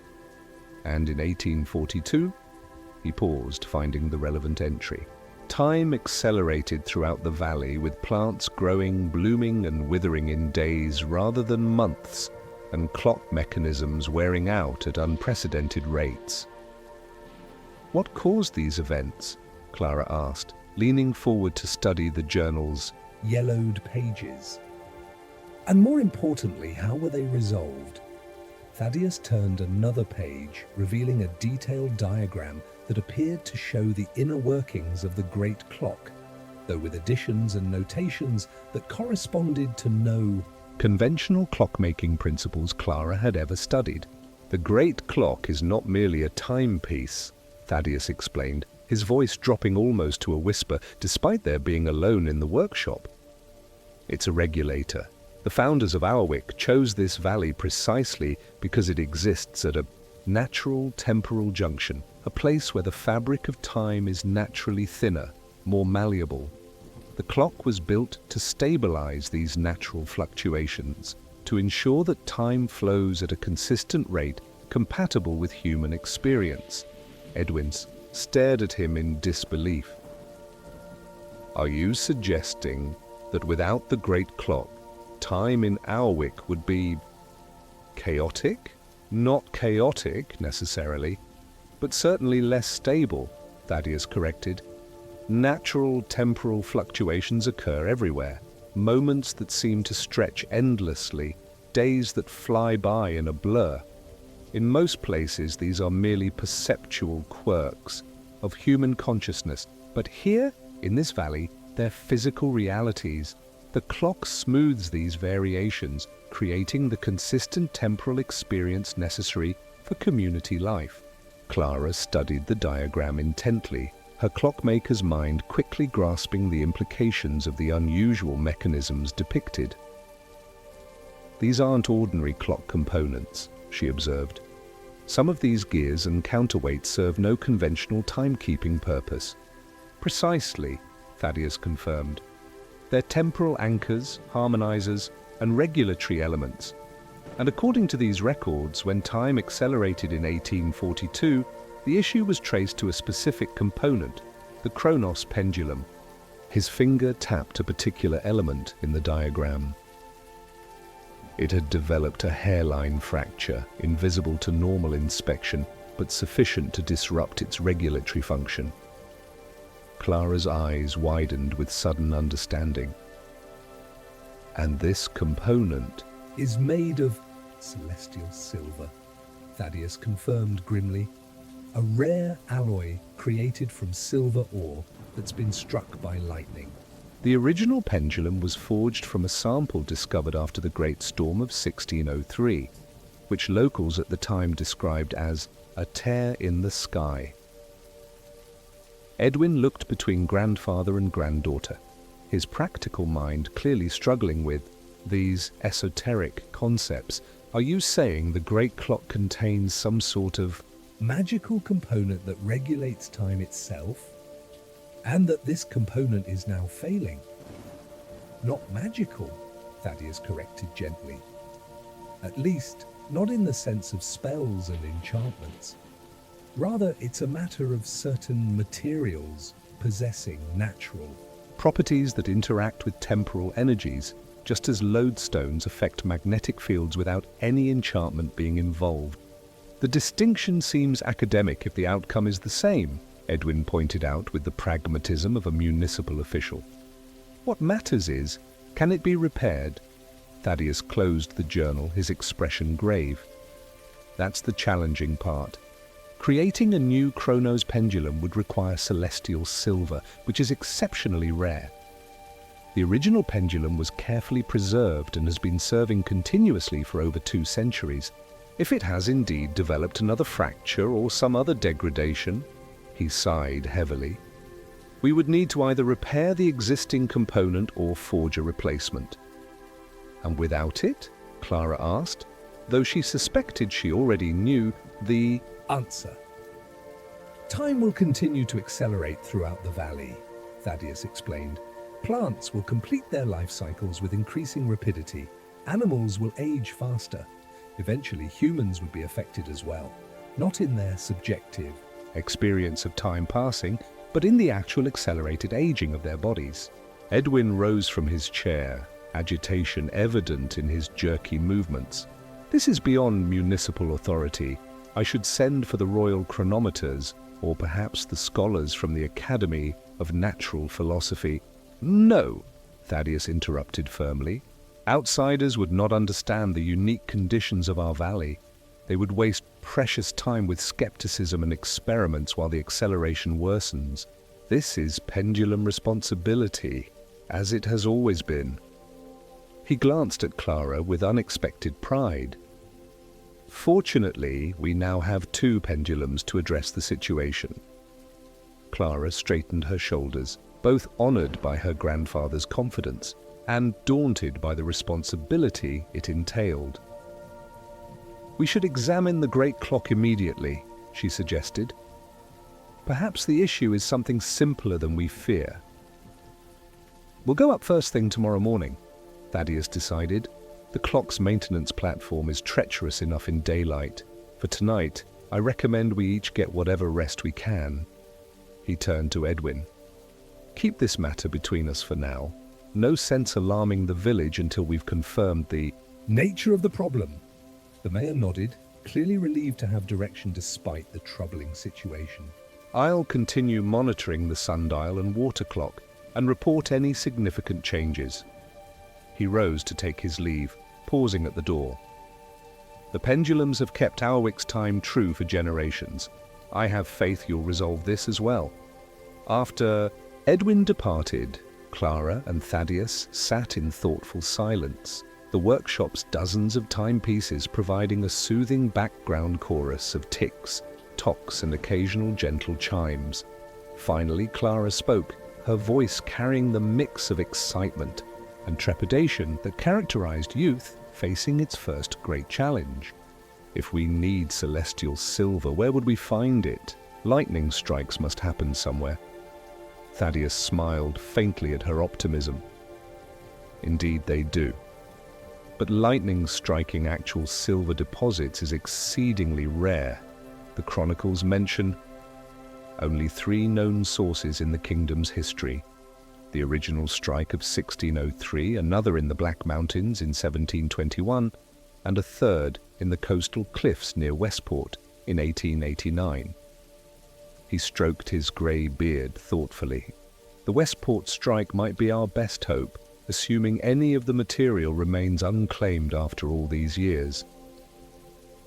"Then we should send inquiries immediately," Clara suggested. "I could leave for Westport tomorrow." "Let's not get ahead of ourselves," Thaddeus cautioned. "First, we must confirm that the Chronos pendulum is indeed the source of our troubles. There's no sense journeying across the kingdom if the issue lies elsewhere."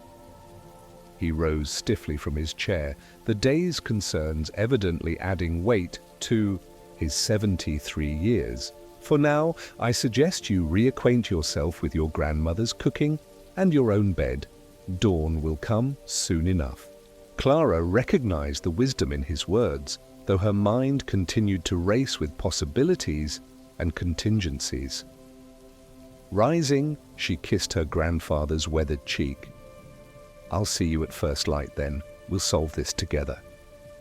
After Clara had departed for the family's private quarters upstairs, Thaddeus remained in the workshop, listening to the symphony of timepieces surrounding him.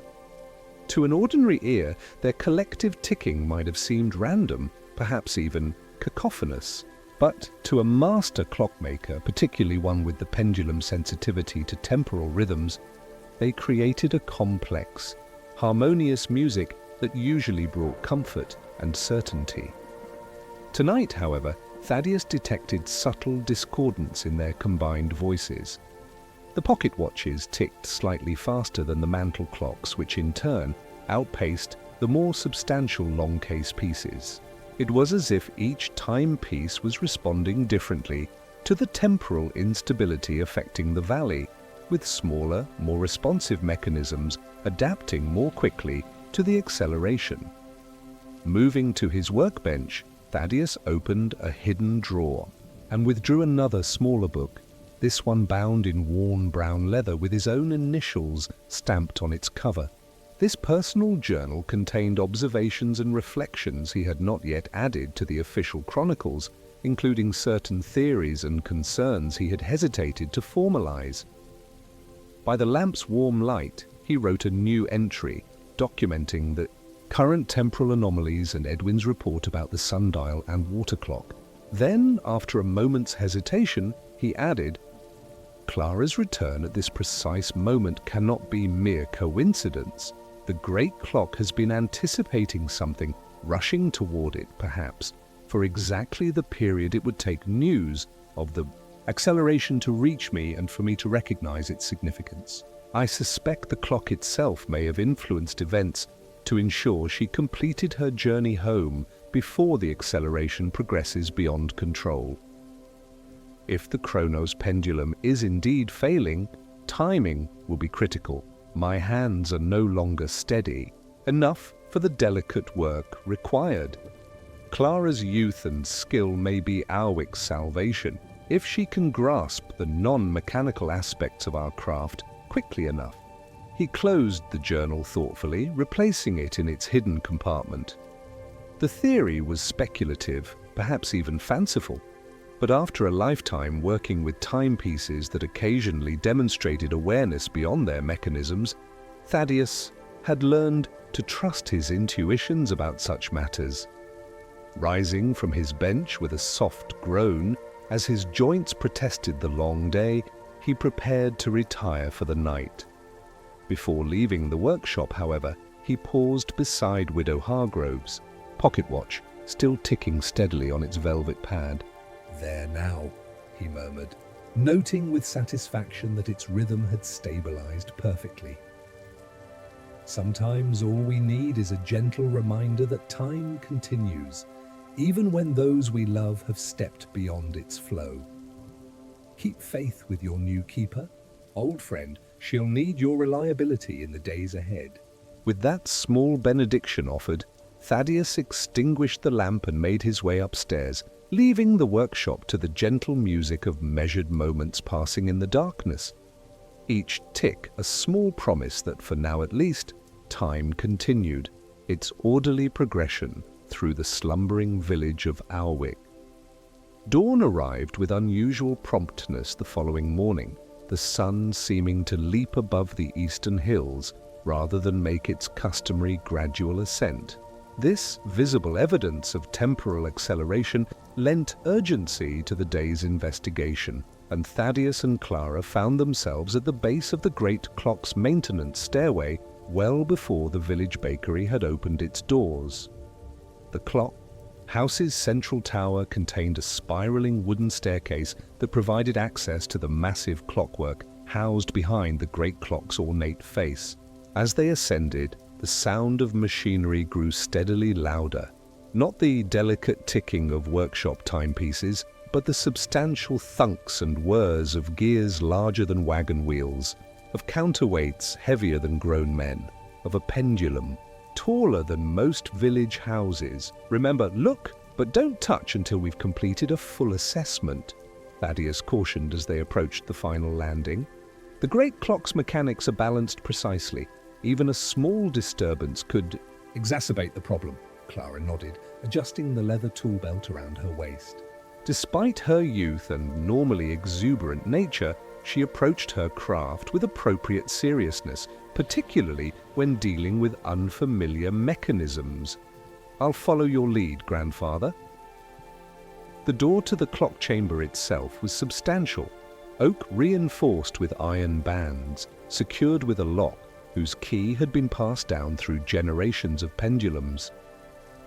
Thaddeus produced this key from a chain around his neck, turning it with reverent care in the ancient lock, which yielded with a satisfyingly solid clunk. Beyond lay a space unlike any other in Howick, or perhaps the entire kingdom. The clock chamber was a cathedral of chronometry, its vaulted ceiling lost in shadows despite the morning light filtering through narrow windows. Dominating the space was the great clock's movement, an intricate three-dimensional symphony of brass, steel, and hardwood components, all working in miraculous coordination to track not merely hours and minutes, but the complex celestial and seasonal cycles displayed on the clock face visible from the village square. At the center of this mechanical marvel hung the Chronos pendulum, a massive yet elegant construction whose gleaming silver bob caught what little light entered the chamber and seemed to amplify it, creating an otherworldly glow that pulsed gently with each swing. Unlike ordinary pendulums that moved in simple arcs, this one traced a complex path through space, as if following the contours of some invisible geometric form. "There," Thaddeus whispered, pointing toward the pendulum with a hand that trembled slightly from either age or reverence. "Do you see it?" Clara followed his gesture, her trained eye quickly spotting the problem. A fine, jagged line was visible across the pendulum's surface, not quite a complete fracture, but a stress crack that extended nearly 3/4 of the way through the silvery metal. "It's failing," she confirmed quietly. "Just as in 1842, though more gradually this time," Thaddeus observed. "The previous failure was a complete fracture that occurred suddenly during a winter storm. This appears to be a progressive deterioration, which explains the gradual acceleration rather than a sudden temporal shift." Clara moved carefully around the outer perimeter of the clockwork, studying the massive mechanism from different angles. "Can it be repaired? Perhaps reinforced somehow?" Thaddeus shook his head slowly. The chronicles describe multiple attempts to repair the original fracture. Conventional metals merely interfered with the celestial silver's properties. That's why they eventually had to forge a completely new pendulum from the Westport material. He sighed heavily. "We face the same challenge now, I fear, and with time already accelerating, we have fewer days to solve the problem than the calendar would suggest." Clara finished the thought. "How long do you estimate before the effects become problematic for living things?" Thaddeus calculated mentally, correlating the current rate of acceleration with historical records. If progression continues at the present rate, perhaps 3 weeks before we see noticeable effects on plant life, another 2 before animals show signs of accelerated aging. Humans would likely begin experiencing temporal dissonance a week. After that? 6 weeks total then, Clara said. But with time accelerating, those 6 weeks might pass in, 4 actual weeks. 3? Difficult to calculate precisely, Thaddeus admitted. Temporal acceleration compounds in complex ways, but your general assessment is correct. Our subjective experience of time's passage will remain normal, while objective time will increasingly outpace it. Clara stared up at the magnificent clock movement, admiration mixing with concern on her expressive face. "We need celestial silver, and quickly. The Westport strike you mentioned. Do we know exactly where it occurred? Who might have collected the material?" "The chronicles mention the North Cliff specifically," Thaddeus replied, "and a master horologist named Archibald Quartz, who secured at least some of the material for chronometric experiments. Whether any remains or what became of Quartz's collection after his death." He spread his hands in a gesture of uncertainty. "Then we begin our inquiries in Westport," Clara decided with the decisiveness of youth.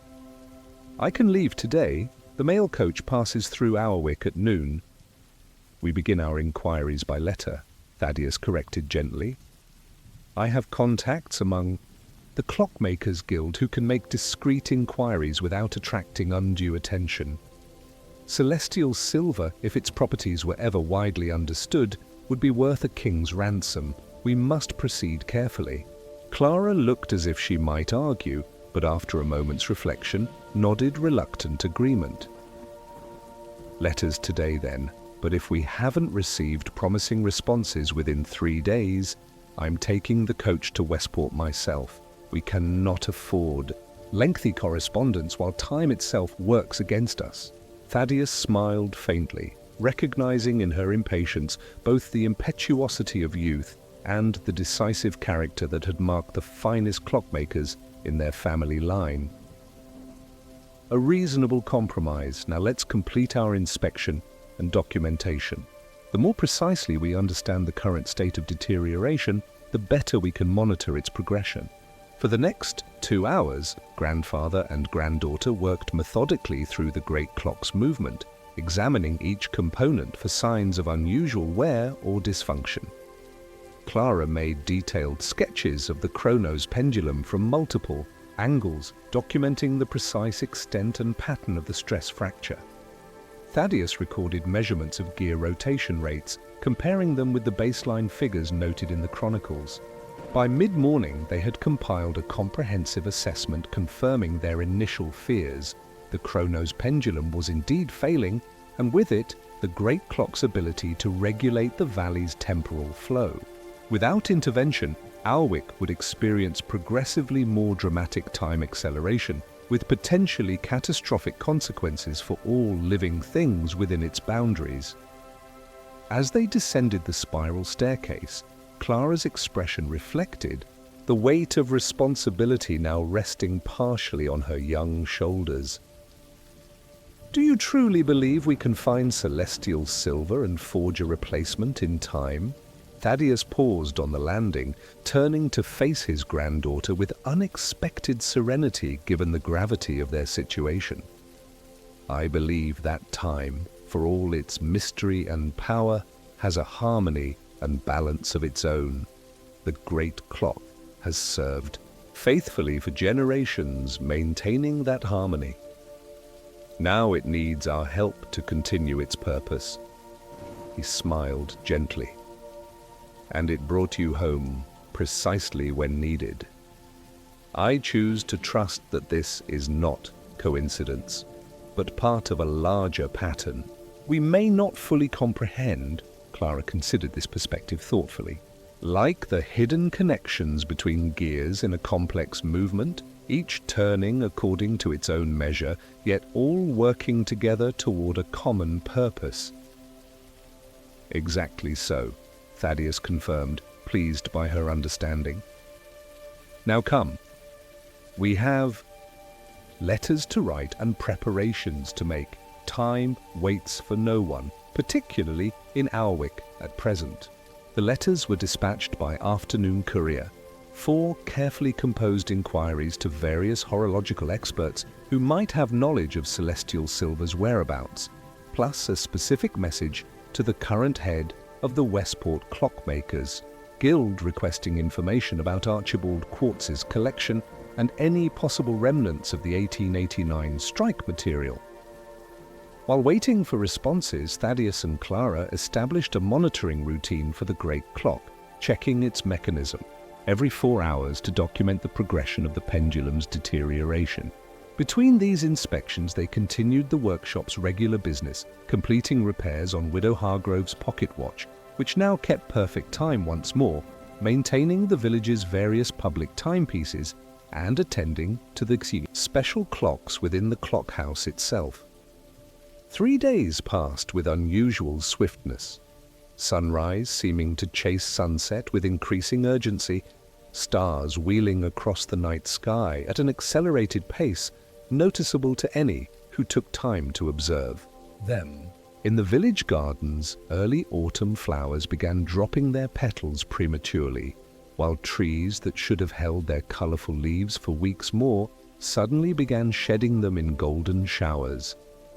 No responses had arrived to their inquiries, despite Clara checking with the village postmaster 3 times daily. On the morning of the 4th day, true to her word, she appeared in the workshop with a traveling bag packed and determination etched on her features. "The coach to Westport Leaves at 11, she announced without preamble. I've plotted the most efficient route for my inquiries once I arrive, beginning with the Clockmakers Guild and proceeding to the North Cliffs if necessary." Thaddeus looked up from the astronomical clock he was adjusting, his expression resigned, but approving.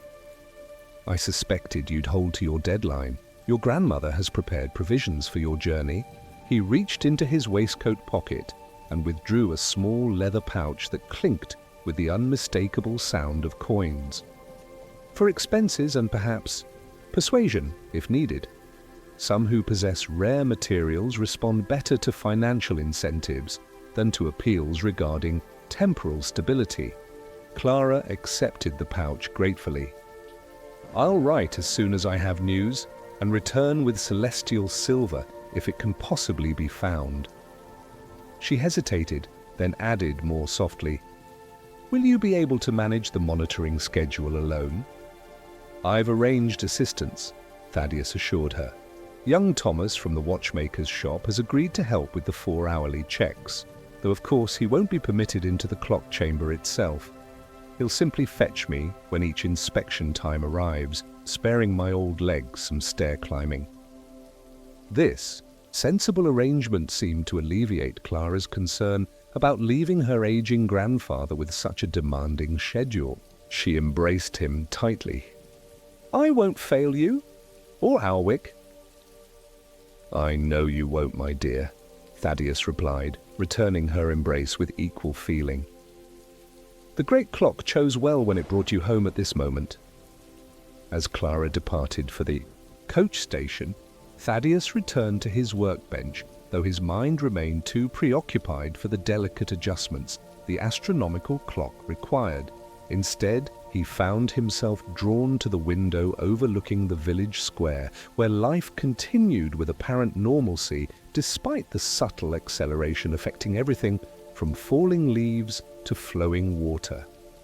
The villagers had begun to notice something amiss, evidenced by increasing comments about how quickly the days are passing and confusion over appointments seemingly scheduled correctly, yet somehow missed. But without understanding the underlying cause, most simply adjusted their routines and carried on, human adaptability compensating for the gradual shift in temporal experience. Thaddeus knew this accommodation couldn't continue indefinitely. Eventually, the acceleration would become too pronounced to ignore or adapt to. Plants would complete their life cycles in days rather than seasons. Animals would age visibly from one week to the next. The natural order that depended on time's steady progression would collapse into chaos. With this sobering thought weighing on his mind, he turned away from the window and climbed the stairs to the family's private quarters. From a cabinet in his study, he removed a wooden box inlaid with clock gears fashioned from different woods. This he carried back to the workshop, placing it carefully on his bench before opening its hinged lid. Inside, nestled on dark velvet, lay a pocket watch unlike any other in the clockhouse's extensive collection. Its case was fashioned from the same celestial silver as the great clock's pendulum, though in much smaller quantity. The dial showed not only hours and minutes, but phases of the moon and positions of planets, all tracked with unerring accuracy. Most remarkably, it required winding only once yearly on the winter solstice.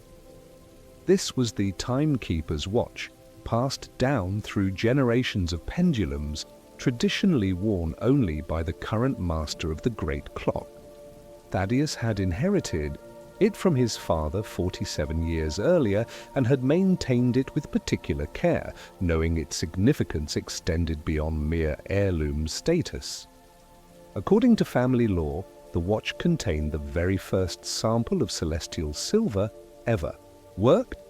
A tiny fragment from the original 1603 strike set aside before the rest was used for the great clock's pendulum.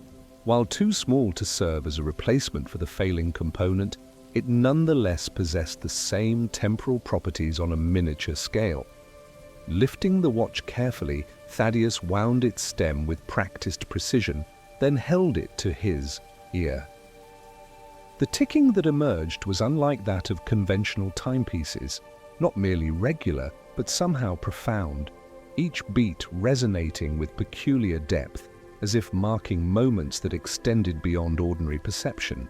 "Old friend," he murmured to the watch, "I fear we face our greatest challenge.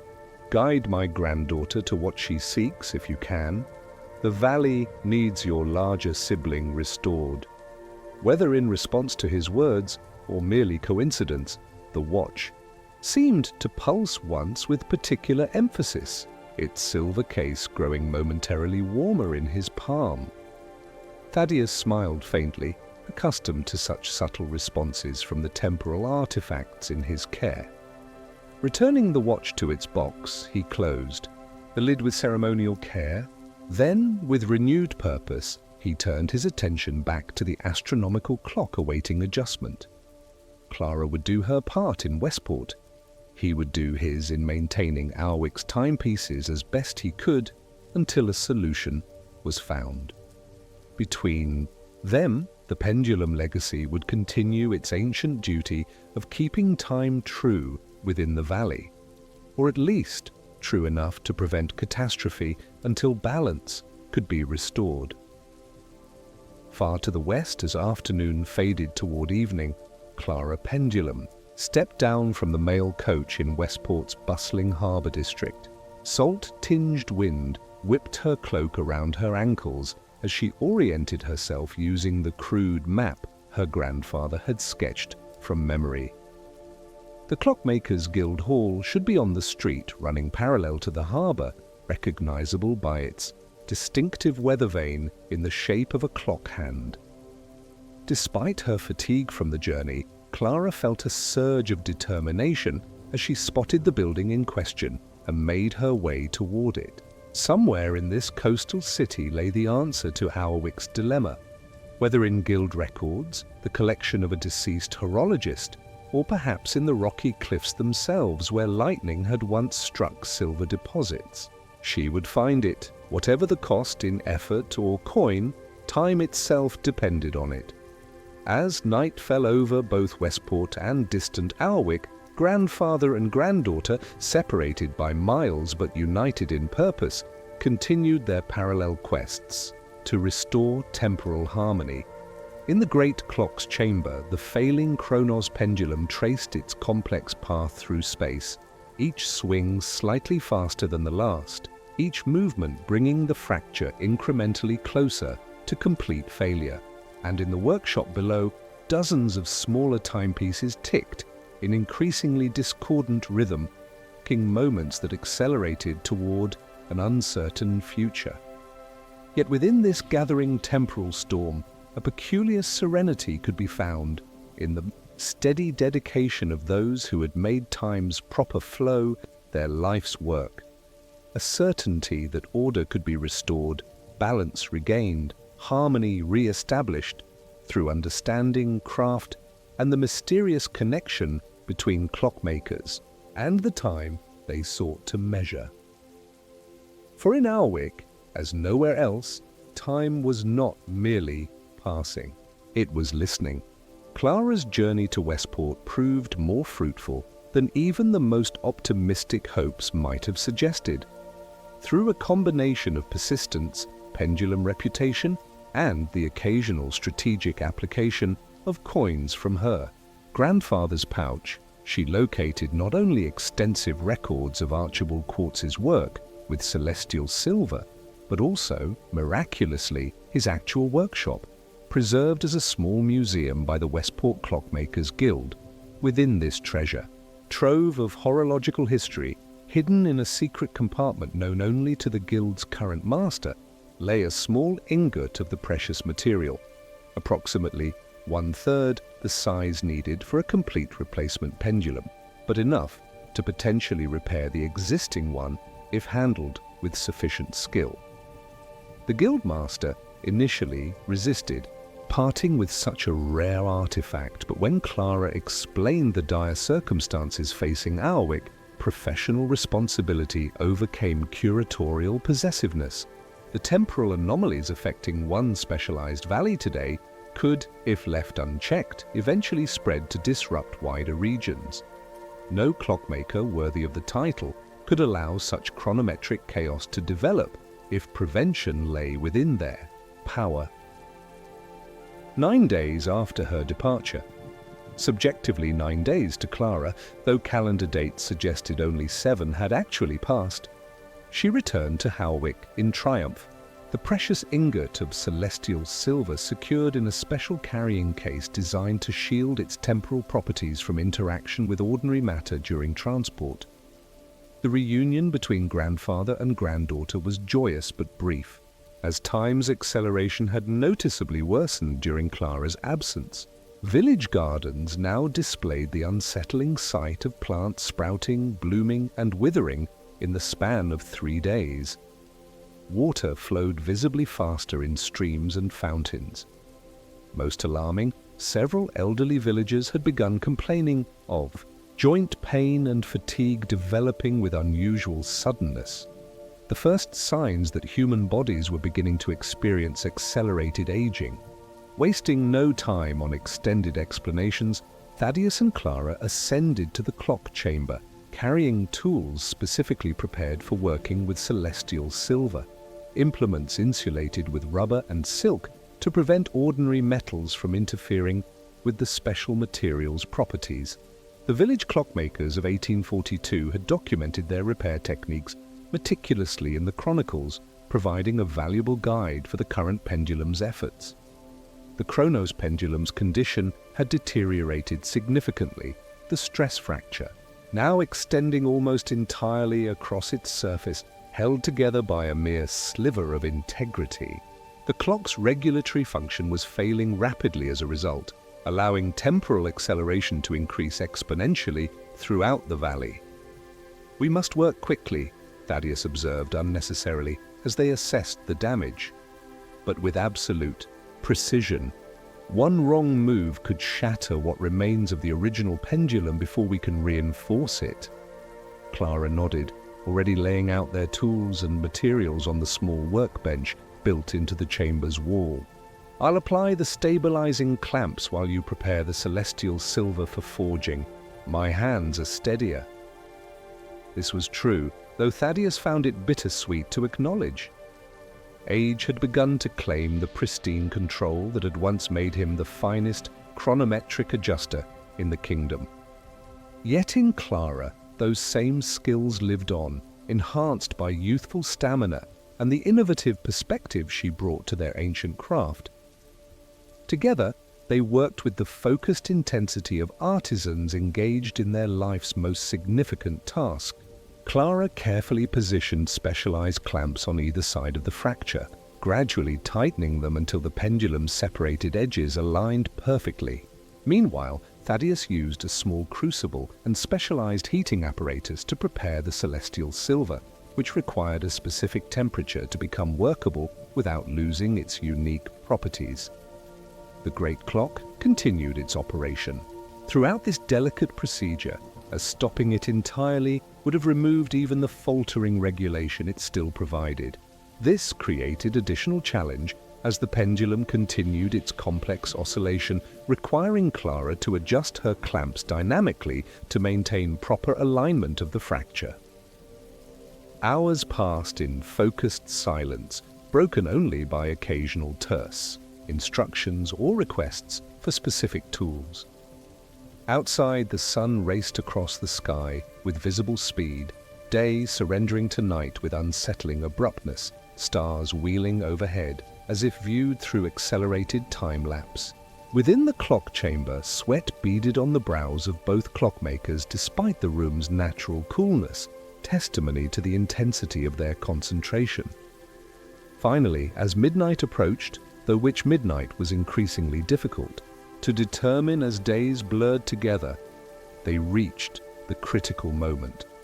The celestial silver had been prepared to precise specifications, heated to the optimal temperature for bonding with its like material.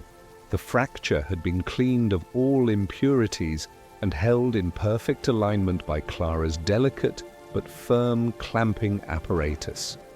"Now," Thaddeus whispered, lifting the crucible of molten celestial silver with specially insulated tongs.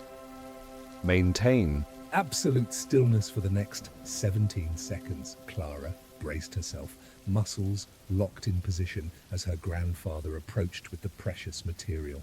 With the practiced precision of decades of fine clockwork, Thaddeus poured the shimmering liquid metal into the prepared channel running along the fracture line. The celestial silver flowed like quicksilver, but glowed with internal light reminiscent of captured lightning, which in a sense it was. As the material filled the fracture, a peculiar effect rippled through the clock chamber. For a brief moment, time seemed to stutter.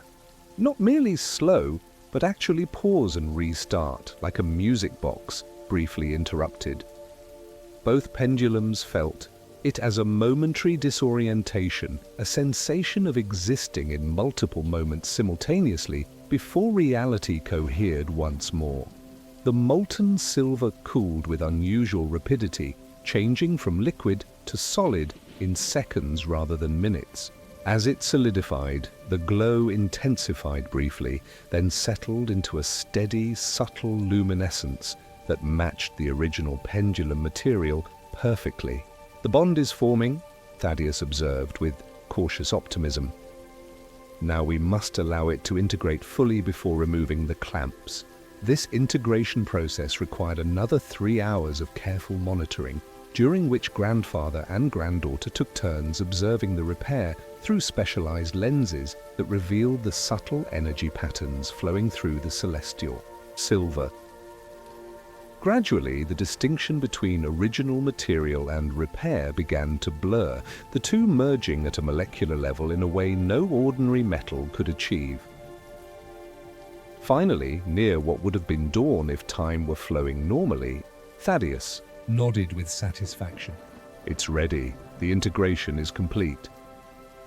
With the same deliberate care they had shown throughout the procedure, they gradually loosened the stabilizing clamps, removing them one by one until the pendulum hung freely once more, the repair visible only as a slightly brighter line across its surface. "Now, we wait," Thaddeus said quietly, his voice betraying fatigue, but also hope. "If the repair holds, the pendulum should gradually reassert its regulatory function, and time's proper flow will be restored throughout the valley." Clara nodded, too exhausted for extended conversation. They made their way carefully down the spiral staircase, each supporting the other as the strain of their prolonged, intense work took its toll. In the workshop below, they collapsed into the comfortable chairs near the stove, too tired even to prepare tea, despite their parched throats and depleted energies. "How long?" Clara finally asked, forcing her eyes to remain open despite her body's desperate plea for sleep. "How long before we know if it worked?" Thaddeus considered, drawing on historical records and his own deep understanding of temporal mechanics. The 1842 repair took approximately 3 days to fully stabilize, but given the greater extent of this fracture and the slightly different composition of the Westport silver compared to the original material, he shrugged slightly. "Perhaps a week, perhaps longer. Time will tell." A faint smile crossed his weary features at the inadvertent pun. "A week of accelerated time or a week of normal time?" Clara persisted, practical even in exhaustion. "That's what we must monitor," Thaddeus explained. "If the repair is successful, we should see a gradual deceleration. Times flow slowly. Returning to its proper rate, the workshop clocks will provide our first indication, as they'll begin to synchronize at their correct speeds rather than running at differing rates." As if on cue, the dozens of timepieces surrounding them seemed to adjust their ticking subtly, not instantly harmonizing, but shifting toward a more coherent rhythm. The discord that had been building over previous weeks softened, not to perfect harmony, but to something less jarringly disparate. "Listen," Clara whispered, suddenly more alert despite her fatigue. "They're already responding." Thaddeus nodded, closing his eyes to focus entirely on the auditory evidence. "The process begins," he confirmed, "but complete restoration will take time. Proper time." With that reassurance, exhaustion claimed them both, Clara drifting into sleep in her chair, while Thaddeus managed to stay awake just long enough to drape blankets over them both before surrendering to slumber himself. Around them, the workshop's timepieces continued their gentle chorus, gradually finding their way back to temporal consensus as the repaired Chronos pendulum reasserted its regulatory influence throughout the valley. Outside, the unnaturally swift sunrise paused almost imperceptibly in its arc, as if considering a more measured approach to the new day. Birds, which had been singing in confused patterns at all hours, settled into something closer to their normal dawn, chorus. And in village gardens, plants which had been rushing through their life cycles showed the first signs of adopting a more natural rhythm, new buds developing with less frantic urgency. Time, that most mysterious dimension, began the delicate process of healing itself, guided by the restored harmony of the great clock and the dedication of those who understood its proper flow, not merely as a sequence of measured moments, but as the essential cadence to which all life naturally moves. The clockmaker's lullaby, that perfect rhythm of ticks and tocks that had soothed Howick's slumber for generations, gradually returned to its proper tempo, singing the valley back into temporal harmony, note by measured note, moment by precious moment. In the days that followed, Howick slowly returned to its natural temporal state. The acceleration diminished gradually rather than abruptly, allowing plants, animals, and humans to adjust without the shock of sudden change. Spring bulbs that had begun unseasonable growth returned to dormancy. Water resumed its normal flow rate in streams and fountains. The elderly villagers who had experienced accelerated aging found their symptoms stabilizing, though not reversing. Time, once spent, cannot be reclaimed, only properly measured going forward. Within the Clockhouse workshop, Thaddeus and Clara maintained a vigilant monitoring schedule, checking both the great clock's repaired pendulum and the synchronization of their numerous timepieces. Day by day, harmony was restored, first among the smaller, more responsive watches and chronometers, then gradually extending to the larger clocks and, finally, to natural cycles themselves. 2 weeks after the repair, as autumn leaves once more fell at their proper gentle pace, Clara found her grandfather in his favorite chair by the workshop window, the timekeeper's watch open in his palm as he made minute adjustments to its already perfect mechanism. "Unnecessary fussing," she observed, with affectionate teasing. "That watch hasn't gained or lost a second in 47 years by your own admission." Thaddeus smiled without looking up from his work. "Maintaining what works perfectly is as important as repairing what fails. Perhaps more so." He closed the watch's case with a satisfying click, then looked up at his granddaughter with quiet pride. "You did well, Clara, very well indeed. The repair has exceeded my most optimistic expectations." She accepted the compliment with a modest nod, though pleasure at his approval shone in her eyes. "We did well together. I couldn't have managed it alone." "But soon you will manage alone," Thaddeus observed, suddenly serious. "That's the way of things, after all. Time moves forward, responsibilities pass from one generation to the next." He held up the timekeeper's watch. "I've been considering when to pass this to you formally. Recent events suggest sooner might be wiser than later." Clara looked startled, then concerned. "Grandfather, you're not ill? The temporal acceleration didn't affect you more than you've admitted?" He chuckled, shaking his head. No, nothing so dramatic. But at 73, I'm well aware that my finest clockmaking years are behind me. These hands," he extended them, showing the slight but definite tremor that had become more pronounced in recent years.